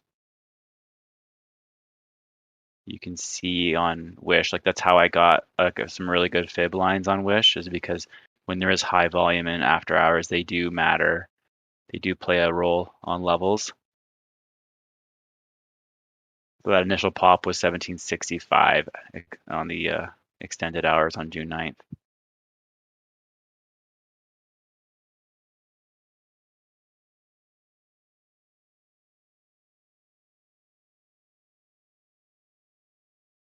All right, UT, I actually do have to go. I have to go to the DMV, so who knows how long that's going to take. You guys might see me next year. But I will try to come back for Power Hour. If not, I'll see you guys in the morning. See you, Tape. Thank you. Have a good Thanks, one. Ape. Yep. See See you, you man. guys. Yep.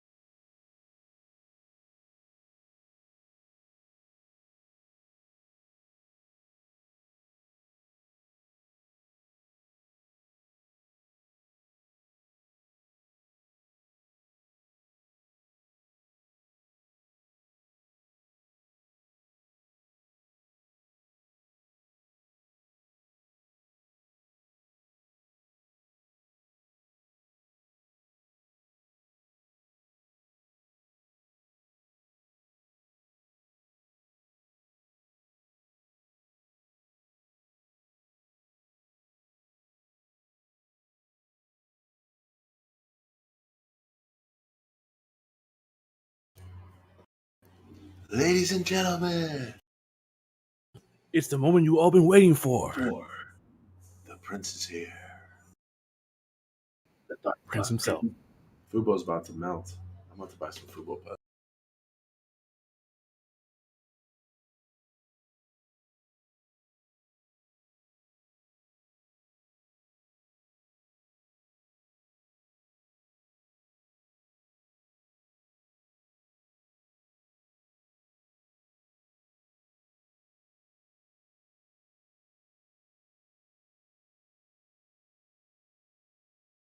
None of them look nice.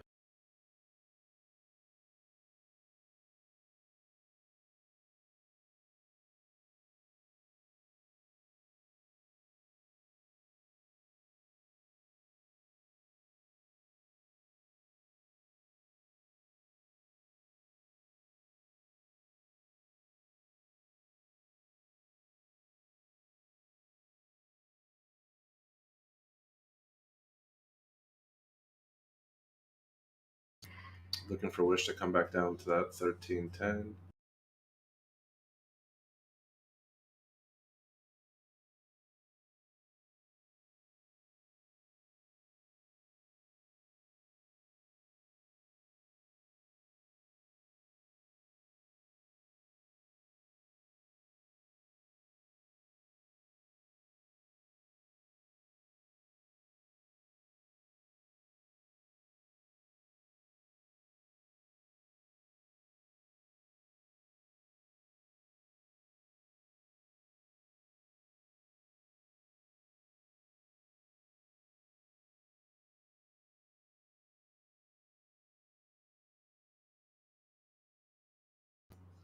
See if it holds the downtrend. If we break this downtrend, actually looks like we got an inverse head and shoulders. We're about to break out.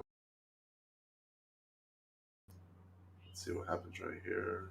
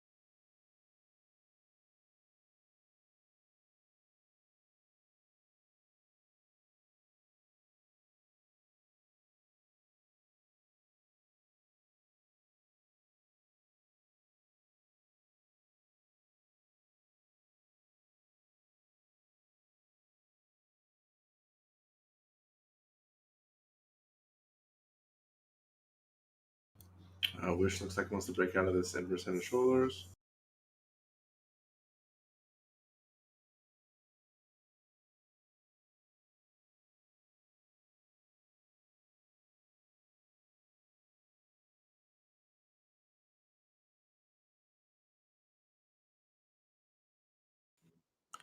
Dre, let me know if Fubo tanks. Yeah, I know you're watching it. I'm about to switch back to it. I didn't see any options I liked. I sold some calls.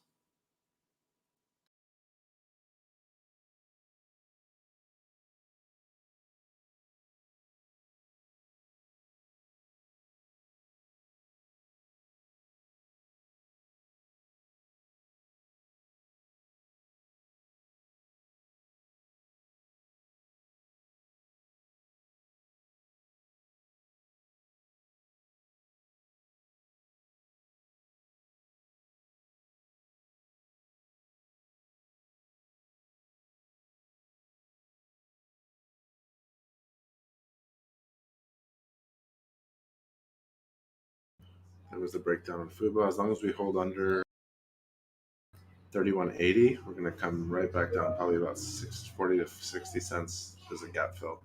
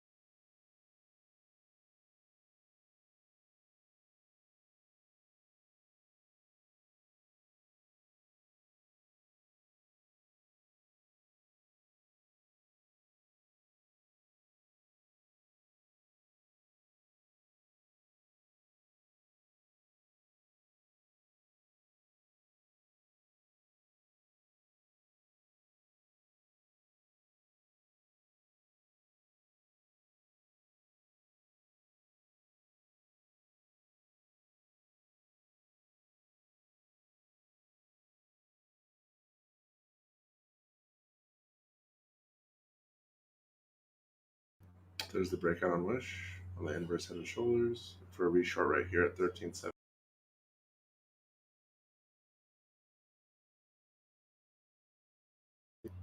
Wish it was the trend line, looking for a 13.50 pullback.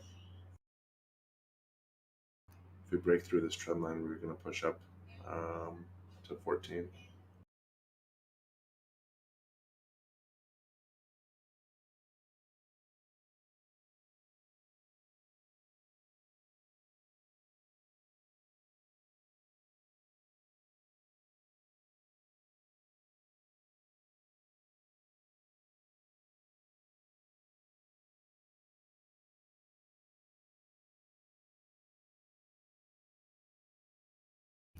There was a 13.50 pullback, 20 cents.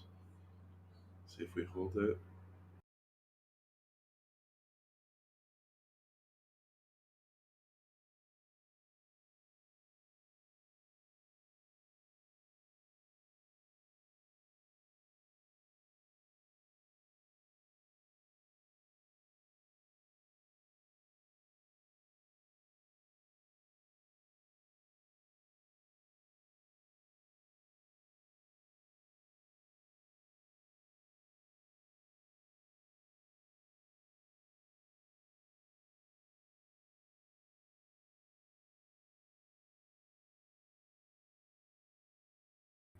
And Fubo, waiting for it to come back down here.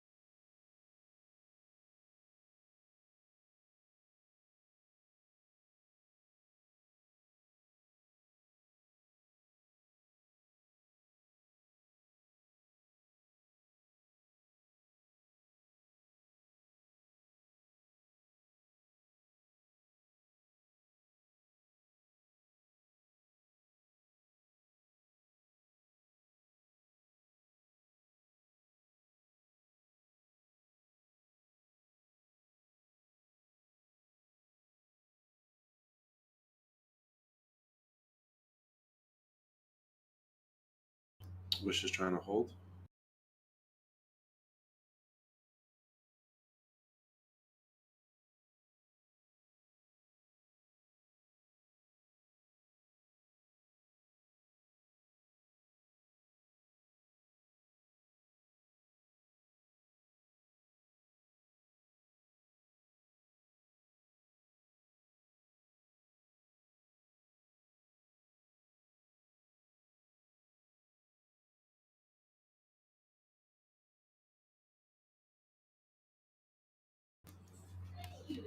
All right, 32 is the moment of truth for Fubo.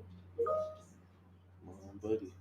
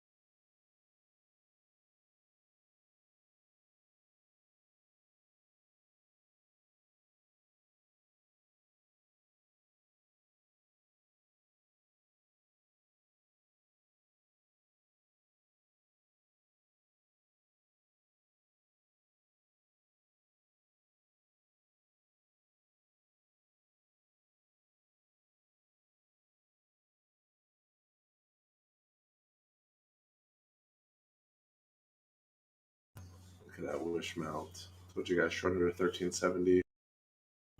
That was 45 cents right there on that melt.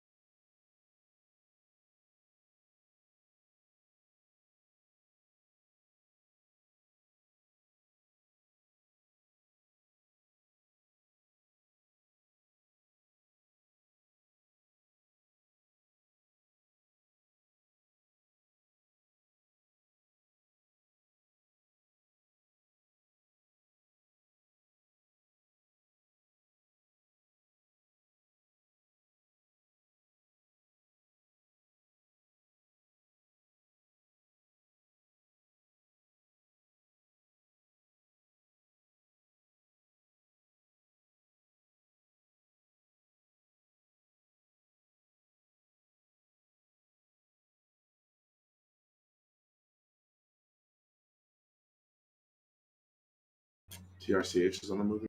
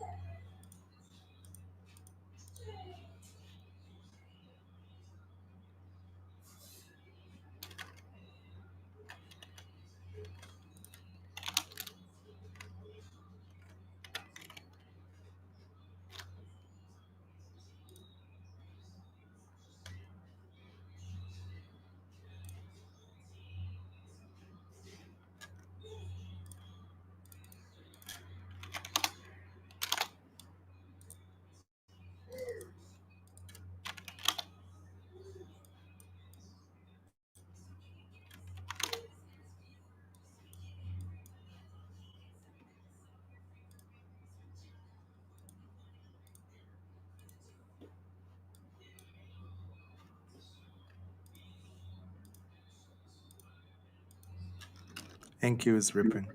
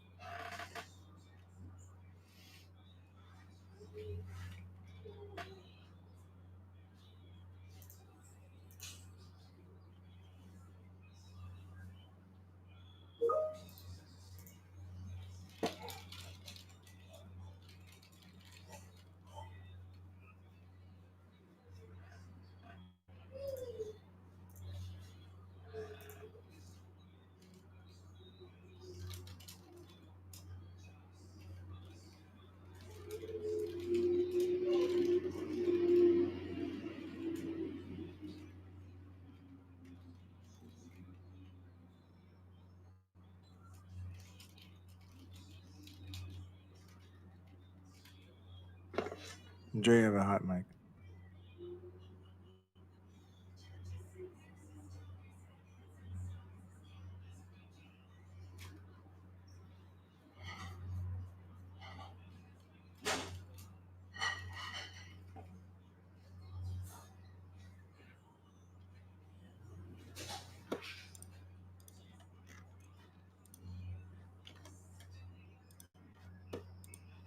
All right, if Fubo doesn't hold here, it's going to come down. And Wish also.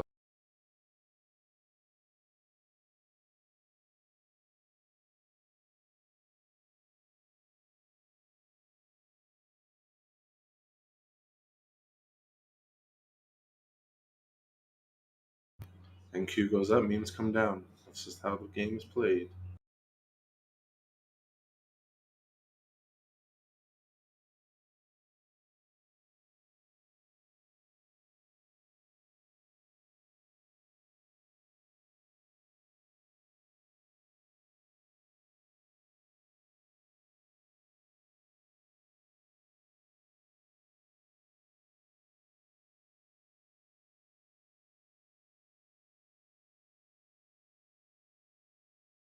There's the melt on Wish. This is a support level here again, 1310.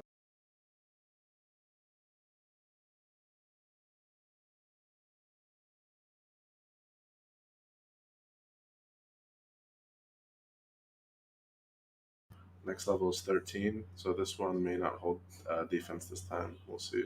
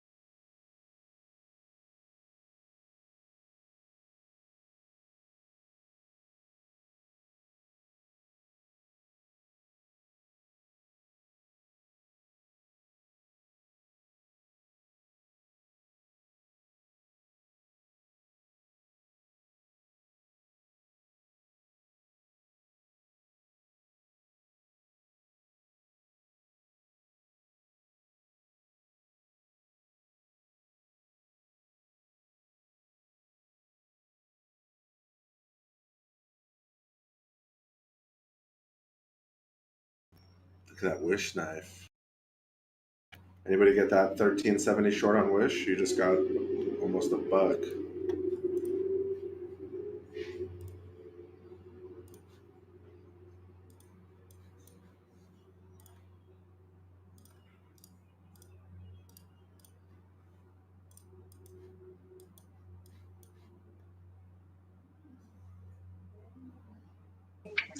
I got some of it, Drados. Thanks, man. Yeah, bro.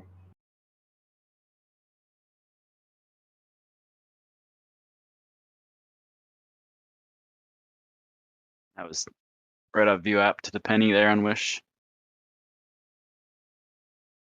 If it doesn't break back over this 1305, which is the previous breakdown zone, it's going to come down again real quick.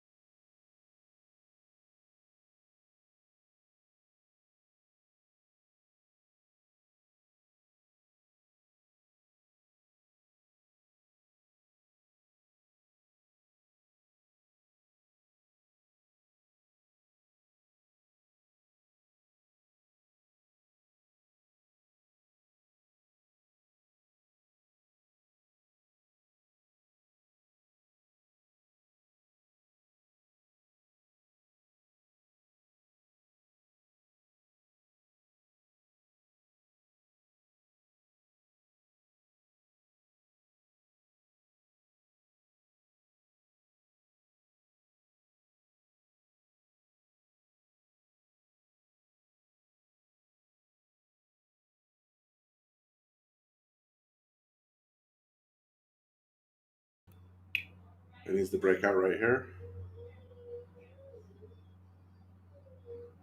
There we go, broke over that. It needs to hold over 1305.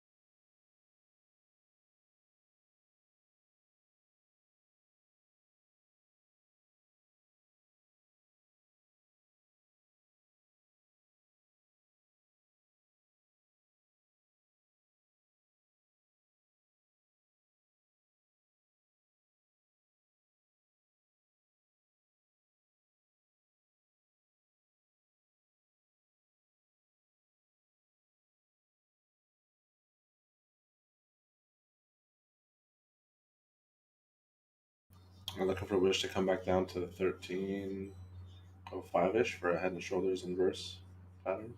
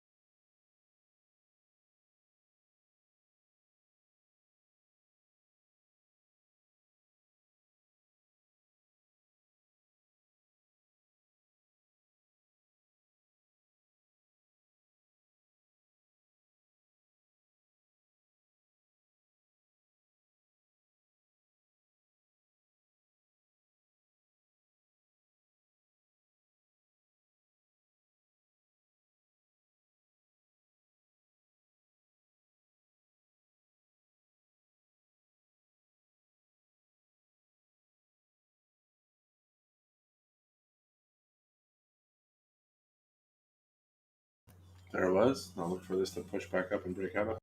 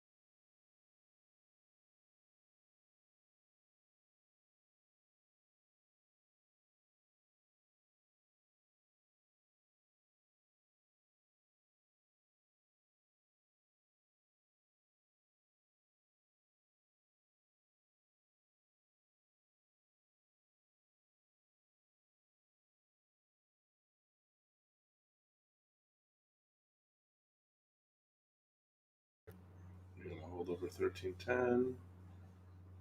I'm going to get a big buy bar here and a breakout over this neckline.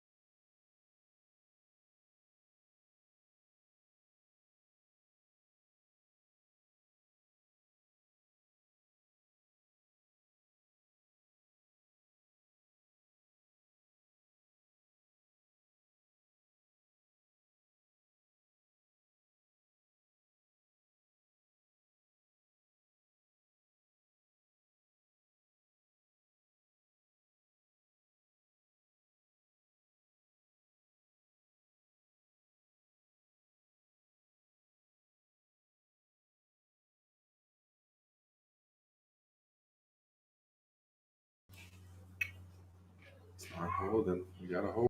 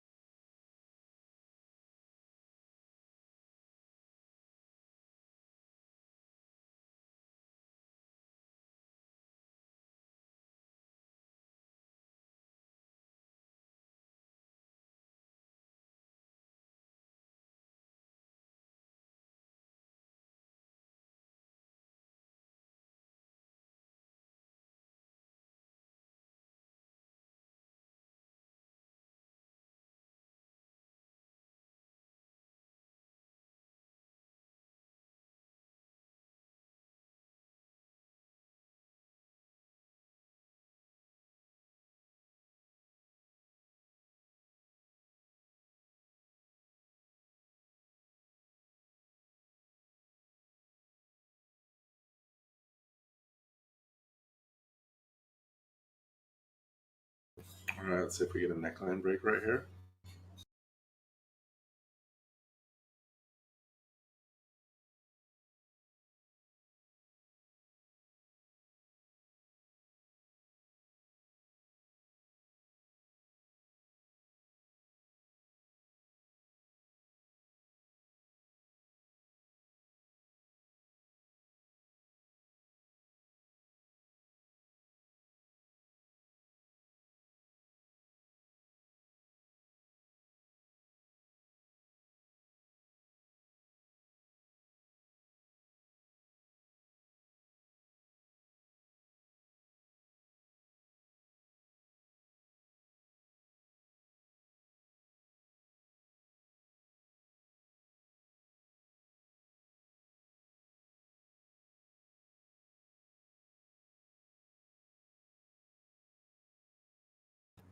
There we go. We got some momentum. Here should be the break.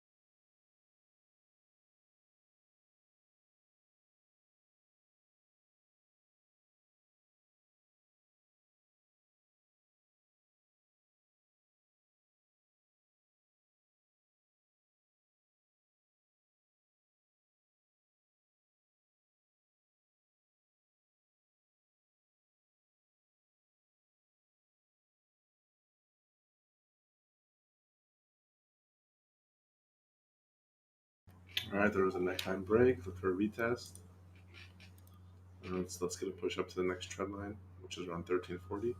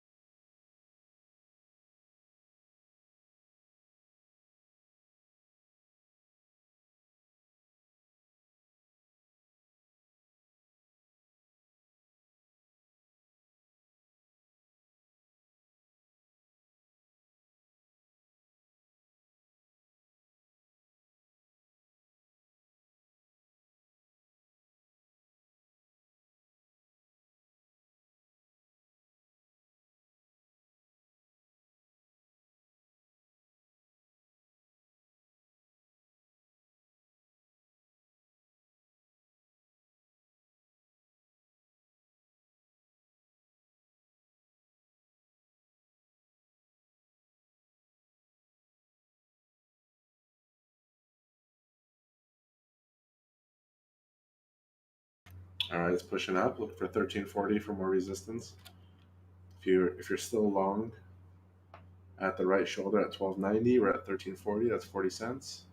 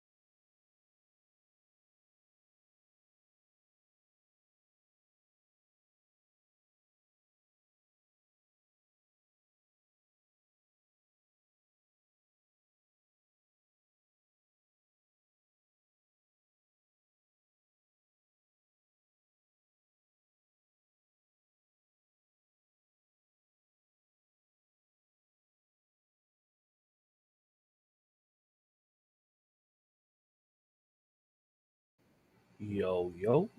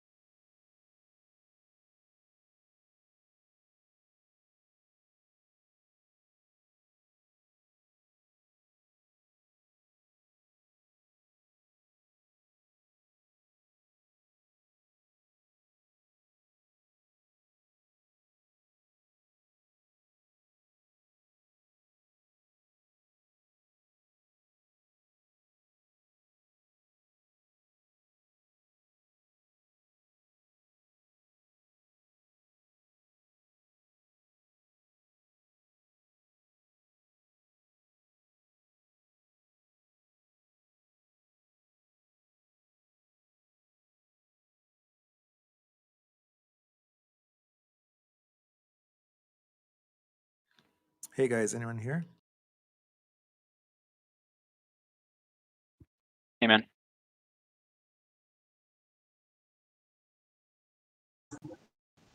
Yeah, I'm kicking around too.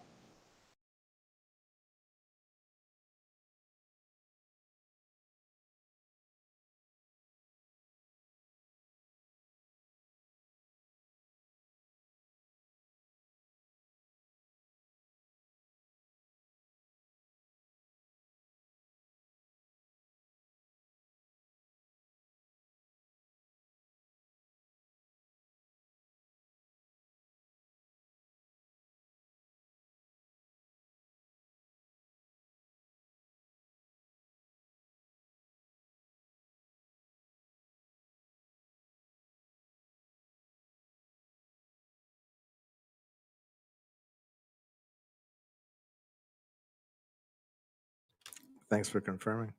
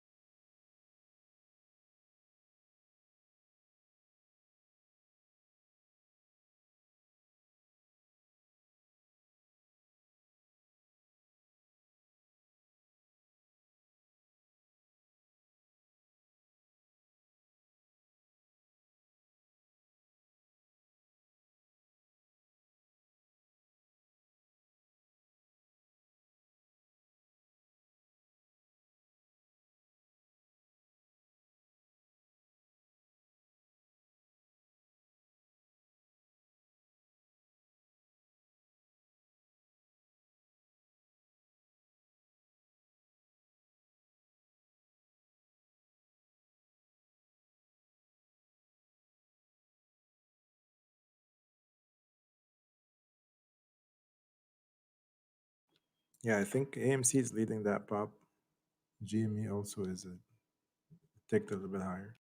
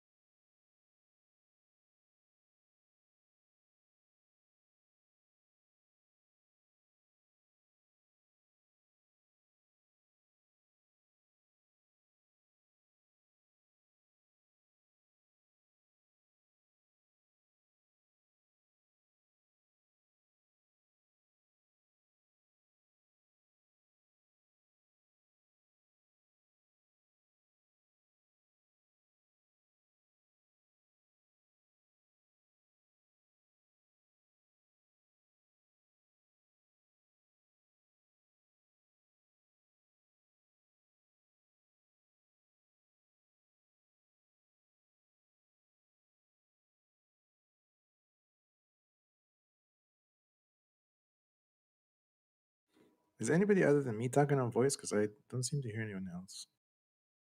No, I think you're the only one. Okay, I don't know if Dre. I'm here kicking around too. I can hear you. Thank you, guys. I'm noticing that Wish broke above the channel that it was trading in. There was a bullish flag, and it's now above it. Indeed, it is. Bounced Kinda- nicely off the 55-minute and the view up as well. It could do an end of day push. We'll see. So I posted the chart I see. Looks nice. So it's now retesting. If you want to enter, that would be a good low risk trade.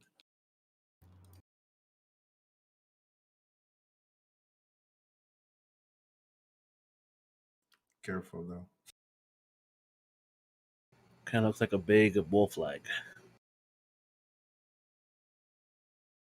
A bounce from here would be a confirmation that this flag is behind.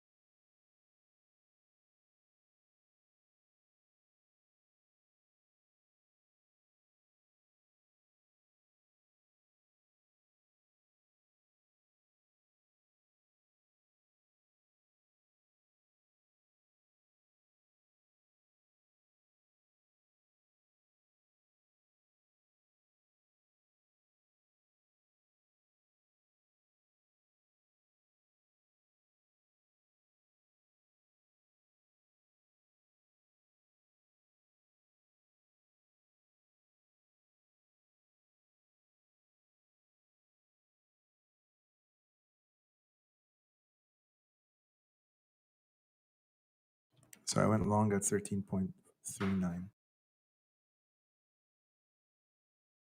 Yeah, risk reward is a bit tight on that, but I like it. I mean, how much are you looking to squeeze out of it even? 40 cents?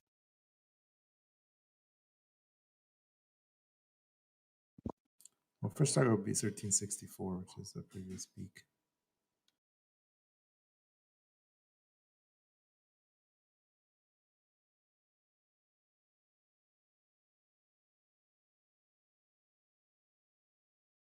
If it goes sideways, though, it would be not worth it.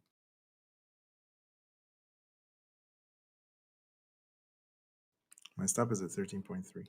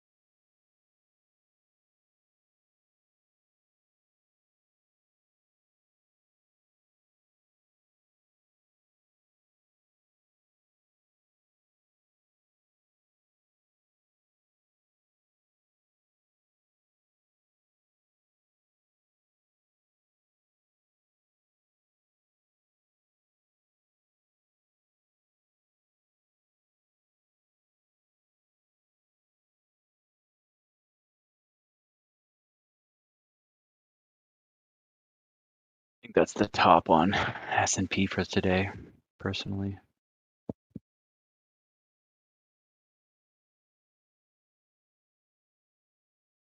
Got rejected off of the hourly 50-minute and the trend line coming up since what did I have up? Since November, October, the October 30th low. Rejected off that today. Well, it looks like I'm gonna get stopped out of that wish trade. It's just so tough, in my opinion, just to trade ones that have had this kind of movement in a day and then try and get. I've never had success. I'm still not stopped out.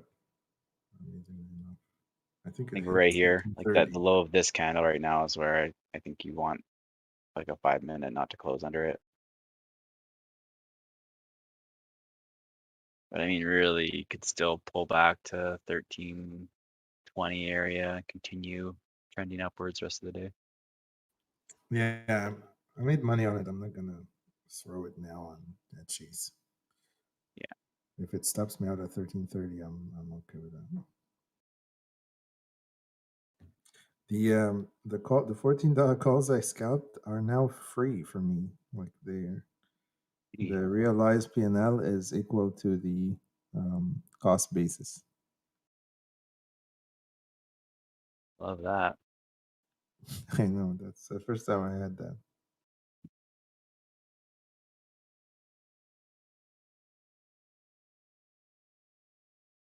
You gonna hold that GME call overnight if it pops here in today? Yeah, the Did your- GME calls, I've accidentally bought 4 of those. Oh wow. Because I was trying to buy the 220 and I left the order at 750 and I didn't want to chase because I think people here popped it up. And then I went and bought the 222 and a half. And then I just got stopped out of Wish. And then a while later, GME dipped, and then I forgot about my 750 order for the 220s, and it failed. And I was like, oh crap! So now I have 4. So I figured, okay, I'll let it ride. I like that support line on GME. Yeah. Yeah, I'm hoping I picked up one because I did like it as well down there. That's 745, but That's very good. I'll exit today if it breaks over view app and runs a little bit in power hour. I'll exit. Is AMC and GME moving up? Jamie's sucking it up. AMC moved up a little bit here, reversing trend of the day, but GameStop kind of trying to do the same thing, but not as strong.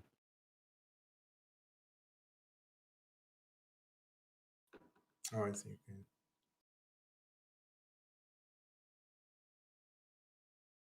It's off the lows though. That's what matters.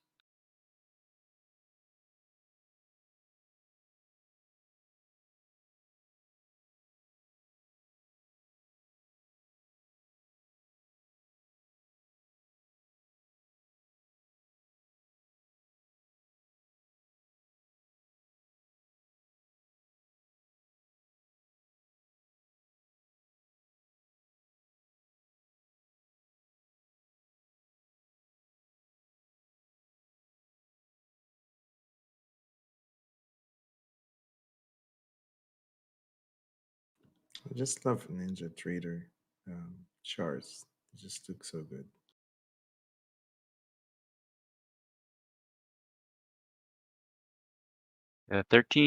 What was it? 1321 bounce there. So that was the retest of like the neckline. Drados kind of calls that always. It had a double bottom off view app, right? So we just retested that. Now if it comes over 1355, now I'm like more confident in maybe the edge is a more bullish push to high of day if we could get that. But again, creating this kind of stuff late after the move is done, and now it's just like algos, HFT shit going on. It's tough. Yeah. Momentum is really best, man. When you can see that morning action, like tape was calling, it was like we've seen this so many times. The more you guys watch the tape, it's great. Like Wish, gap up, retest that gap fill, flat top, higher lows, consolidation. Like you could have just loaded up around $12 there. So what do you think the next couple of days are going to be like for Wish? The next what, sorry? Couple of days? I mean, looks like Tape just threw his hat in the ring for tomorrow being a big pump day. I mean, I do think this week we will test the 15 levels, 15 to 1550.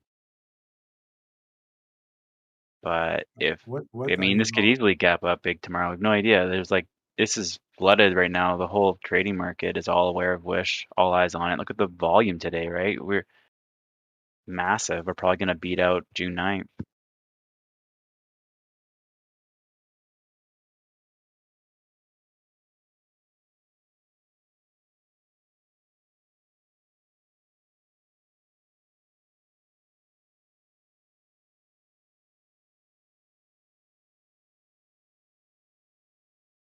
Oh yeah, the volume is as high as that peak day that happened a couple weeks ago. Right? Only another And we're like not even done yet. We still have power hour in this. still need like 35 million, I think, shares traded to beat volume, and I think we can do that last hour.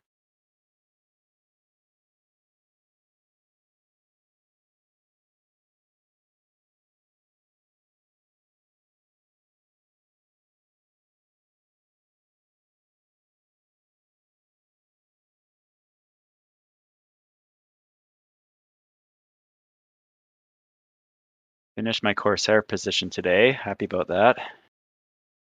Where's Corsair at? That's still 42? Yeah, it's back down to 32. Traded down to 31.20 something today. Which one is that? Corsair. Oh yeah. CRSR. Yeah, so it's back down. So the volume profile in this whole sideways channel since February, the point of control is like right where it's sat today. So it's hitting right there. Basically every good up day I'm getting writing like 36s if they have them.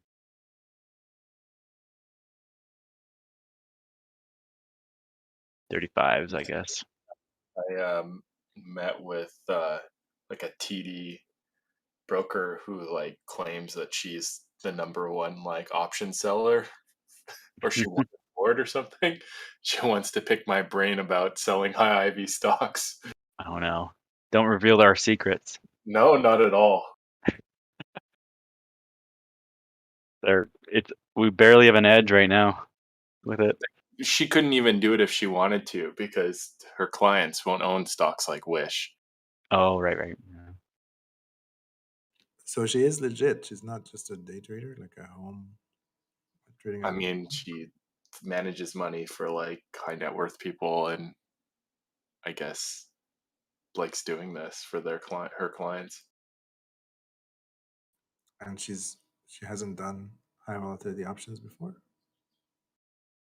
No, I was saying that she's like an options self-proclaimed options guru for brokers, for high net worth wealth managers. So she says. But here in Canada, we don't have anything like in the US, like nowhere near the meme opportunity except for maybe BlackBerry. Wasn't Rim? Rim was Canadian. Yes. Yeah. It's our there's a great story about how they like won the market and then lost it all. You're talking about Rim? Yeah, Rim BlackBerry, yeah. Wait, Rim and BlackBerry merged? Research in Motion is BlackBerry. Yeah, they changed their the name. original company, yeah. No. I'm okay. I'm sorry. I didn't mean Research in Motion then. I'm gonna remember the company I meant. It's a memory company. I can't remember it now.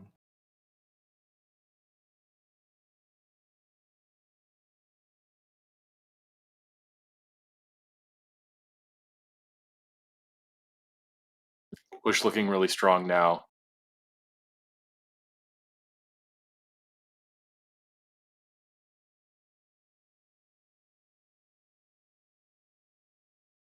It does, doesn't it? I picked up a couple hundred more shares, a few up down there at 1290. Well, it was 1295, Phil. Oh, that's cool. I really hate averaging up. I went back in. I went back in actually after I got closed out. I bought back. Yeah. Wanted a bit more skin in the game since its chart looks the way it does. So this is at the try at the previous peak, 1364.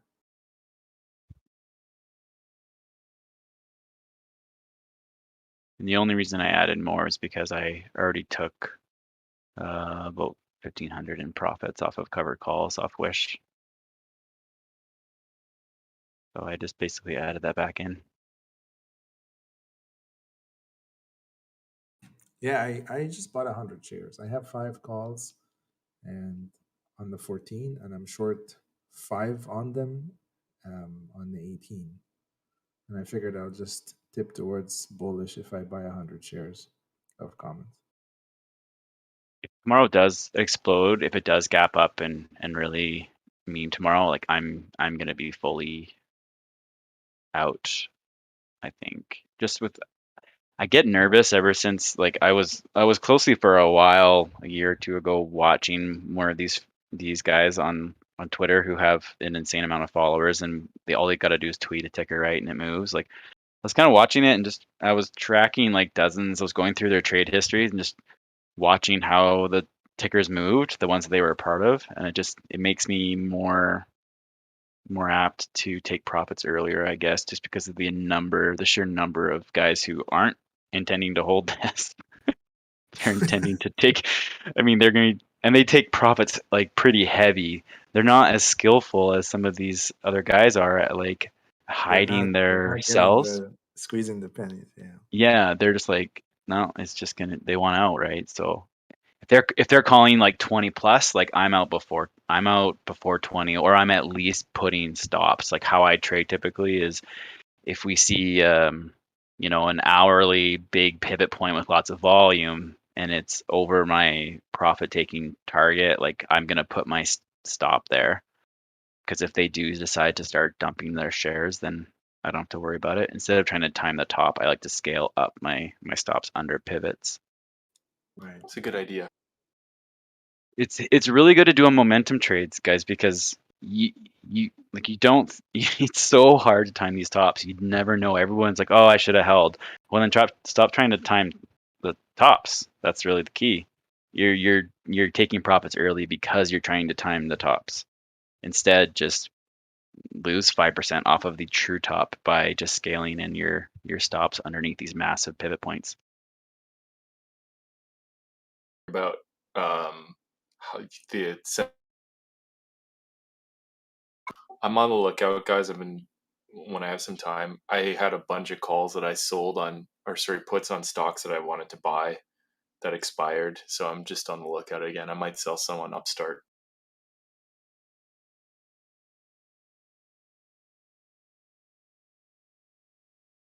Did you take that trade on Upstart last week? Yes. You had an immediate return the next day. It would have been hard not to take some profits, eh? Yes, but I had also sold puts and those expired worthless. Oh, beautiful.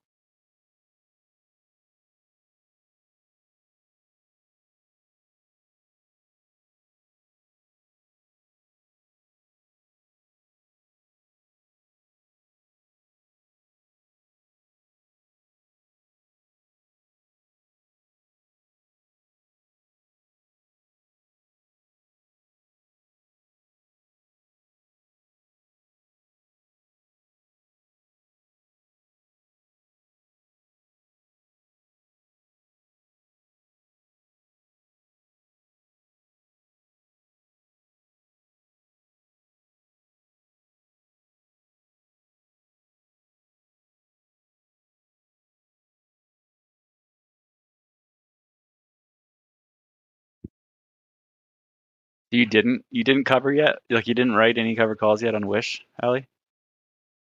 Not yet.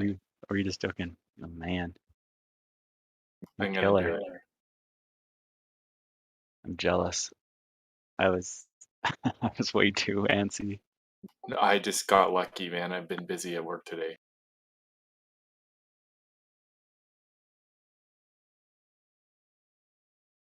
It looks good here, guys. I think it's gonna try for the next level. I just don't know if there's gonna be enough volume to do it. Like 1385 or something.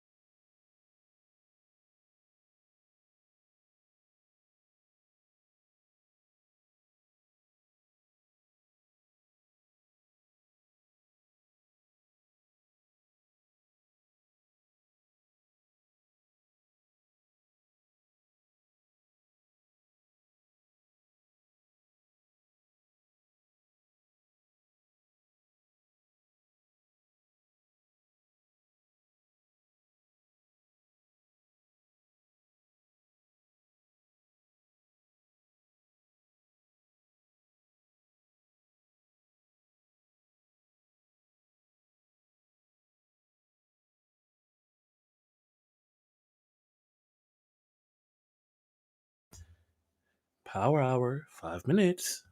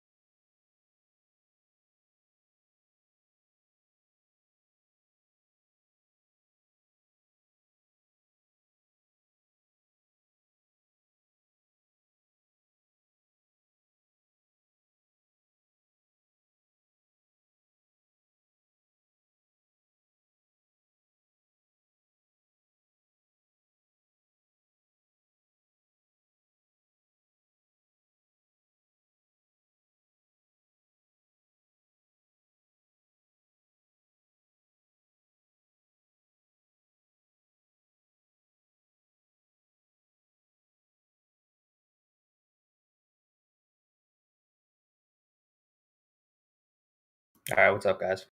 Yo, Fed, you here? What's up, man? Yo. Just took a nap. I was so tired, but I'll hop on voice here the last 40 minutes. It's not really in anything. Just waiting for Wish to do its thing. Glad it's actually doing what I was expecting. I don't know if anyone noticed or saw, but I did sell a call earlier, but I bought it back for a small loss, and I'm glad I did now, but we'll see what happens. I jumped the gun. I told myself I was waiting for 15, and I kept watching it. I got antsy, and I was like, I sold one at like, I think it was 13.30s, and I bought it back at like 13.50. It was like a $15 loss.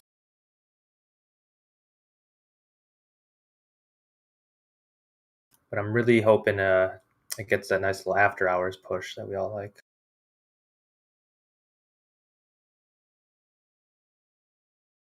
What are you guys thinking? Shrex, what are you doing with the Wish? What's your deal with that? Yeah, I wrote my calls today. I'm open to scalping them if the opportunity presents itself, but I really, like, I don't believe this thing is gonna meme per se, as in like get 100% crazy or and something.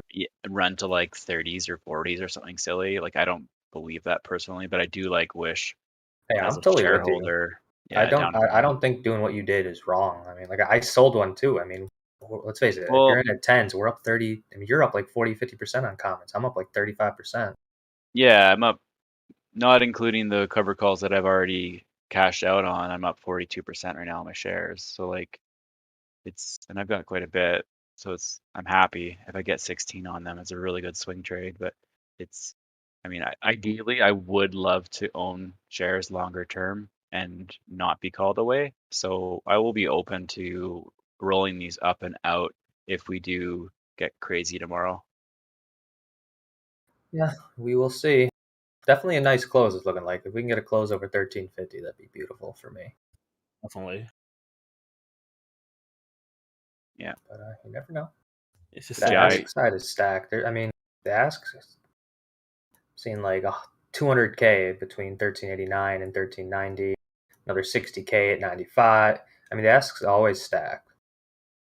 I don't know who this person is, if he takes profit when it comes down, or if he's getting into a mega like 5 million share short, which could be possible. I don't know. yeah. But even a short, like their risk reward for shorting this thing is not great right now. So Yeah, I'd be be a little surprised. scared if I were them, to be honest. If I was in a big short, depending on what your average is. But if we close around here, that's why I want it to happen. You know, I want these people, even though they probably all use algos, but I want them to feel a little, anxious about it because maybe they'll be quicker to cover, push this baby up. I'd love to see a 15 test this week. Yeah, and that's kind of why I chose a 16 was because I think the battleground's going to be at the 15 strike, and then if it closes just above it or below it, either way, mine will expire worthless. But if it really rockets over 15, I think it's going to push more to like 18. Yep. Nope, I agree. Just completely blow the shorts out over 15. Yeah. Here's ES Yeah, I'm coming less down a aggressive little than bit. I sold the 18. Naked? Yeah, that's a nice one. No, I sold them on my long calls. So I'm long the 14s, Oh, short dude, I the like 18s. it. Yeah, it's a double top on ES. Speaking of trap shorts, there's probably some shorts trapped in ES right now, to be honest. The fact that we had no pullback, I mean, we get days like this, I don't want to say often, but it definitely happens. And usually it pulls back a little bit more. I mean, this thing went straight up all day pretty much. Biggest Thank you pullback for in support here. I think was like maybe 4 points. I sold some credit spreads a little bit ago, but I already got out for like 10%. My trading was a little messed up today. I was looking at Tesla all day, and then I had to go to work, and then I came back, so at like 6:30. I was so pissed. Speaking of Tesla, coming down to VWAP pretty hard here at a 620.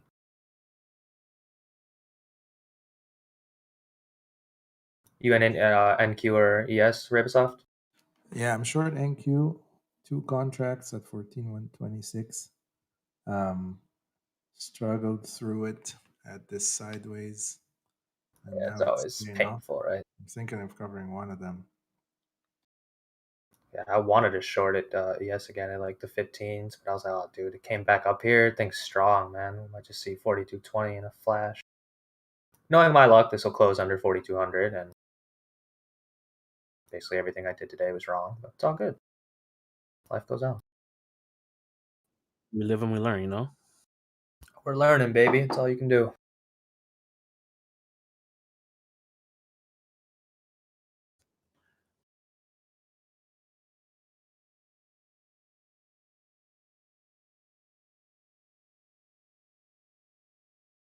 I think the reason I kept wanting to short ES is because I was long at 41.27 yesterday. And I sold really early, so I had to watch it run without me for the most part. And you kind of get short bias, like, oh, this thing can't keep going up. Yeah, a little bit. Like, that's what I think it is. I'll have to think about it, write down my journal and stuff later. I think that's why, though, I was so short biased. I didn't really short. I shorted at like 42.04 and stopped out for like 4 points. Still up on the day technically, but I gave back most of my profit on that. So I stopped out a few times trying to catch the long last night. Caught a good long, and then I gave back a little bit of it. But you said, So like I you said, covered Fed learn. one of my short contracts on NQ at 14.1. 14.101. I was watching Apple too. Apple's been holding 132. Apple can, if Tesla can break the 620 downside, Apple can break under 132. You might see some nice downside coming here. Maybe 4,200 test. I don't know. I was expecting that all day, but thankfully didn't marry that idea.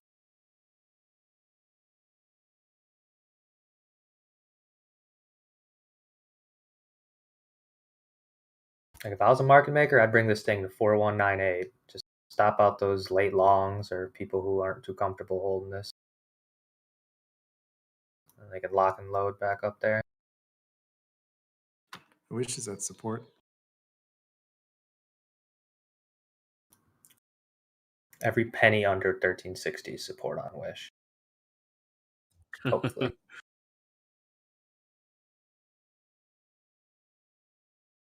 Man, and that channel is very well respected.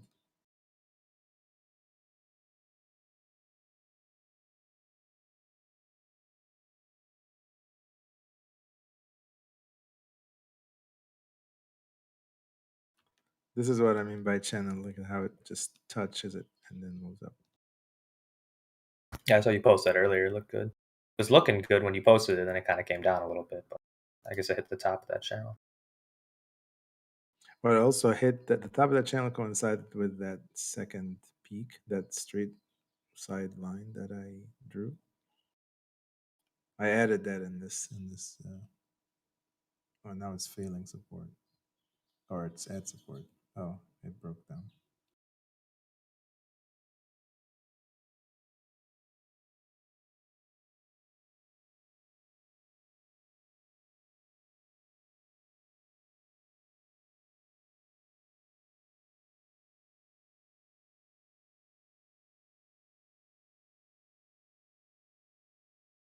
About 30 minutes until close.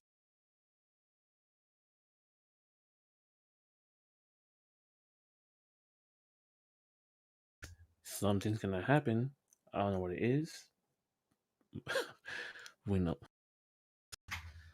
Mick Jagger. Wouldn't it be beautiful if GME goes to 250?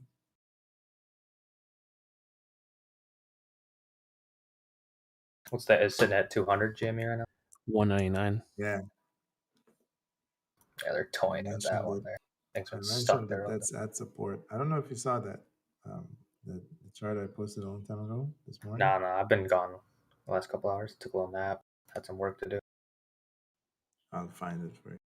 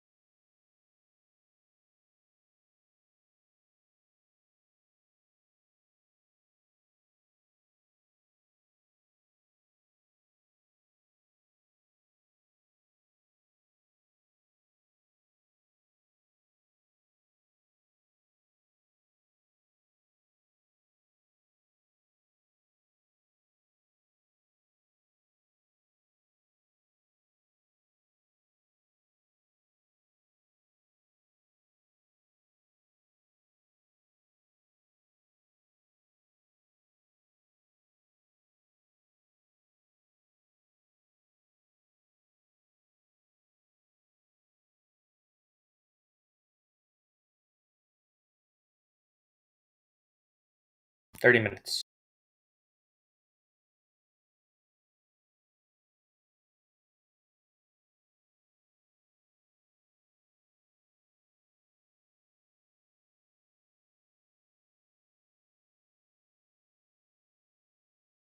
Gonna look now. Right beside.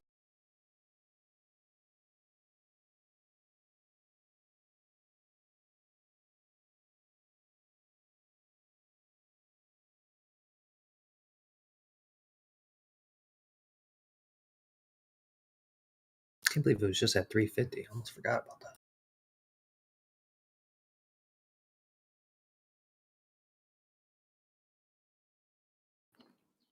So Tape and I bought some calls on Jimmy.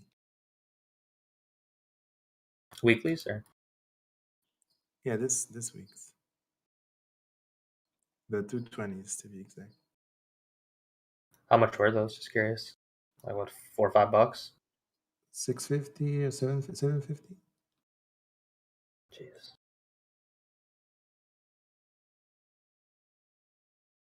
Yeah, we just bought a couple.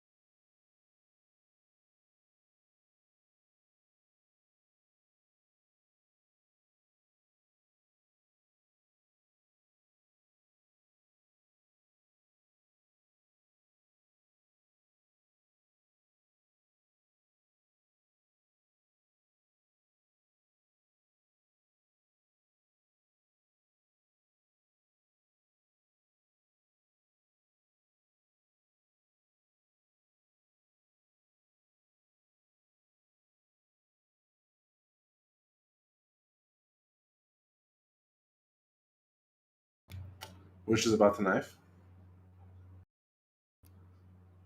Here it comes.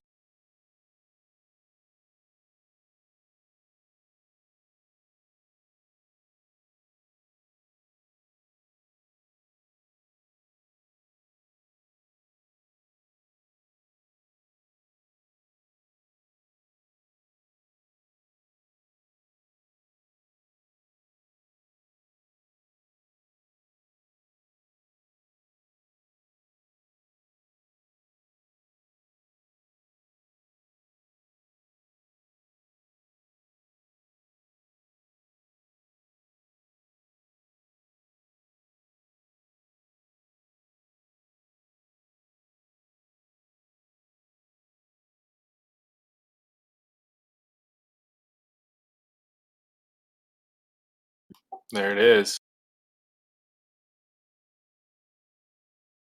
Those bastards.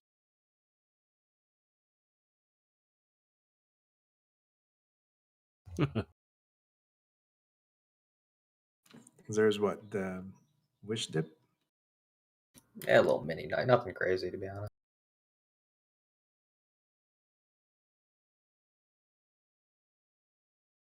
And they're still holding it up.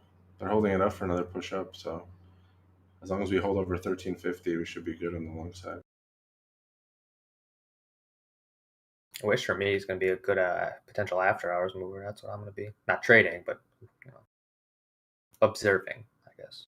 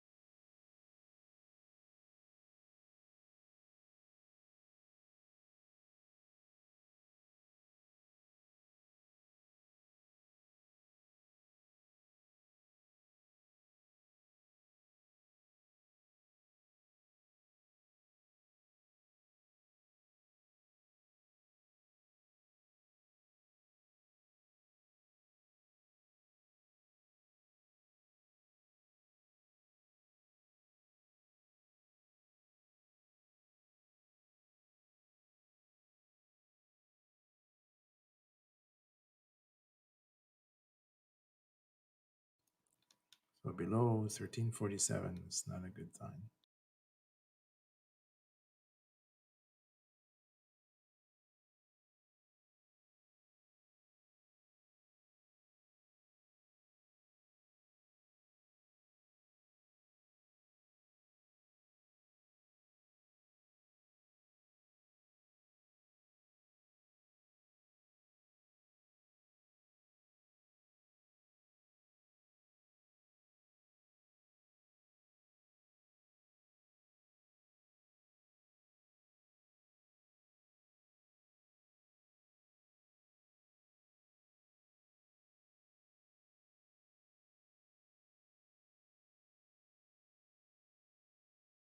This thing doesn't look good. Doesn't look good.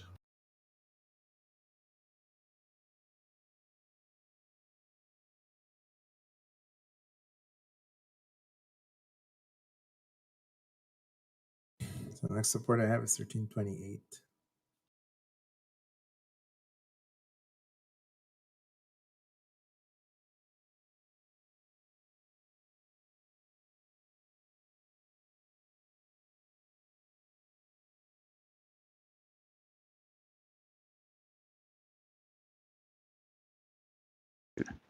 We got some good levels now, at least to play with on Wish. You know, if you take the top of June 9th, trendline that down from the top of today, we got a nice like sideways pennant happening here from the lows coming up. So if we do see some downside coming on a Wish, we got really good levels around the 1250 area, 12, and lower trend line there, somewhere in the high 11s.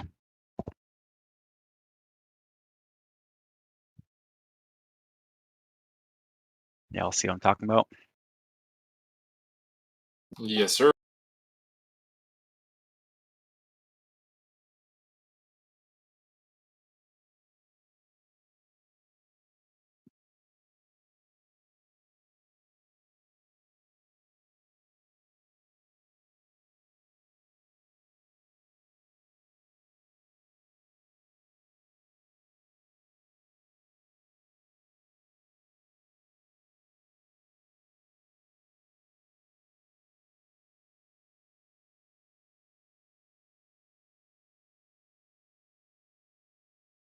I wonder if I should sell puts on this. On which one? On Wish. I was checking those out a little earlier too.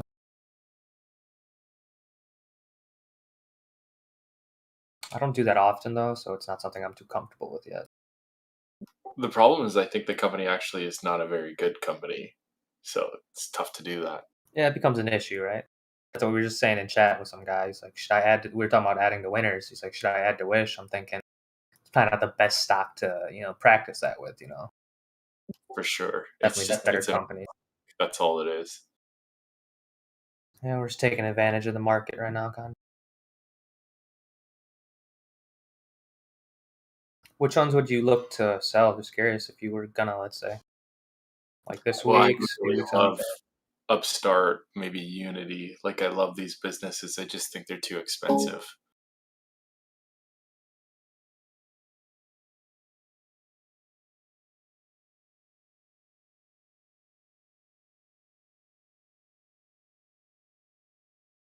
Yeah, it's always an issue.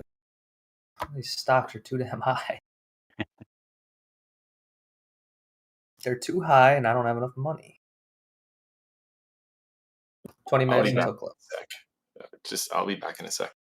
No problem.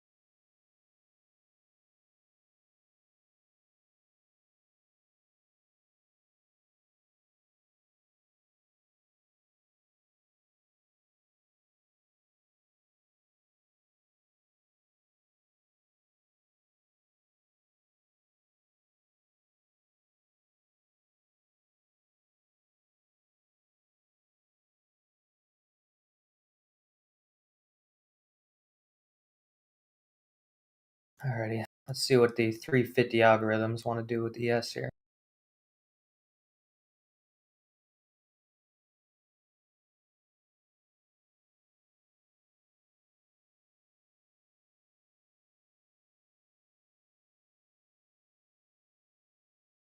The range has been like 8 points since like 11 a.m. So pretty crappy range on ES if you didn't catch any of the morning stuff. Not good for calls or puts.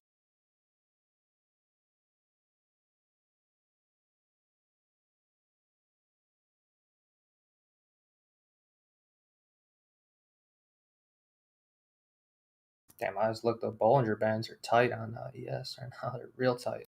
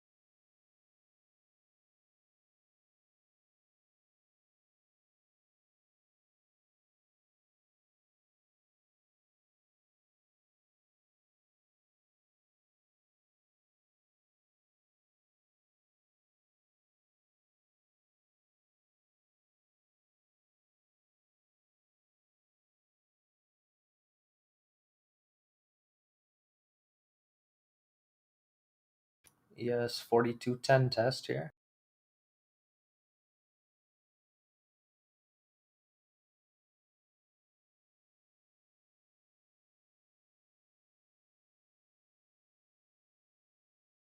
And to be honest, no matter what happens on ES here, granted we hold above, it's here within 10, 15 points. This is a really good day for SPY and NQ. So definitely build on that.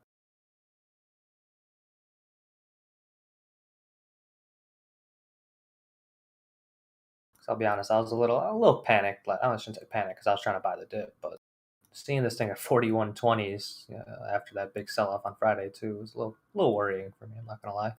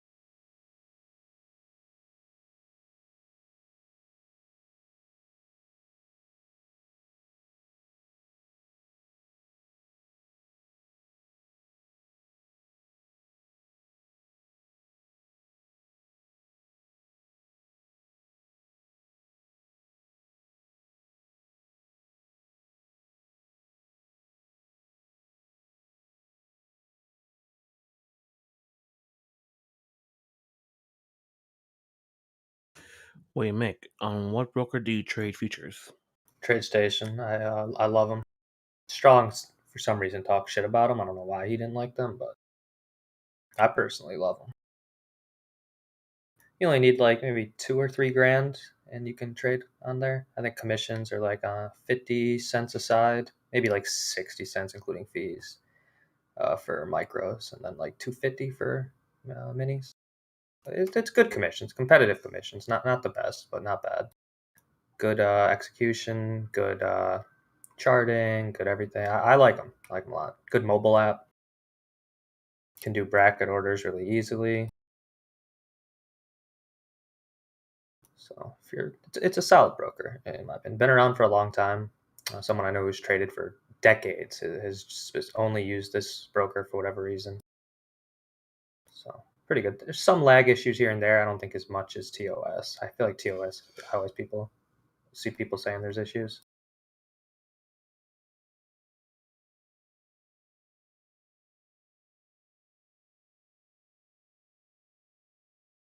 There's the 350 algo spike here. Let's see what they do.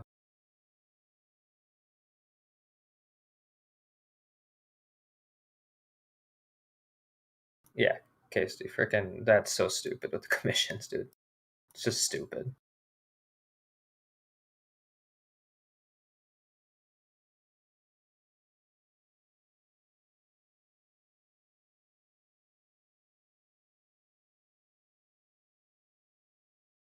Fascinating. I'm gonna have to try them out. That's a good broker. I like them. Don't have too many complaints about them. I think IB's pretty good too. A lot of people use IB. I know Ravisoft uses them. IB has the best execution and probably the best futures commission. Yeah, they're pretty good. They're pretty good. 1.2 billion buy on the mock. Jeez. Holy crap. So don't short? No. Well, we've seen bigger, obviously, but I'm just surprised it was that much on the buy side today. I wonder how much is it worth really like going to SQQQ if you think NQ is gonna drop? I like to take ARC puts if I think NQ is gonna drop. Like ARC K? Yep. ARKK. That's interesting. That's ARK Invest. What's the K for? The Clown. Wait, clown? I have no idea. Kathy? ARC Kathy? Maybe? Or C. Kathy Woods? Yeah, Kathy Woods is the fund manager for all the ARK Invest stuff.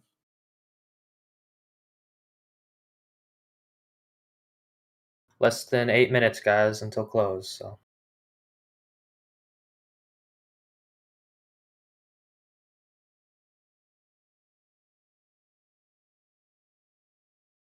I kind of miss our weekly game nights. Those were fun.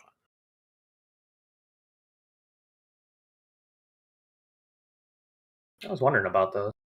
I've never even really played, but I think the massive drawdown for months kind of made everyone reassess life. Game night would have been good during that, to be honest, but I don't think anyone was in the mood to do anything positive. So I swapped 100 shares of Wish with the $7 calls. I got them for exactly like zero premium. Like I got them for $6.40 when it was at $13.40. Not sure that sounds legal, but nice. What do you mean? Just kidding. I'm kind of tired. I'm just joking around too much right now. I'm sorry. Someone's probably trying to get like good calls and stuff. I'm just messing around. Yeah, it's been a 4-point range for like 4 hours. Not much else really moved. Wait, so Mick, you say you use TradeZero, right? Trade Station. Case Trade Steve's talking Station. about Trade Zero. Okay, Trade Station. Yeah. What is the minimum you need to trade futures? I think you need 2,000, but I'd put in like 2,500 to be honest. And then you only need like $300 per MES, something like that.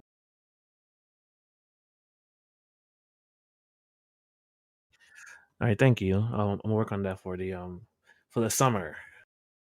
Yeah, no, they're a good broker. I like them. Been around a long time, like I said. So pretty good customer support too. They have a phone number, unlike some brokers. Oh my god, that's the level. They have a phone number.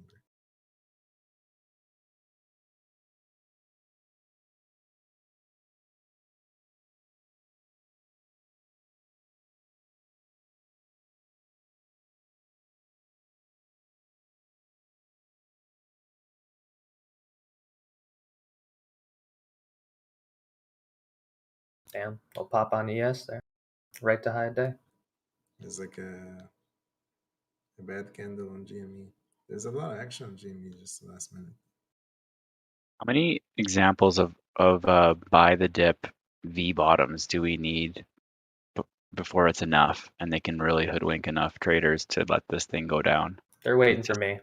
It's effing. I know, right? It's like they're waiting for the experienced traders to get caught up too. They're waiting for just Mick Jagger to be like, "I'm in." Psych. Bro, it's so annoying watching it happen every time. I always get in them and then sell a little early or get stopped out because they'll come down a little bit harder, and I'm always like, all right, well, this is the start of this is the end, you know. I don't want to be long going into Armageddon. Next day, gap up. Yeah, we had the One FOMC. thing that I've learned in life is whenever the mainstream media says that the market is going to have a 20% correction, it actually means the market is going to double in price. So there you go. Oop, nice prints.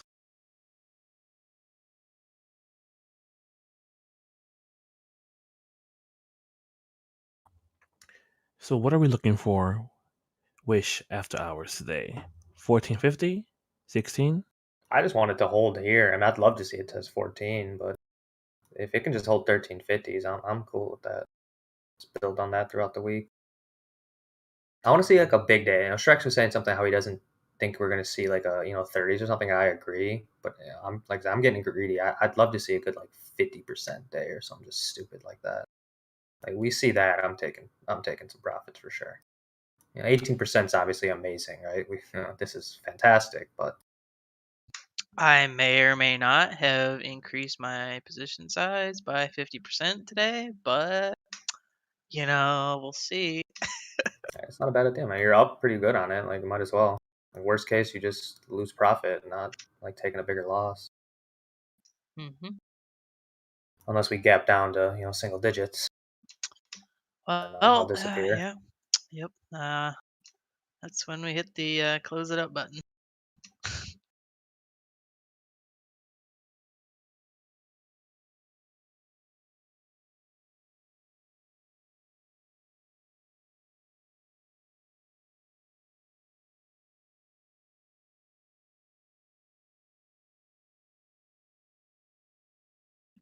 The volume today is actually more than it was on the initial push up. That's very true. That's kind of frightening. It's because I think there's a lot more people trying to short it down, whereas they weren't maybe as prevalent the first time. Well, they in a rude awakening tomorrow when this gaps up.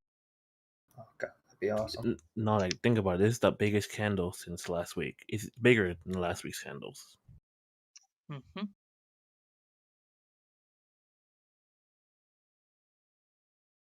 Like it says here, June 9th was 310 million.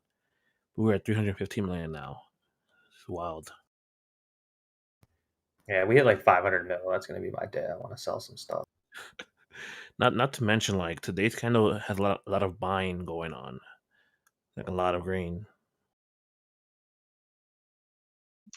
I am just glad that Wish does not lag on toss yet. It's gonna happen one day.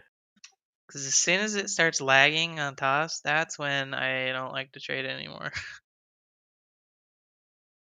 It's just something that pisses me off about a laggy chart. Bro, I get pissed if I lag in Fortnite. If I'm lagging in for money on the line, hell yeah. Oh shit, we playing Fortnite? No. Oh, but ES just made a new high, by the way. It did. Of course. Gosh. Barely. I'm point and a quarter. Real good day on ES. I hate it, but because I wasn't long enough. I wasn't long enough. I'm suspicious of today though, but I was thinking the same thing. I was like, dude, this is some BS. I was getting ready to add some puts. yeah. But some other I've been looking at some other futures guys that I respect, and they're still, they don't think it's really, this is like the start of a big dip or not. They're kind of 50-50 as well.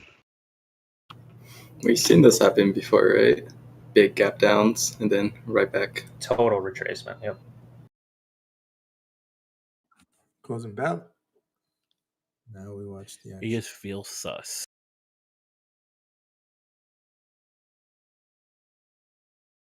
Well, it would be a prime day tomorrow for them to gap it down. Gap what down the whole market? Just the indice, yeah, like Yeah, those Tuesday gap downs are. everyone starts the week all optimistic. Gotta, enter some position. Yep. it's worse when it starts on a Tuesday and not a Monday. Like people expect maybe a gap down on a Monday, but then when everybody buys on Monday and it gaps on them on Tuesday, that's the real demoralizer. Yeah. Yeah. Everyone took off their hedges today. Oh no, I did. Yeah, I'm looking for a wish gap up. Just a small one over 14 would be nice. Even just gap up and then retest 14, push to 15, and then party can start. I'm liking it too. Tape is putting these in the close. If it gets up to 15, it's almost undoubtedly going to break over 17 in the previous high. Yeah. Like here in this level, it could reject, like 14 maybe, and then just, set a lower high. But if it gets up to like the 15s area, I think it's just going to keep going. Check on the call flow today. Okay. 52,000 on the 14 strike, 63,000 on the 13 strike, 79,500 on the 20 strike. That's insane. Weekly, so those are the highest ones I see. 74,000 on the 15 strike. Oh, you mean the wish, right? Yeah. 79,000 on the 20 strikes. I saw this stuff earlier, man. Well, that's the highest one. The highest one will always have like a huge volume spike because that's how they play it now. Nobody's buying puts on this. Like compared to the call volume, nobody's buying puts. YOLO. Yeah, this is insane on volume on Wish. Wait, but this is the call and puts volume. Yeah, we're talking total volume. That's what tapes like it's the total volume on the day of the calls. So it's sellers, Yeah, writers as well. Calls volume separate from puts volume. So this chart I posted is just both, and it's 80,000. So it can't all be calls. Yeah, that's the call volume. Really? We'll be able to 80,000 because I have combined Yes. puts and calls at 20 is 80,000, and you're saying 79 of those are calls. That can't. It's just the call volume, so they could be selling calls, it could be buying calls. Yeah. Right, but there's also puts. The 241 puts were bought today of the 20 strike. 79,500 calls today were traded. Wow. That makes sense. Yeah, that's crazy. Yeah, that's ridiculous. That's insane. Yeah, very bullish indicators right now on it. When Taper decided to buy the 14 calls on Wish, I was there. I think making breakfast again. I hate not trading at market open. I only like it when I do things right. I just sleep straight through market open and then wake up at like 12. Most of the great trading actually happens pre-market. That's literally how Zach Morris made millions. He would just pick up like news runners on Webull.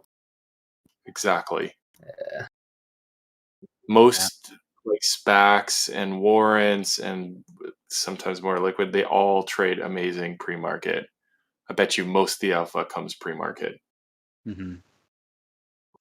Oh my god, guys, SPY is still running? That looks I get really bad gap down vibes. Oh, I'm gonna buy some puts. We will see. I'm pretty unhedged. I don't really care what You're happens. late to be for honest. that. Federico, you can't buy puts. What puts are you buying? Markets are closed. Yeah, no, you can why buy not? SPY puts. You can until buy puts after 15 minutes after the market closes. Yeah, and SPY and QQQ. Oh, really? Yeah. That's new. Yeah, go buy 10. Go buy 10? Are you guys saying that you think the SPY's like overextended or something? I am saying that I don't care, and I'm just gonna trade Wish and long-term bag hold my other stocks. I definitely don't trust the mega push, but I also don't really want to short it. It's kind of irrelevant to me at this point. I'll just play it tomorrow based on what happens. I'm salty because I was long earlier and sold early, so kind of screws up Wow. your psychology sometimes. I'm shortening Q, long QQQ puts, long VIX skulls. Can't hedge any more than that. Yeah, no, seriously. But you have a big port though that you're pretty, long on as well, though, right? Yeah. Yeah, you have like a $20 million portfolio, so. Oh, that's not even half what I have. Oh man, it went up. Okay, No, I didn't know. I'm joking. Yes, too much for us to count. Look at this chart. What do you guys think?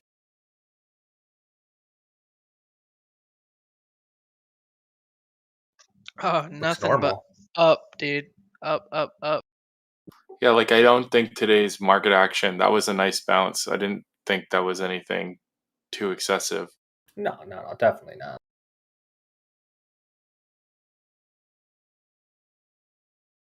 Definitely a decent day. I was expecting some volatility and stuff. I didn't think it'd be up 60 points, but it was to be expected after seeing that Friday close. I mean, that Friday close probably was literally market makers tanking it so they can reload these next contracts. And Totally. Now they're up freaking 60, 70 points per contract already.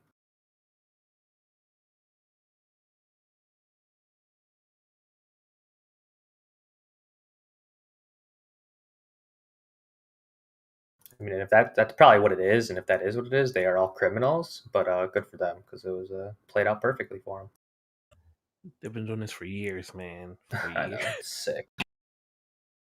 It's just so scary. Like I wanted to buy some calls Friday on the dip, but got a little nervous. It came down pretty aggressively. I didn't. And it is what it is. I mean, if we obviously knew this was going to happen, we'd be long. But tomorrow will probably be a little balanced day or something.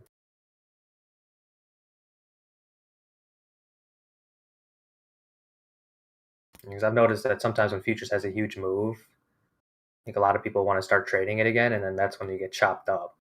You gotta wait until the few chop days, then you try to get in. But because those chop days are freaking, they're unbearable.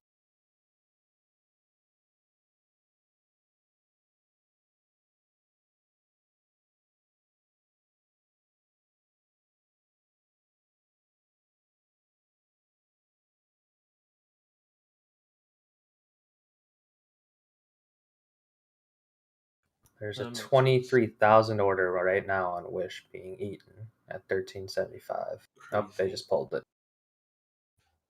Man, I'm just not a fan of like RSI movements going like from one side to the other in a singular day. Makes me feel weird. Oh no, it definitely does. So that's the thing. Is a lot of people. I think there's some trap shorts because if you just look at based off psychology and what you want to do, I mean, who didn't want to short ES at some point today? So there's probably some shorts stuck at 4180, 4200s right now. You're probably just expecting it to pull back a little bit, and now we're still squeezing. I mean, they ain't gonna sleep well.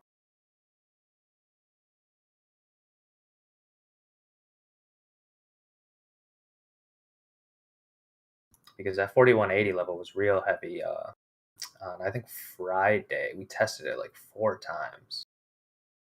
So people might have piled in again today at 4180 and then got blasted.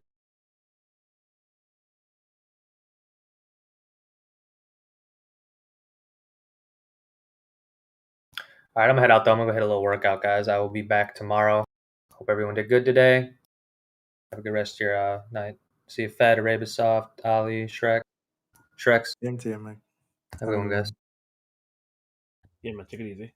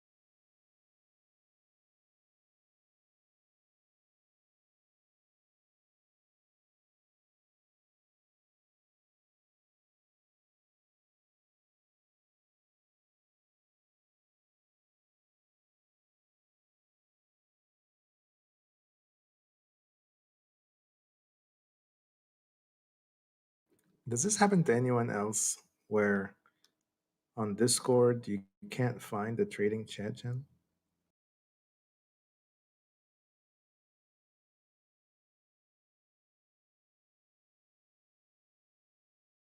Like for me, sometimes it just disappears if I move out of it.